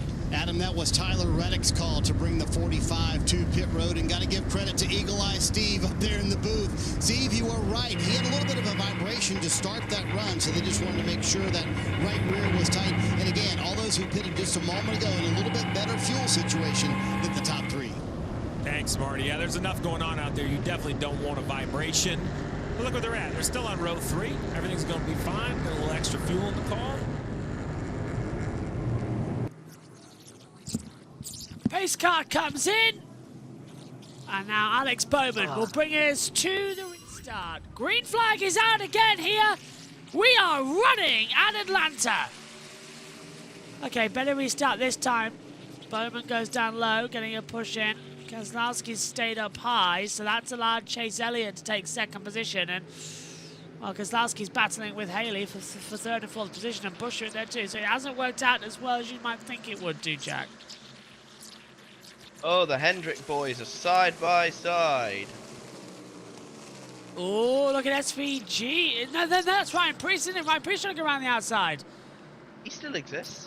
Yeah, I thought it was SVG for a second, but he's still in the pit. Since Ryan Priest making up places around the outside for 60. Is he down laps, or is he still He's on the lead lap, yeah. He's moved up into 13th All right, place. then. Yeah. My original pick still stands.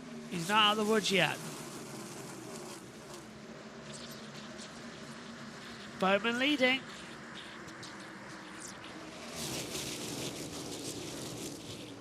"49 laps of this race has been led behind the safety car, by the way. As that heads up. It's still getting a push mid-front. Keselowski's taken second position. Try and find places Three who stayed out cannot make it, according to Chris Gaypark. Yeah, they shouldn't have stayed out. They've done themselves in now. Let's check in with TNT for a lap. Yeah, Reddick's got to push a 6 clear on the inside. Brad drives up the racetrack.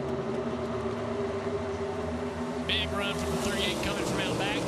Yeah, did a nice job. Something happened. The 54 and the 10, they checked up. The 38 passed both of them, and Wisely got right in line. Zane Smith trying to work his way back into the top 5 here. Going to be the second time in 3 weeks we get a driver from outside the top 30 in points win his way to the playoffs. Shane Van Gisbergen did it. And now Brad Keselowski leading. Out goes Bubba. the 23. Bubba Wallace sends it down and brings out the caution again. Exit of turn 3 of the backstretch. Well, that's a shame. Can we Bubba... at least have a big wreck, please? No, because that means we're here longer. Bubba can get going again. It'll be a short caution. True, you've got a point. Is he going to get tapped? What happened then? Let's have a look. Oh, he's lost on his own. Out of 2. Round you go, mate. That's stereotypical Bubba, to be fair. Let's go back to TNT. Maybe this is the first time since the accident that he's actually put the car in really, really competitive speed, really pushed the car. And just for some reason, it jumps out from underneath him. I go right to that cut line. Bubba right now being shown 15 out. And Dale and I talked about this. Every year, the cut line winners move the cut line up. And with Brad leading, it's even crazier because he's so far down in points, he's on no one's leaderboard. So when you populate him into 12th as a winner, that is just a big change. And I should have put an asterisk on that because the 15 points obviously being majorly impacted by the fact that Keselowski is leading this race. Well, that's what we talked about weeks ago, is how that cut line's going to move with new winners. And Steve said it would move. I believe most of the things you say, Steve. Hey, I like that. I'll take it. You were so correct, because Bubba was way up at one point, more than 60 points above the cut line. And now, we still got racing to go, but Bowman, Buscher, those guys aren't safe. Buscher's even told us he's in a must-win situation. Brad Keselowski leading. Here's 6 radio. Feel like we gotta put fuel on it here because we can make it from here. I mean, we're still just outside of it, but we're close enough now to where I think by the time you get one more caution, you'll be okay. And 4. I agree. This is not an option. They're kicking themselves probably because a lot of guys that just pitted 8 laps ago you see on the pylon, they're going to stay out and use these yellows and hope to connect, so they're going to lose some track position. But not pitting here is just ignoring the facts, right?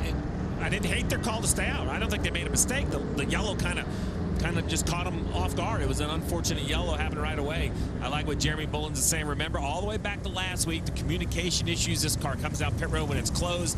They put themselves back in position to have a chance. There's a lot of ups and downs in the roller coaster of a NASCAR season, and that relationship from driver and crew chief gets tested because it's so emotional. So I love the very clean and clear direction from on top of the pit box. It's come in, get fuel. You got a lot of time. You never know. Now our Xfinity fastest lap. Going to pay a point into the night. Cody Ware, top of the charts right now. Stenhouse on the board with Christopher Bell. Interesting, those two are there because they had to match up in round 1, the in-season challenge. With 74 to go and the risks these drivers are willing to take, it wouldn't shock me if that gets bested again, just from the pushes, right? That's where this pace and speed really comes to. So I think next time by, pit road will be open. That is the one challenge. We talk about pit road entering on the backstretch. The thing you don't think about is safety vehicles use turn 3 and 4 apron a lot. So you don't open pit road maybe as often as you would at other tracks. But as a crew chief, I'm thinking that means every yellow, on every yellow here, I get like an average 2 more laps than I do at other tracks. So that goes into that fuel conservation conversation. I didn't think I would get those 2 words connected without stumbling over them. Nice. I saw you stare at me like, I can't believe you just said that without sounding foolish. Aggressive. I appreciate that. 73 to go. You're watching the Quaker State 400 available at Walmart. NASCAR on TNT is back. We're excited about it. We got a great run of races ahead. We're live at Echo Park Speedway, and here we go, Steve. As expected, leaders come, and not shocking, other guys that were just on pit road will come again. The difference is they're going to be there very quickly. Now, I will say, when you have mismatched plans in the pit box, communication is key. You don't want to run into each other with someone entering while somebody else is leaving. Danielle, Alex Bowman in the 48, heading to you. Alex Bowman has led 25 laps tonight. He's coming up on the 1-year mark, Stevie. Since his last win at the Chicago Street Course, he's certainly putting himself in position tonight. Entering the pit second, just behind Brad Keselowski. He's going to pull off here. Let's see what the call is. Ally 48 group over the wall, taking right sides only. Send it to Alan. Brad Keselowski needs 2.5 seconds of fuel. That's 5 gallons according to the team, and he was told to go like hell once he gets that fuel, Marty Snyder. Alan, Billy Scott admitted, I'm really on the fence about this one, but Tyler Reddick does come to pit road, kind of made the call on his own again. He'll win the race off pit road, too, because they pitted the last time, didn't need as long of a stop as everyone else did. Reddick gets out first, but the RFK cars come out behind him. They've been strong lately. Big restart when we return to Echo Park Speedway.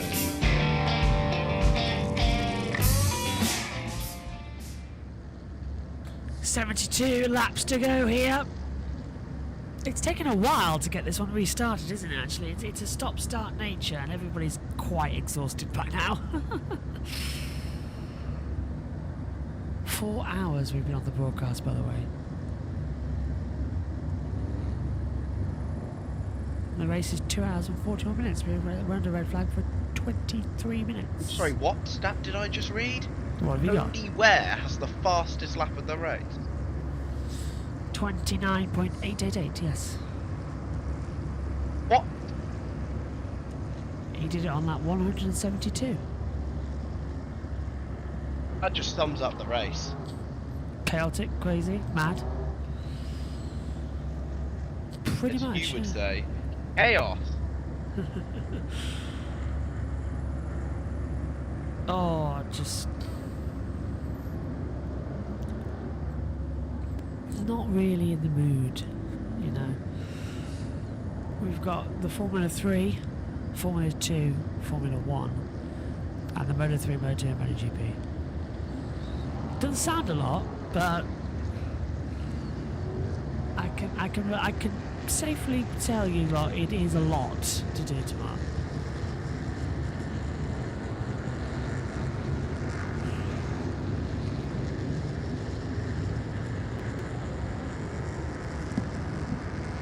I'm just glad I finally get to call the Moto 2 race. I haven't had to do that for a while.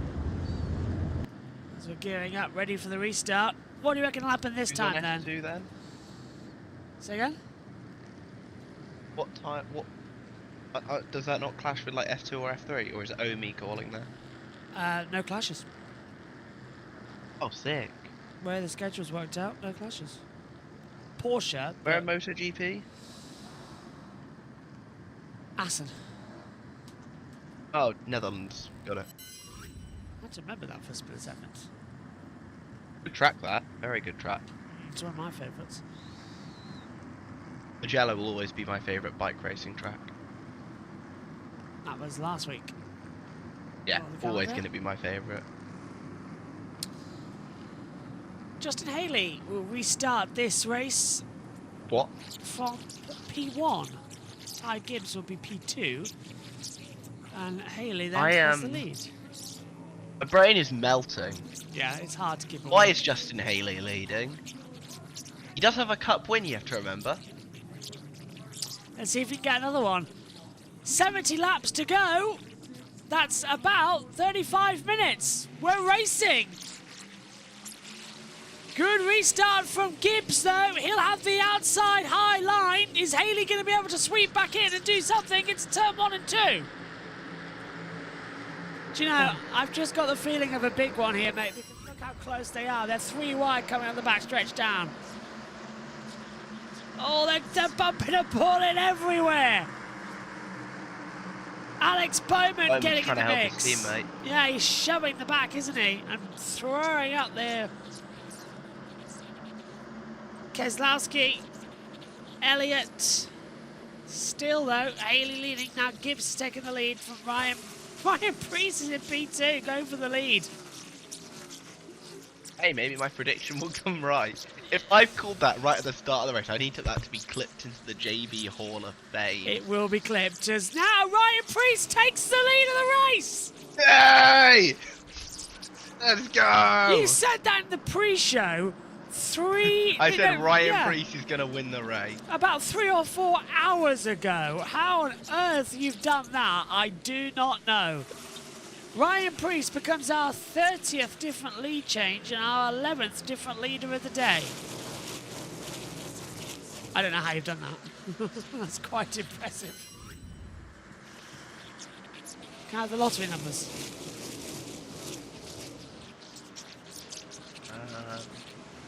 If Brian Priest goes on, I am going to tell you next week's lottery numbers. Deals, deals, and deals. Pit road, don't have it. Get back out there, get a few extra points. Let's talk about the wreck, though. You were at the front of it. What happened? All of us were in the top line, pushing off turn 2, and some zigged, some zagged, most crashed. So I don't know. I was on the bumper of the 42. He was on the bumper of somebody else in front of him, and we all just kind of, you know, speedway pushing, zigging and zagging, and we all crashed. So just part of it, and now we go watch the rest of the race. All right, Denny Hamlin out much earlier, but Marty? Alan, Adam touched on it. Tyler Reddick got a penalty on the last stop for too many boxes on entry to his pit stall. He restarted 16th, trying to make his way up through the field for Tyler Reddick. We got a crash in turn 4. One car spun around backwards. Got a caution. Caution number 8. That's the 43. Jones. And Bubba Wallace involved again. Bubba's in the pit lane this time with, yeah, no, he's got front bodywork damage. Bubba with front bodywork damage. The 43 probably from earlier has been spun around, so Eric Jones will get a reverse. I don't see any damage. Get going again. Right, let's take a look at it. I think we're good. Watch 43 gets loose. They get loose. Does he get collected No one by hits Bubba? it. Yeah, Bubba does hit it. Yeah, Bubba's run into somebody else. So Bubba has I think got Bubba's damage. going down pit road to avoid him. No, look, watch. Bubba he runs into the back of the 16 of AJ Allmendinger. So Bubba, just before that, we need to rerun the tape if we can. Bubba hits the back of AJ Allmendinger. Yeah. As said, what a phenomenal job from everybody to avoid Eric Jones, especially Connor Zillett. Yeah. That happened right in front of him and he had no contact. Fair play, Connor. Who, by the way, just a reminder, Connor Zillett obviously ran the Coca-Cola 600 this year. He did, yeah. Jimmy Johnson also on the track. Jimmy Johnson was champion the year Connor Zillett. That is a stat. Let's head to TNT. I want to do yellow. I can't help you. Ricky Stenhouse, you see passing the pace car. He'll get the free pass, put him back. 21 cars now in the lead lap. Yeah, he had that damage to the toe link that they've repaired, and interesting to see if he can make something out of the rest of this night. That'd be 21 cars on the lead lap. You did such a great job yesterday. Guess what, Adam? You get to be back at it next week. That's right. We're going to the streets of Chicago. NASCAR Xfinity Series racing Saturday afternoon on the CW, 3:30 Eastern Time. And we make the nice transition to Connor Zillett. He's been impressive on Saturdays lately, Danielle. Friday this weekend in the Xfinity Series. But when he comes over and does it on the Cup side, he's been doing a great job as well. And did you just see that save? Staying away from the 43 to keep his great night alive. Making his third Cup start, Adam, tonight, his first on a drafting track, and everything is going according to plan. He told me this morning the goal tonight is just to learn. Take it easy in the first stage, learn how this next-gen car drafts, and then by the final stage, be in position up front when it counts. And we mentioned the fourth place Xfinity finish last night. He said, there's nothing relative. The car is different. The draft is different.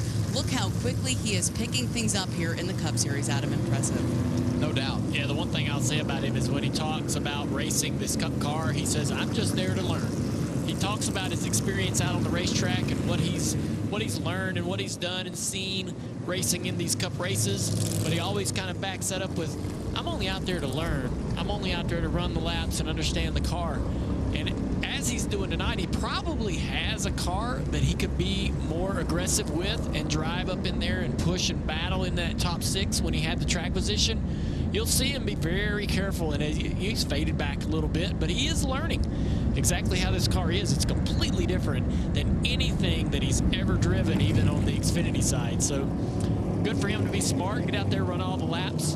Maybe at the end of the race, when it's time to push with 30 or 20 to go, we might see him being more aggressive, but he's just trying to get every lap he can tonight. Few takers coming to pit road. maybe just to be sure on fuel well inside the window with 63 to go now, maybe just some tires. Maybe like, you know, for me to do what I need to do, to pull and push and tug on that steering wheel, I need a little bit more grip, put some tires on it so I can be on the offense. Maybe just to tape some more panels up on the car. You never know with all the damage we have out here. 7 heading your way, Alan.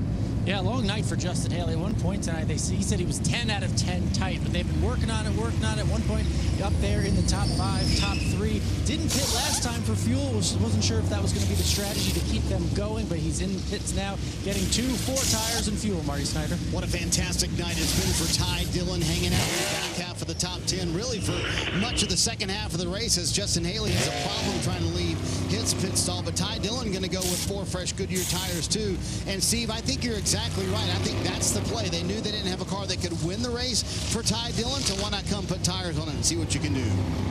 Absolutely. You know, find an advantage. You don't want to be the weakest or the worst off on a certain strategy, jump over to another.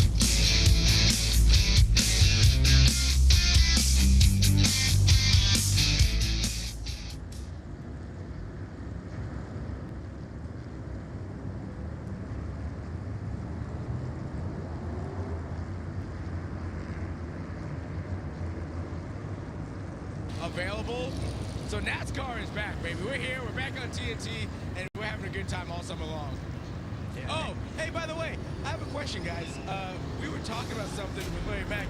He said y'all kind of look like the Muppets or something up in there. Do you have some, what's going on there? What's up with that? That's just wrong. That is just so wrong. Well, you guys are the OGs. You know, everyone loves those old cartoons. Hey, listen. You know, the one thing about Larry and I is that we own our age. We've earned every gray hair. Well, sorry. Don't go there, Bert. Well, Don't go there. Hang on. Jeff, you can't do that. Come on, Jeff. Look, there's 2 things I have vowed I will never buy. A motorcycle and hair. I'm not going to buy neither one of those. I love it, guys. I'm having a great time But out here. that was when I was a crew chief. Now, that's more like my head of hair right now, not when I was a crew chief. Mama, remember, we're here, you're there. We're going to get the last word. Be careful.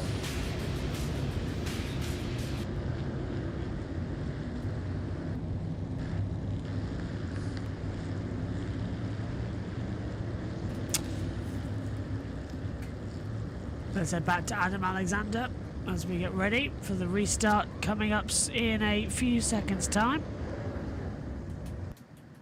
See what's going to happen this time by.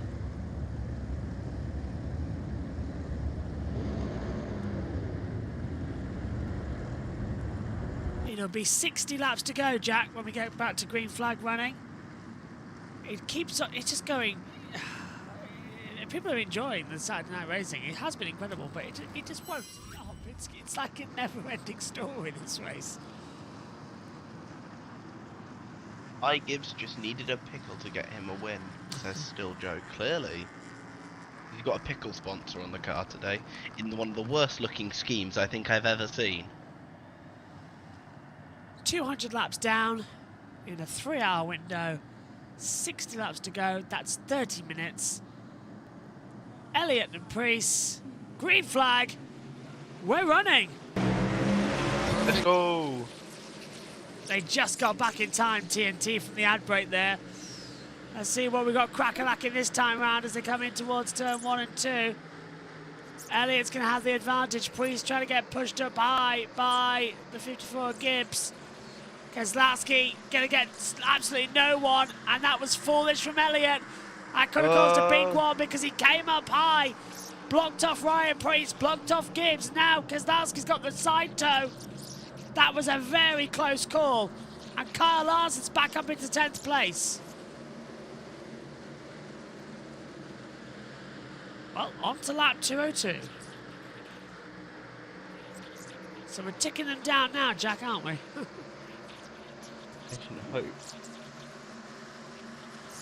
I was thinking this was going to be over fairly quickly and I was going to be able to wake up, go plane spotting tomorrow. Nope, clearly not. Yeah, well, this is why we're not covering these anymore ourselves. We'll let you deal with them. Yeah. Let's check in with TNT. Real popular. Going to see a lot of people driving to the inside. Chase Elliott now going around taking the lead. Oh, Oh, 66. David Starr is spinning around on the front straightaway. Don't you now. dare. Looks like he might be able to get this. Oh, they've put the caution out. For God's sake, no. I'm going to personally go up to David Starr and punch him. Hard. Caution's Fucking out his again. 50s, man. It's been a long night for David. Driving that 66. 18 laps down, now 19. See, they've had some contact with the wall and flat tires, unable to move that car. You saw the caution numbers earlier, total caution numbers. When you look at this racetrack in the draft configuration prior to what we had in those races in the years prior to making the change. But right now we're at 9 cautions on the night, and that's right at the average of what we've seen per race since we started drafting here in 2022. Yeah, they talked about how their cars weren't driving well at the start of the race, and I think that's been a big factor in why we've seen so many accidents tonight. It's not so much the close quarter sort of bumper-to-bumper, side-by-side racing. It's really these cars are uncomfortable. Not only do we have sort of the super speedway style crashing, right, but we also have cars just losing control all on their own.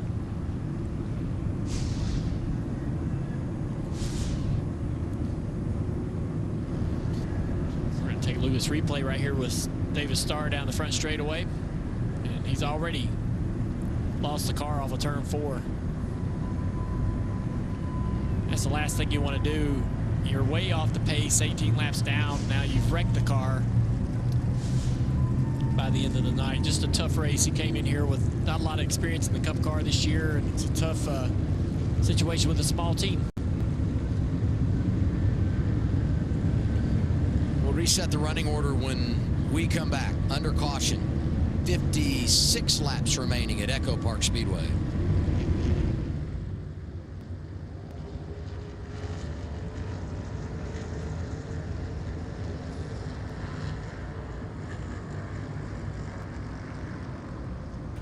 I can't even access USON because they've put it on a private channel.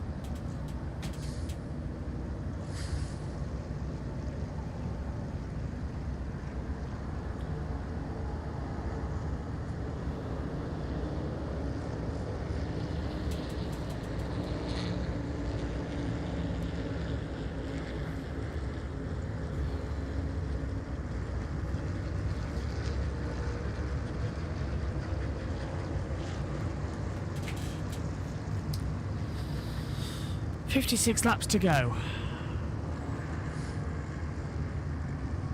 Please, no one else crash. It'll probably inevitably happen, though.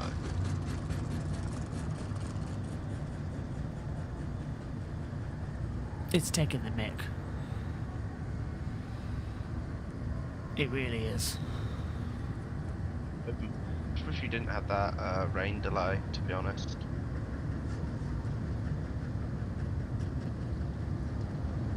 It'd still be like halfway.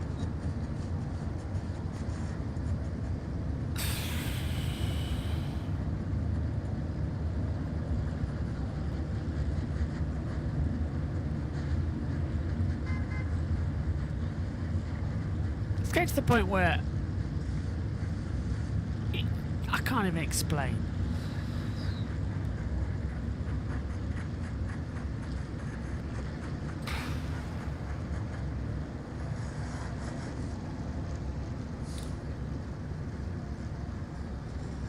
.46 of 100 in stage 3. Literally ticking down the laps. They just need to get in and run competitively and get those lap times down, and we're golden. Everyone's got on fuel, everyone's got on tyres. Yeah, as far as I know, everyone's good. Yeah, we should be fine for the end of the race. No pit stops or anything, just... Well, it's still, it's 25 minutes of running. It's mad. Alright, let's check it again with TNT. When would it be in Atlanta right now? I really don't care. Nearly 11 o'clock. Jeez. All I know is the fact is that I have to be up at 7 to cover the F3 race, and I'm really not back to Adam Alexander. Restart will come with 53 to go. Doing the choose here. Chase Elliott goes inside. Brad Keselowski outside. Ty Gibbs back in the top 4 here. Going to be lined up on the inside. He was really aggressive when he had that track position a bit earlier in the race. Everyone inside the top 10 for the restart winless in 2025. And now our true green flag moment of the night. One of the earlier wrecks that we had where the 20 of Christopher Bell gets loose. Gets himself turned around. This took out a couple of heavy hitters early in the race. 12 of Blaney. He's always been strong in Atlanta. You know, Larson tiptoed through there, and he's at 11th on the leaderboard right now. Hanging around. What about the 6, Alan? They told Brad Keselowski that he can go hard to the end. This caution helped them in their fuel number. He doesn't have to worry about fuel savings to the end, he was told. I like it. That's a great update, Alan. Now we know where we're at on fuel. Now it's just how much risk you're willing to take. Still 54 to go. A lot of racing. That's the thing. It can happen real fast. For the 10th time today, we're racing again. We'll go. Elliott on the low line, Keselowski up high. Smooth through 1 and 2. This time the driver's being smart. They don't want to cause a crash. They don't want to cause any more cautions. They know that they just need to get a rhythm going, otherwise the tyres will start to degrade bigger. And to be fair though, Jack, Elliott's had a good restart here. He's got the advantage at the front. Yeah, everyone else is going to be going behind him, going for moves. Ooh, Like Bowman right there. Goodness me, mate. That's low. Bowman's going 3 wide and he's going to make it. He's dropped off a bit, actually, hasn't he, in the mid-pack? He's making it go 4 wide through turn 2 and 3. Not the way I would have taken that approach. Are we on? This is Reddick. Yeah, Tyler Reddick will on with you. Reddick's running in 7th position as things stand. Now 5th, because I mean. Yeah, timing's updated him. He's going to get ahead. Ryan Preece is in 4th place. Right on the outside of Preece here. Moves in well. Going to get the toe on Elliott and Buescher. Buescher's taken 2nd. Keselowski's got the lead of the race, who I said might have a chance to win today. Who was it that was rooting for Keselowski in the chat? Whoever it is, I hope you're happy. Reddick's going to bump the back of Elliott here into 1. Give him a bit of a push. Buescher was still stuck down low, and here comes Bowman again, sliding back on the inside. 50 to go. Now that is 25 minutes of running. We will be on an immediate off-air, by the way. Immediate. Yeah. I'm not even hanging around for the interview. Yeah. Because we are really annoying. We both need some sleep. Yeah, I'm fed up, mate. Honestly, I'm fed up. Especially. I am about 2 minutes away from smashing this commentary box up with, you know, my own fists. I am that really angry. Keselowski and Buescher still running in, still 3 wide. Let's check in with TNT. Who's 2nd, 3rd? Or are they comfortable here? Do they want to click some laps off out of the mess? Be a little patient. Try to get inside 20 to go before you start battle. They haven't been patient all night, so I don't know why I'm suggesting they may do that now, but we'll see. I think the 2 RFK cars running kind of offset is a little bit of a defensive tactic. See how they do it down here. 17, there you go. He just kind of runs the bottom. I don't think with any intention of getting to the inside of the 6. I think just blocking both lanes of air.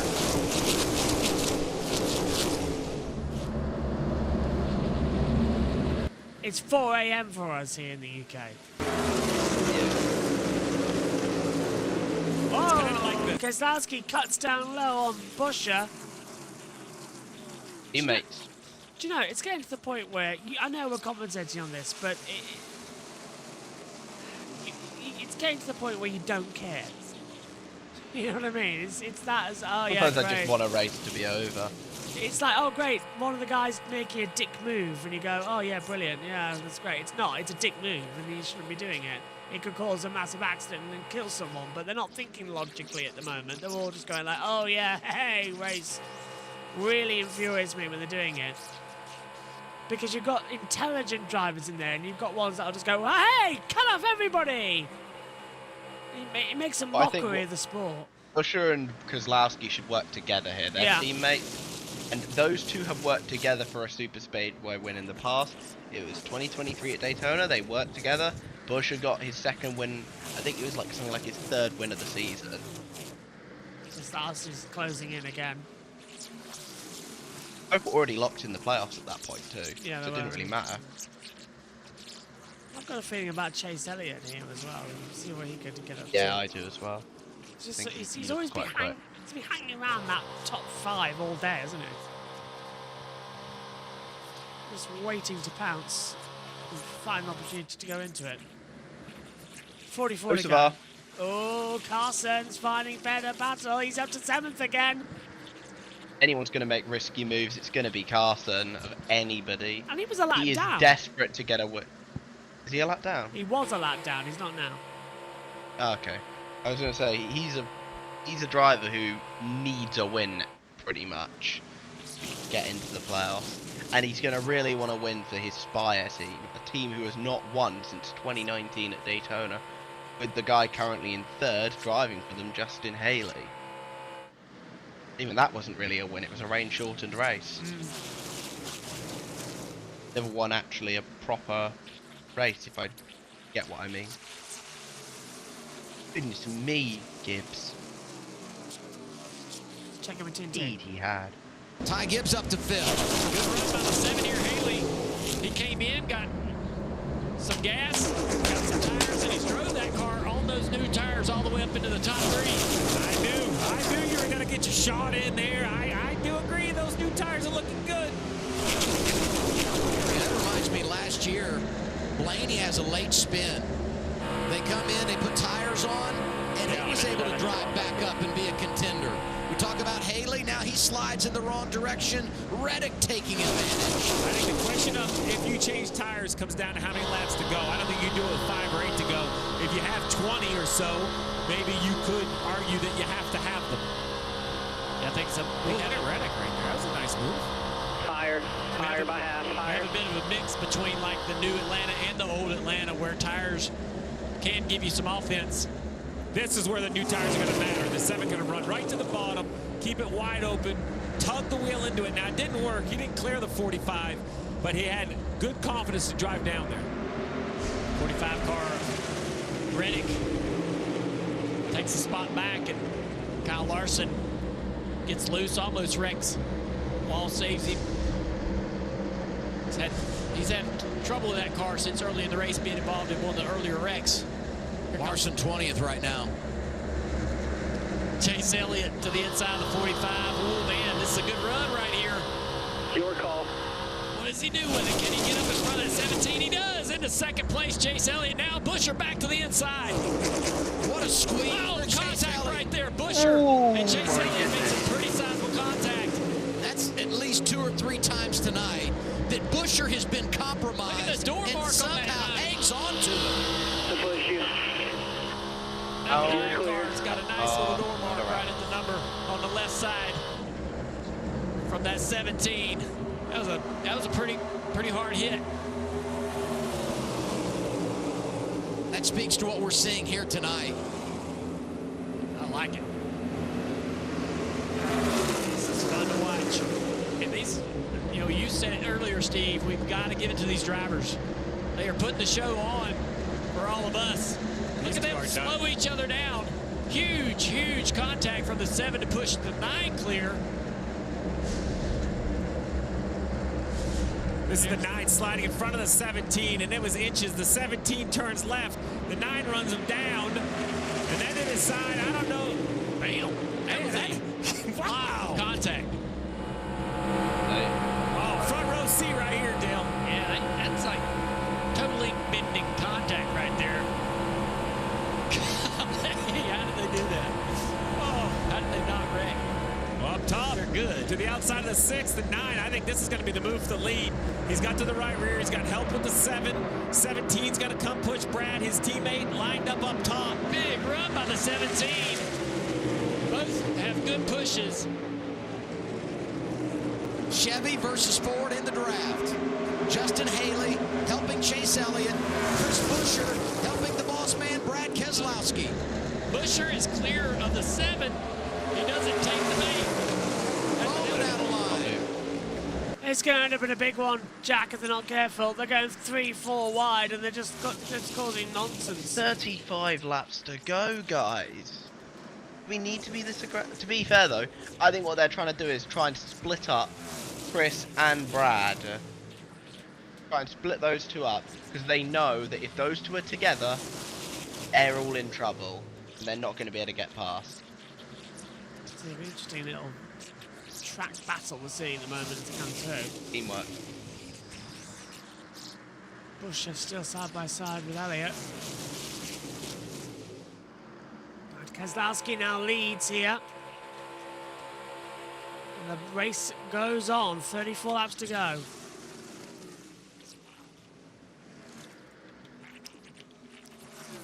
We're just in NASCAR. Oh. And Haley's around. Caution's out again. If you give me the key, I can solo stream this if you want. That's fine.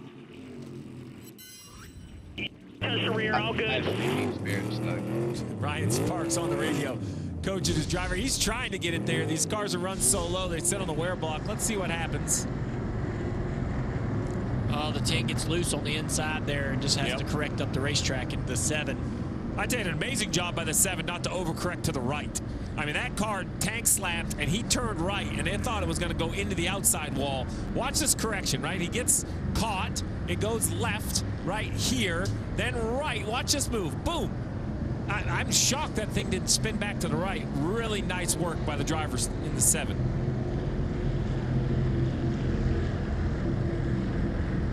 All right, Crew Chief Dale, you're 1-0 in the Xfinity Series. You're Brad Keselowski, Chase Elliott. You got over 20 laps on your tires. You're going to pit with 30 to go? New tires? I think so. I think you're going to bring a lot of people with you. At least the back half of this pack is coming, right, to the pit road. So we're looking at about 20 cars, maybe only about 15 or 16 really competitive cars. You're likely coming to pit road and maybe lining up 7th or 8th or 9th at worst. I can't pit from the front row. Yeah. Your argument is absolute, and I could absolutely be wrong. But if I'm the 6th or the 9th, I just cannot give up front row. But Buescher on back, I can make an argument that you definitely need to have some fresh tires. But oh, there you go. I thought it'd be easier just to put the 4 up. This wasn't my idea, but it's a great call. The 9, 17, 38, 45, they're not involved. With 32 to go, though, we could hit for the cycle. We could get all 4 of them. I hope that doesn't happen. Hey, I want to go this way. You know, you talk about not giving up those top 2 positions and staying out here. What about the teammate element with Buescher up there and Bowman? And how does that factor in the way you strategize here? Or do you say, like, you know, every man for himself? Are you thinking about having help and working together and that element of it, or no? I feel that everything happens at this track so quickly. You're asking a lot of your driver if you want him to kind of hook up with a teammate and try to have a plan with strategy. So I really think you just have to stick with your own plan. I got the answer to that question. You can't really count on anything, and I think you know that. If you are teammates out on the racetrack, you can't really count on everything to go your way and for your teammate to always help you, unless he happens to be the owner of the team. And Brad Keselowski. Wait, this is coming from an owner of a race team. So well, I like this. I believe, you know, that Chris Buescher will be a little more loyal to that 6 car than what the other teammates that are available to each other out there on the racetrack. Maybe not on the very last lap, but we've seen him sacrifice himself to be able to push that 6 car clear into the lead. Brad expects it too. Chase Elliott, team radio. I don't know. I said I'm really torn. What do you think? Yeah, I mean, I hate to give it the front row, but I think some guys are going to come. The question is, can you get there in time and not get crashed? Yeah, I mean, my gut says stay. Oh. Yeah, me too. Yes, sir. Yeah, I'm with the 2 of them. I'm with the 2 of them. Let's go to Marty. It's interesting, Adam, because Chase Elliott and Alan Gustafson under the last caution had decided that if caution came out in this range, they would indeed pit. But Steve, here is to make your point. Chase Elliott said, I think too many things are going to have to go right for anyone who pits here to be able to win the race. I just feel like this is going to sound awful, but sometimes on top of the pit box, you have to say, how am I okay losing? And I'm not okay losing taking my driver, who's as good as Chase Elliott, off the front row and not working on new tires. I'm okay losing staying out with track position and having tires beat us. I'm okay losing that way. The other thing we have, too, is behind them, Stenhouse, Ty Dillon, they have 10-lap fresher tires sitting in 6th and 7th. A few other cars, they're all coming to pit road, even with that advantage. So that tells me how important the new tires are. Stenhouse had better tires than anybody in front of him, still gives up the track position. And I love, so just as much as I didn't want to pit from the front row, if you're Stenhouse, hey man, we got to win. We got to make something happen. Let's make, 6. We're not quite there. We're kind of in that dirty air. Let's get on the, and he did what you said, Dale. He got everybody to come behind him. So now we can be the first car on new tires. I love Stenhouse and Reddick on the attack. Give me them playing offense here. Alan? An easy choice for Ricky Stenhouse because he told the team, I'm just not fast right now. I'm really, really tight. So they're going to come on, put 2 tires on the right side, roll around to the left, put on 4 tires. Marty Snyder. Long debate between Billy Scott and Tyler Reddick as to whether or not to come right here. But to Steve's point, they gave up the back half of the top 10 to come down pit road. We'll see where Reddick restarts, but obviously on offense for the 45 for the final 30 laps, Adam. I think they're going to restart in the same spot. I think basically you can't give up something you don't have. So if you don't have track position, what are you worried about? Hey, the host of our car is damaged, but I don't mind him on offense either. Oh, no, for sure. Here. Danielle? Right now, Adam, Chris Buescher is sitting 15th on the playoff grid, just 35 points above the cut line. He told me, I don't look at points. I don't worry about them. Last week at Pocono, I didn't chase points. Even though I know I'm on the bubble, I go to win, and it ended up being a 40-point-plus day. All I try to do is run up front, and the rest will take care of itself. You look at the last 8 weeks, Danielle, 8 different winners, 6 of those winning for the first time in 2025. Here's a little recap of what we've seen the last couple of months. It's been fantastic. A win today would change the playoff picture. They got it going on. What an effort for this race team. From the back to the front, Ross Chastain wins the Coca-Cola 600. Ryan Blaney is the man in Music City. The playoff field is over half full. Chase Briscoe saves and wins at Pocono. Welcome to the playoffs. I think you could look at 9 for 9 pretty easy here. No doubt. Yes. Yeah. And then we'll go to Chicago. I could see 10 for 10, go for 11. So that's back to that cut line conversation. Is the schedule is a big part of that. This is, you called it clunky, Dale, and I agree. It's that clunky part of the summer where we just have a big variety of tracks. A free pass here, Michael McDowell. He's back on the lead lap.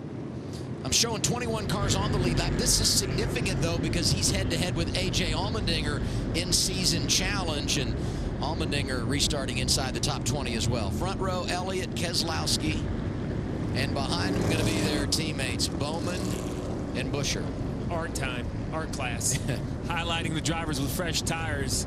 Stenhouse 10th. So you heard like Reddick pitted from just inside the top 10. Is going to restart just outside the top 10.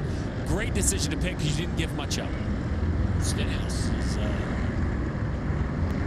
having to get a few spots back there. Looks like he's fading to the back of the field. Yeah, what is he doing up Must there have at been the a penalty top? or something. Yeah. Penalty. And then 47. And interference. I don't know. Yeah, it was odd. After the choose got single file, maybe. The one thing that you don't want if you're one of those cars is cautions, right? You want the opportunity for the race to be green, to be able to utilize the new tires, to be able to make the moves you need to make to get toward the front. Caution laps are going to eat away at these 29 laps to go here really quickly.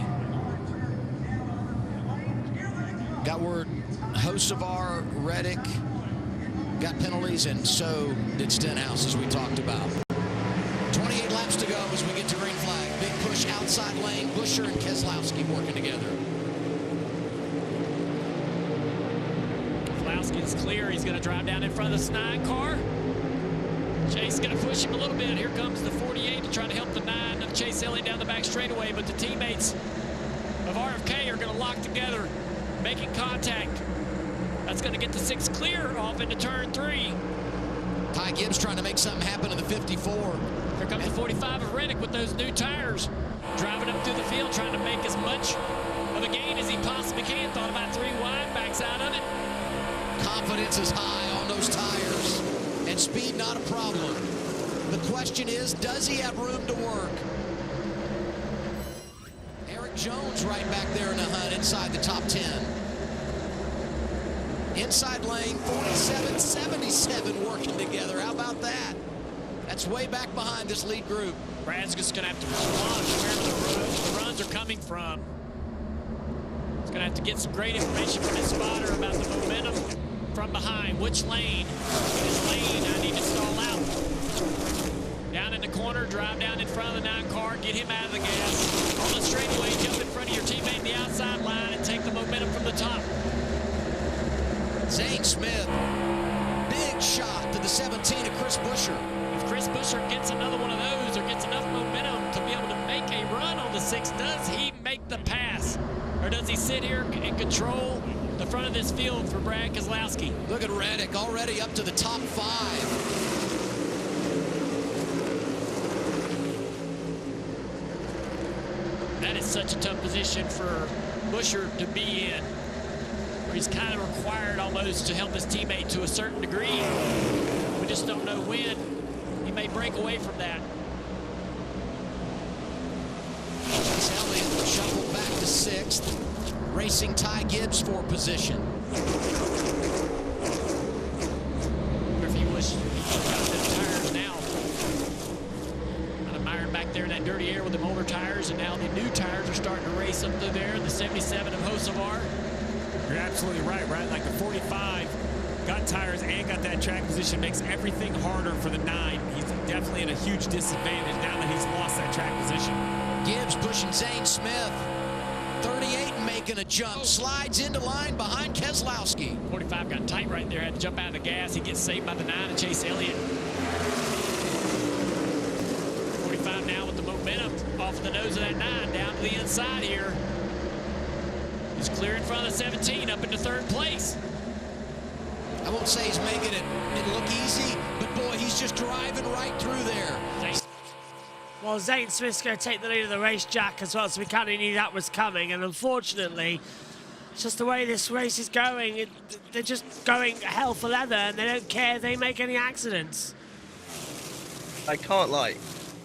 As much as I want to do this, like, this is probably going to be one of my top 3 races so far this season. Man, I want to get some sleep, man. It's so annoying. That said, a Zane Smith win could make it better. Oh, come on, Brad.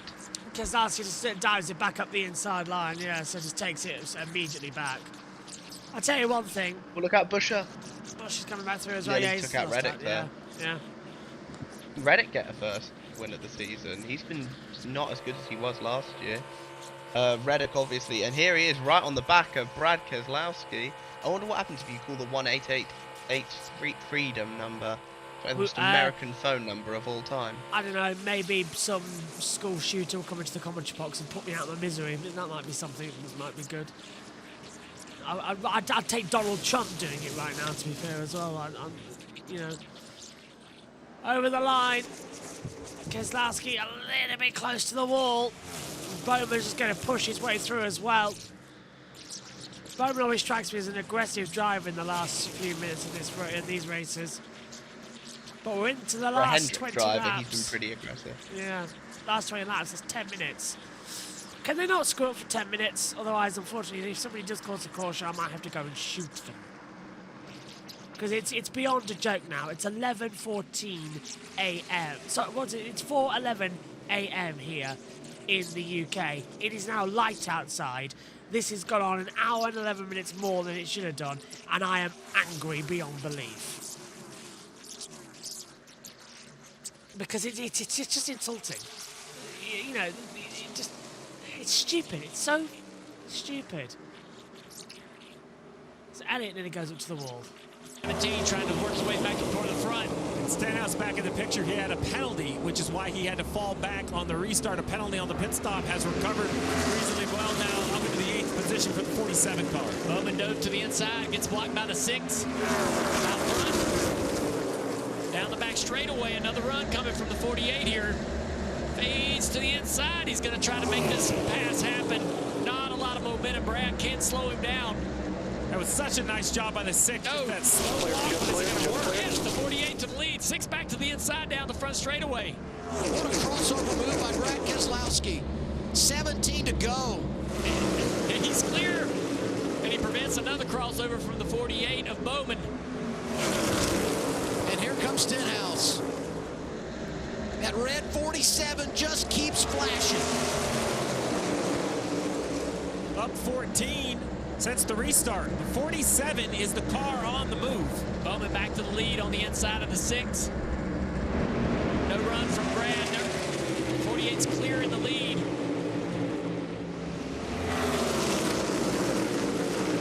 Hendrick Motorsports has been great here at this racetrack in the draft. 2 wins for William Byron, 1 for Chase Elliott. Those 3 victories the best. Brad's got to put some kind of run together, but he doesn't have much help from behind. He's going to drive to the inside. Can he get there? Oh, I don't know if this is a pass.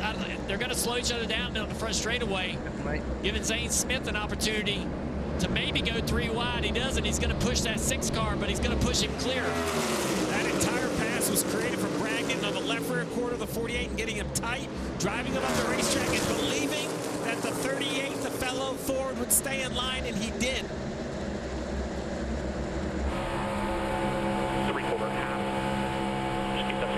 Brad's drafting IQ is just so high. The moves he makes have just such subtle tendencies. Big run right here by the 45. Oh, he has to lift. Commit to the outside line there. Motofar 3 wide middle. Yeah, that's not going to cause a problem. They're just getting a bit reckless now, and you can see it as well. Half these cars running with damage as well. Hocevar desperately trying to get up close to the front, and he's trying to go down low. That's a smarter move from Hocevar. Get out of the mess and go low. See what you can do. Oh, and a big lift up. Keselowski's going to lose the lead to Zane Smith, and Bowman's coming through now as well in that low line. They're all going to go for it because a lot of these guys are in must-win situations. This race means literally everything to them. It's a perfect opportunity with all the big hitters of the season so far being taken out in the big one earlier on. We've got the underdogs going through, and now further back that was Ty Dillon losing a couple of places. Zane Smith leading as well. Getting Until I think Alex Bowman's going to make this move. I don't think you need to block that. You don't. There you go. And Bowman's gonna... Is he gonna clear him? No, he's not actually. No, that's a surprise on the inside line. Yeah. Keselowski's behind him, giving him that push. And that's just Ford keeping him ahead. together. It's keeping him ahead. It's putting the advantage out. Because if Brad can win this race, then yeah, he's going to take all opportunities he can. 11 to go. Goodness me. If Zane Smith wins tonight, that would be insane. And down to the inside goes somebody. I didn't see who. Is that Stenhouse? It's Stenhouse. He's second. Where did Stenhouse come from in all of this? Stenhouse just has decided to appear out of absolutely nowhere. He was literally, he was running in 10th a couple of hours ago. He's running to 5th. Now he's on to 2nd. He's going for the lead of the race. And Bowman's coming on the low. He was literally at the... He started from the tail at the last restart. I don't know how he's doing He had this. equipment interference penalty. That's mental. Reddick's coming in there too, still trying to hold on. And Bowman's got the inside line this time on Zane Smith. He's taking the lead of the race on the backstretch. Oh, got so close to the wall there. I don't like Stenhouse being in this high up because he is a wrecker. He is a wrecker. But he is also, he is not nicknamed Wrecky Spinhouse for no reason. I would say, but I will note that all in the Cup Series have come on plate tracks. He has never won at Atlanta. But then again, it has only been a plate track for about, what, like 3 years. Yeah, not that long at all. Still side by side in the mid-pack. The front three now breaking away, single file, 8 to go. That's 4 minutes. Just keep it on the track, boys. Come on. It's been a weird race. Village into the top 10. And Zane Smith's going for the lead on the inside of Bowman. He's taking him down low. And Stenhouse now trying to find a way through. Stenhouse is going to try and help Bowman here, I reckon. Because those two obviously have that Hendrick partnership together. Because Hendrick obviously help out Ricky Stenhouse. Sorry, not Ricky Stenhouse. JTG Doherty Racing. I got the team name wrong for the 5th time this season. Kayak Motorsports. Whoa! Stenhouse swings down low into 1 and takes the lead of the race, helped by Brad Keselowski. Tyler Reddick comes in there too. That was super impressive from Stenhouse. Is he going to win today? Why do I keep having to say things and I'm immediately proven wrong the entire time, like seconds later? That was an impressive enough, move. Ricky. A sweep down low, I have never seen that from him before. And now... I've seen it from Cindric.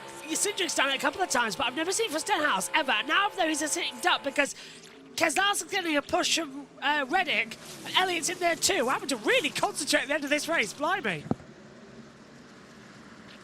Oh, goodness me. This has been a fantastic race. Oh, and Keselowski goes to the inside. Can he clear Stenhouse? Yes, he can. Brad back in the race lead. The plate race master with 5 laps to go. 45 different lead changes, 13 different leaders. It could be more, as now we're going 4 wide through turn 2. Tyler Reddick's taken through on the inside of Stenhouse, and now we've got Keselowski having to find a way through as well to hold it back, and still in the mix is Chase Elliott. So is Zane Smith. We've got a about 8-way fight for the win. Anybody can win this race. That's how crazy it is if they get the running in, but we're down to just 2 minutes to go. Where's BJ McLeod running? I'm curious. 16th. BJ McLeod win, everyone. It is on the cards. I would love that, but it's not happening, is it? Keselowski holding back. I'm a bit nervous now because of what I think could happen happens. I'm going to go absolutely bonkers because we want a good end. And come on. The green flag finish. Right, 3 to go. That's 1 minute and 30 seconds, chaps. You can do it. Come on. 3 wide mid-corner. Bowman's backed off. Keselowski might have this. I said Keselowski could be a winner here today. Tyler Reddick now battling with Elliott. Yeah, Elliott's getting a shove. They're all getting a shove together. 2 to go. This is the danger lap. Keselowski having to block Elliott. Blocks. That was too late, though. 2 to go. The next flag will be the white flag. We've just got to get through this one. Into turn 1 Elliott we go. Back again. And that's going to be Keselowski in trouble as well because I think it's going to be a little bit of a fighting together because Bowman's going to get a toe. Yeah, Bowman's got the toe, look. Oh, Bowman won't be able to push him. Bowman won't be able to push him. Into 3 and 4. Bowman's had to go down low. Here he goes. The side draft. He's going to try and get the side draft off of Reddick as well, coming out of 3. White flag in the air. The next flag will end the race, whether it be yellow or checkered. We have got to the end. Who's going to win? As Keselowski has to block. Elliott's in low. Elliott's going for it. Elliott's got the lead. But is that going to be enough? Because now he's got to lead into the backstretch. Here comes Bowman. Inside line of Elliott. Bowman's going to send after them. But look at the high line. Keselowski's trying. Stenhouse in there. Stenhouse is rubbing the wall. Stenhouse is in the wall. It's across the line. Chase Elliott wins the Quaker State 400. Ooh. We got second. Keselowski and Bowman, 2-3. Chase Elliott wins the Eco Park. Wow, that was a great ending. 3 hours and 34 minutes, but wow. That was fantastic. That's what Atlanta's for. But best boy, race of the season. Saying it right now. Best race of the season. I agree. But boy, did we have to. We sat through a lot, didn't suffered. we? We have suffered more than ever on a NASCAR broadcast. We were praying for that to end. Want to get off the air now? Yeah, let's do a quick run through.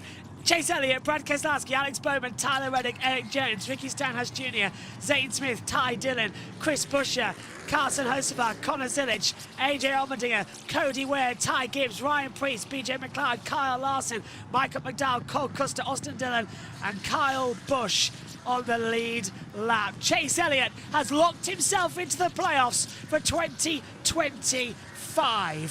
Final thoughts on you, Jack. What a crazy weekend. I'll make it short and simple. Salute classic. Cheers, Jack. Cheers to all of you at home. I hope you understand, with it being 4:22 in the morning and we've been on air for 5 hours, we're going off here immediately. Thanks to all of you at home. We'll see you next time. Bye-bye.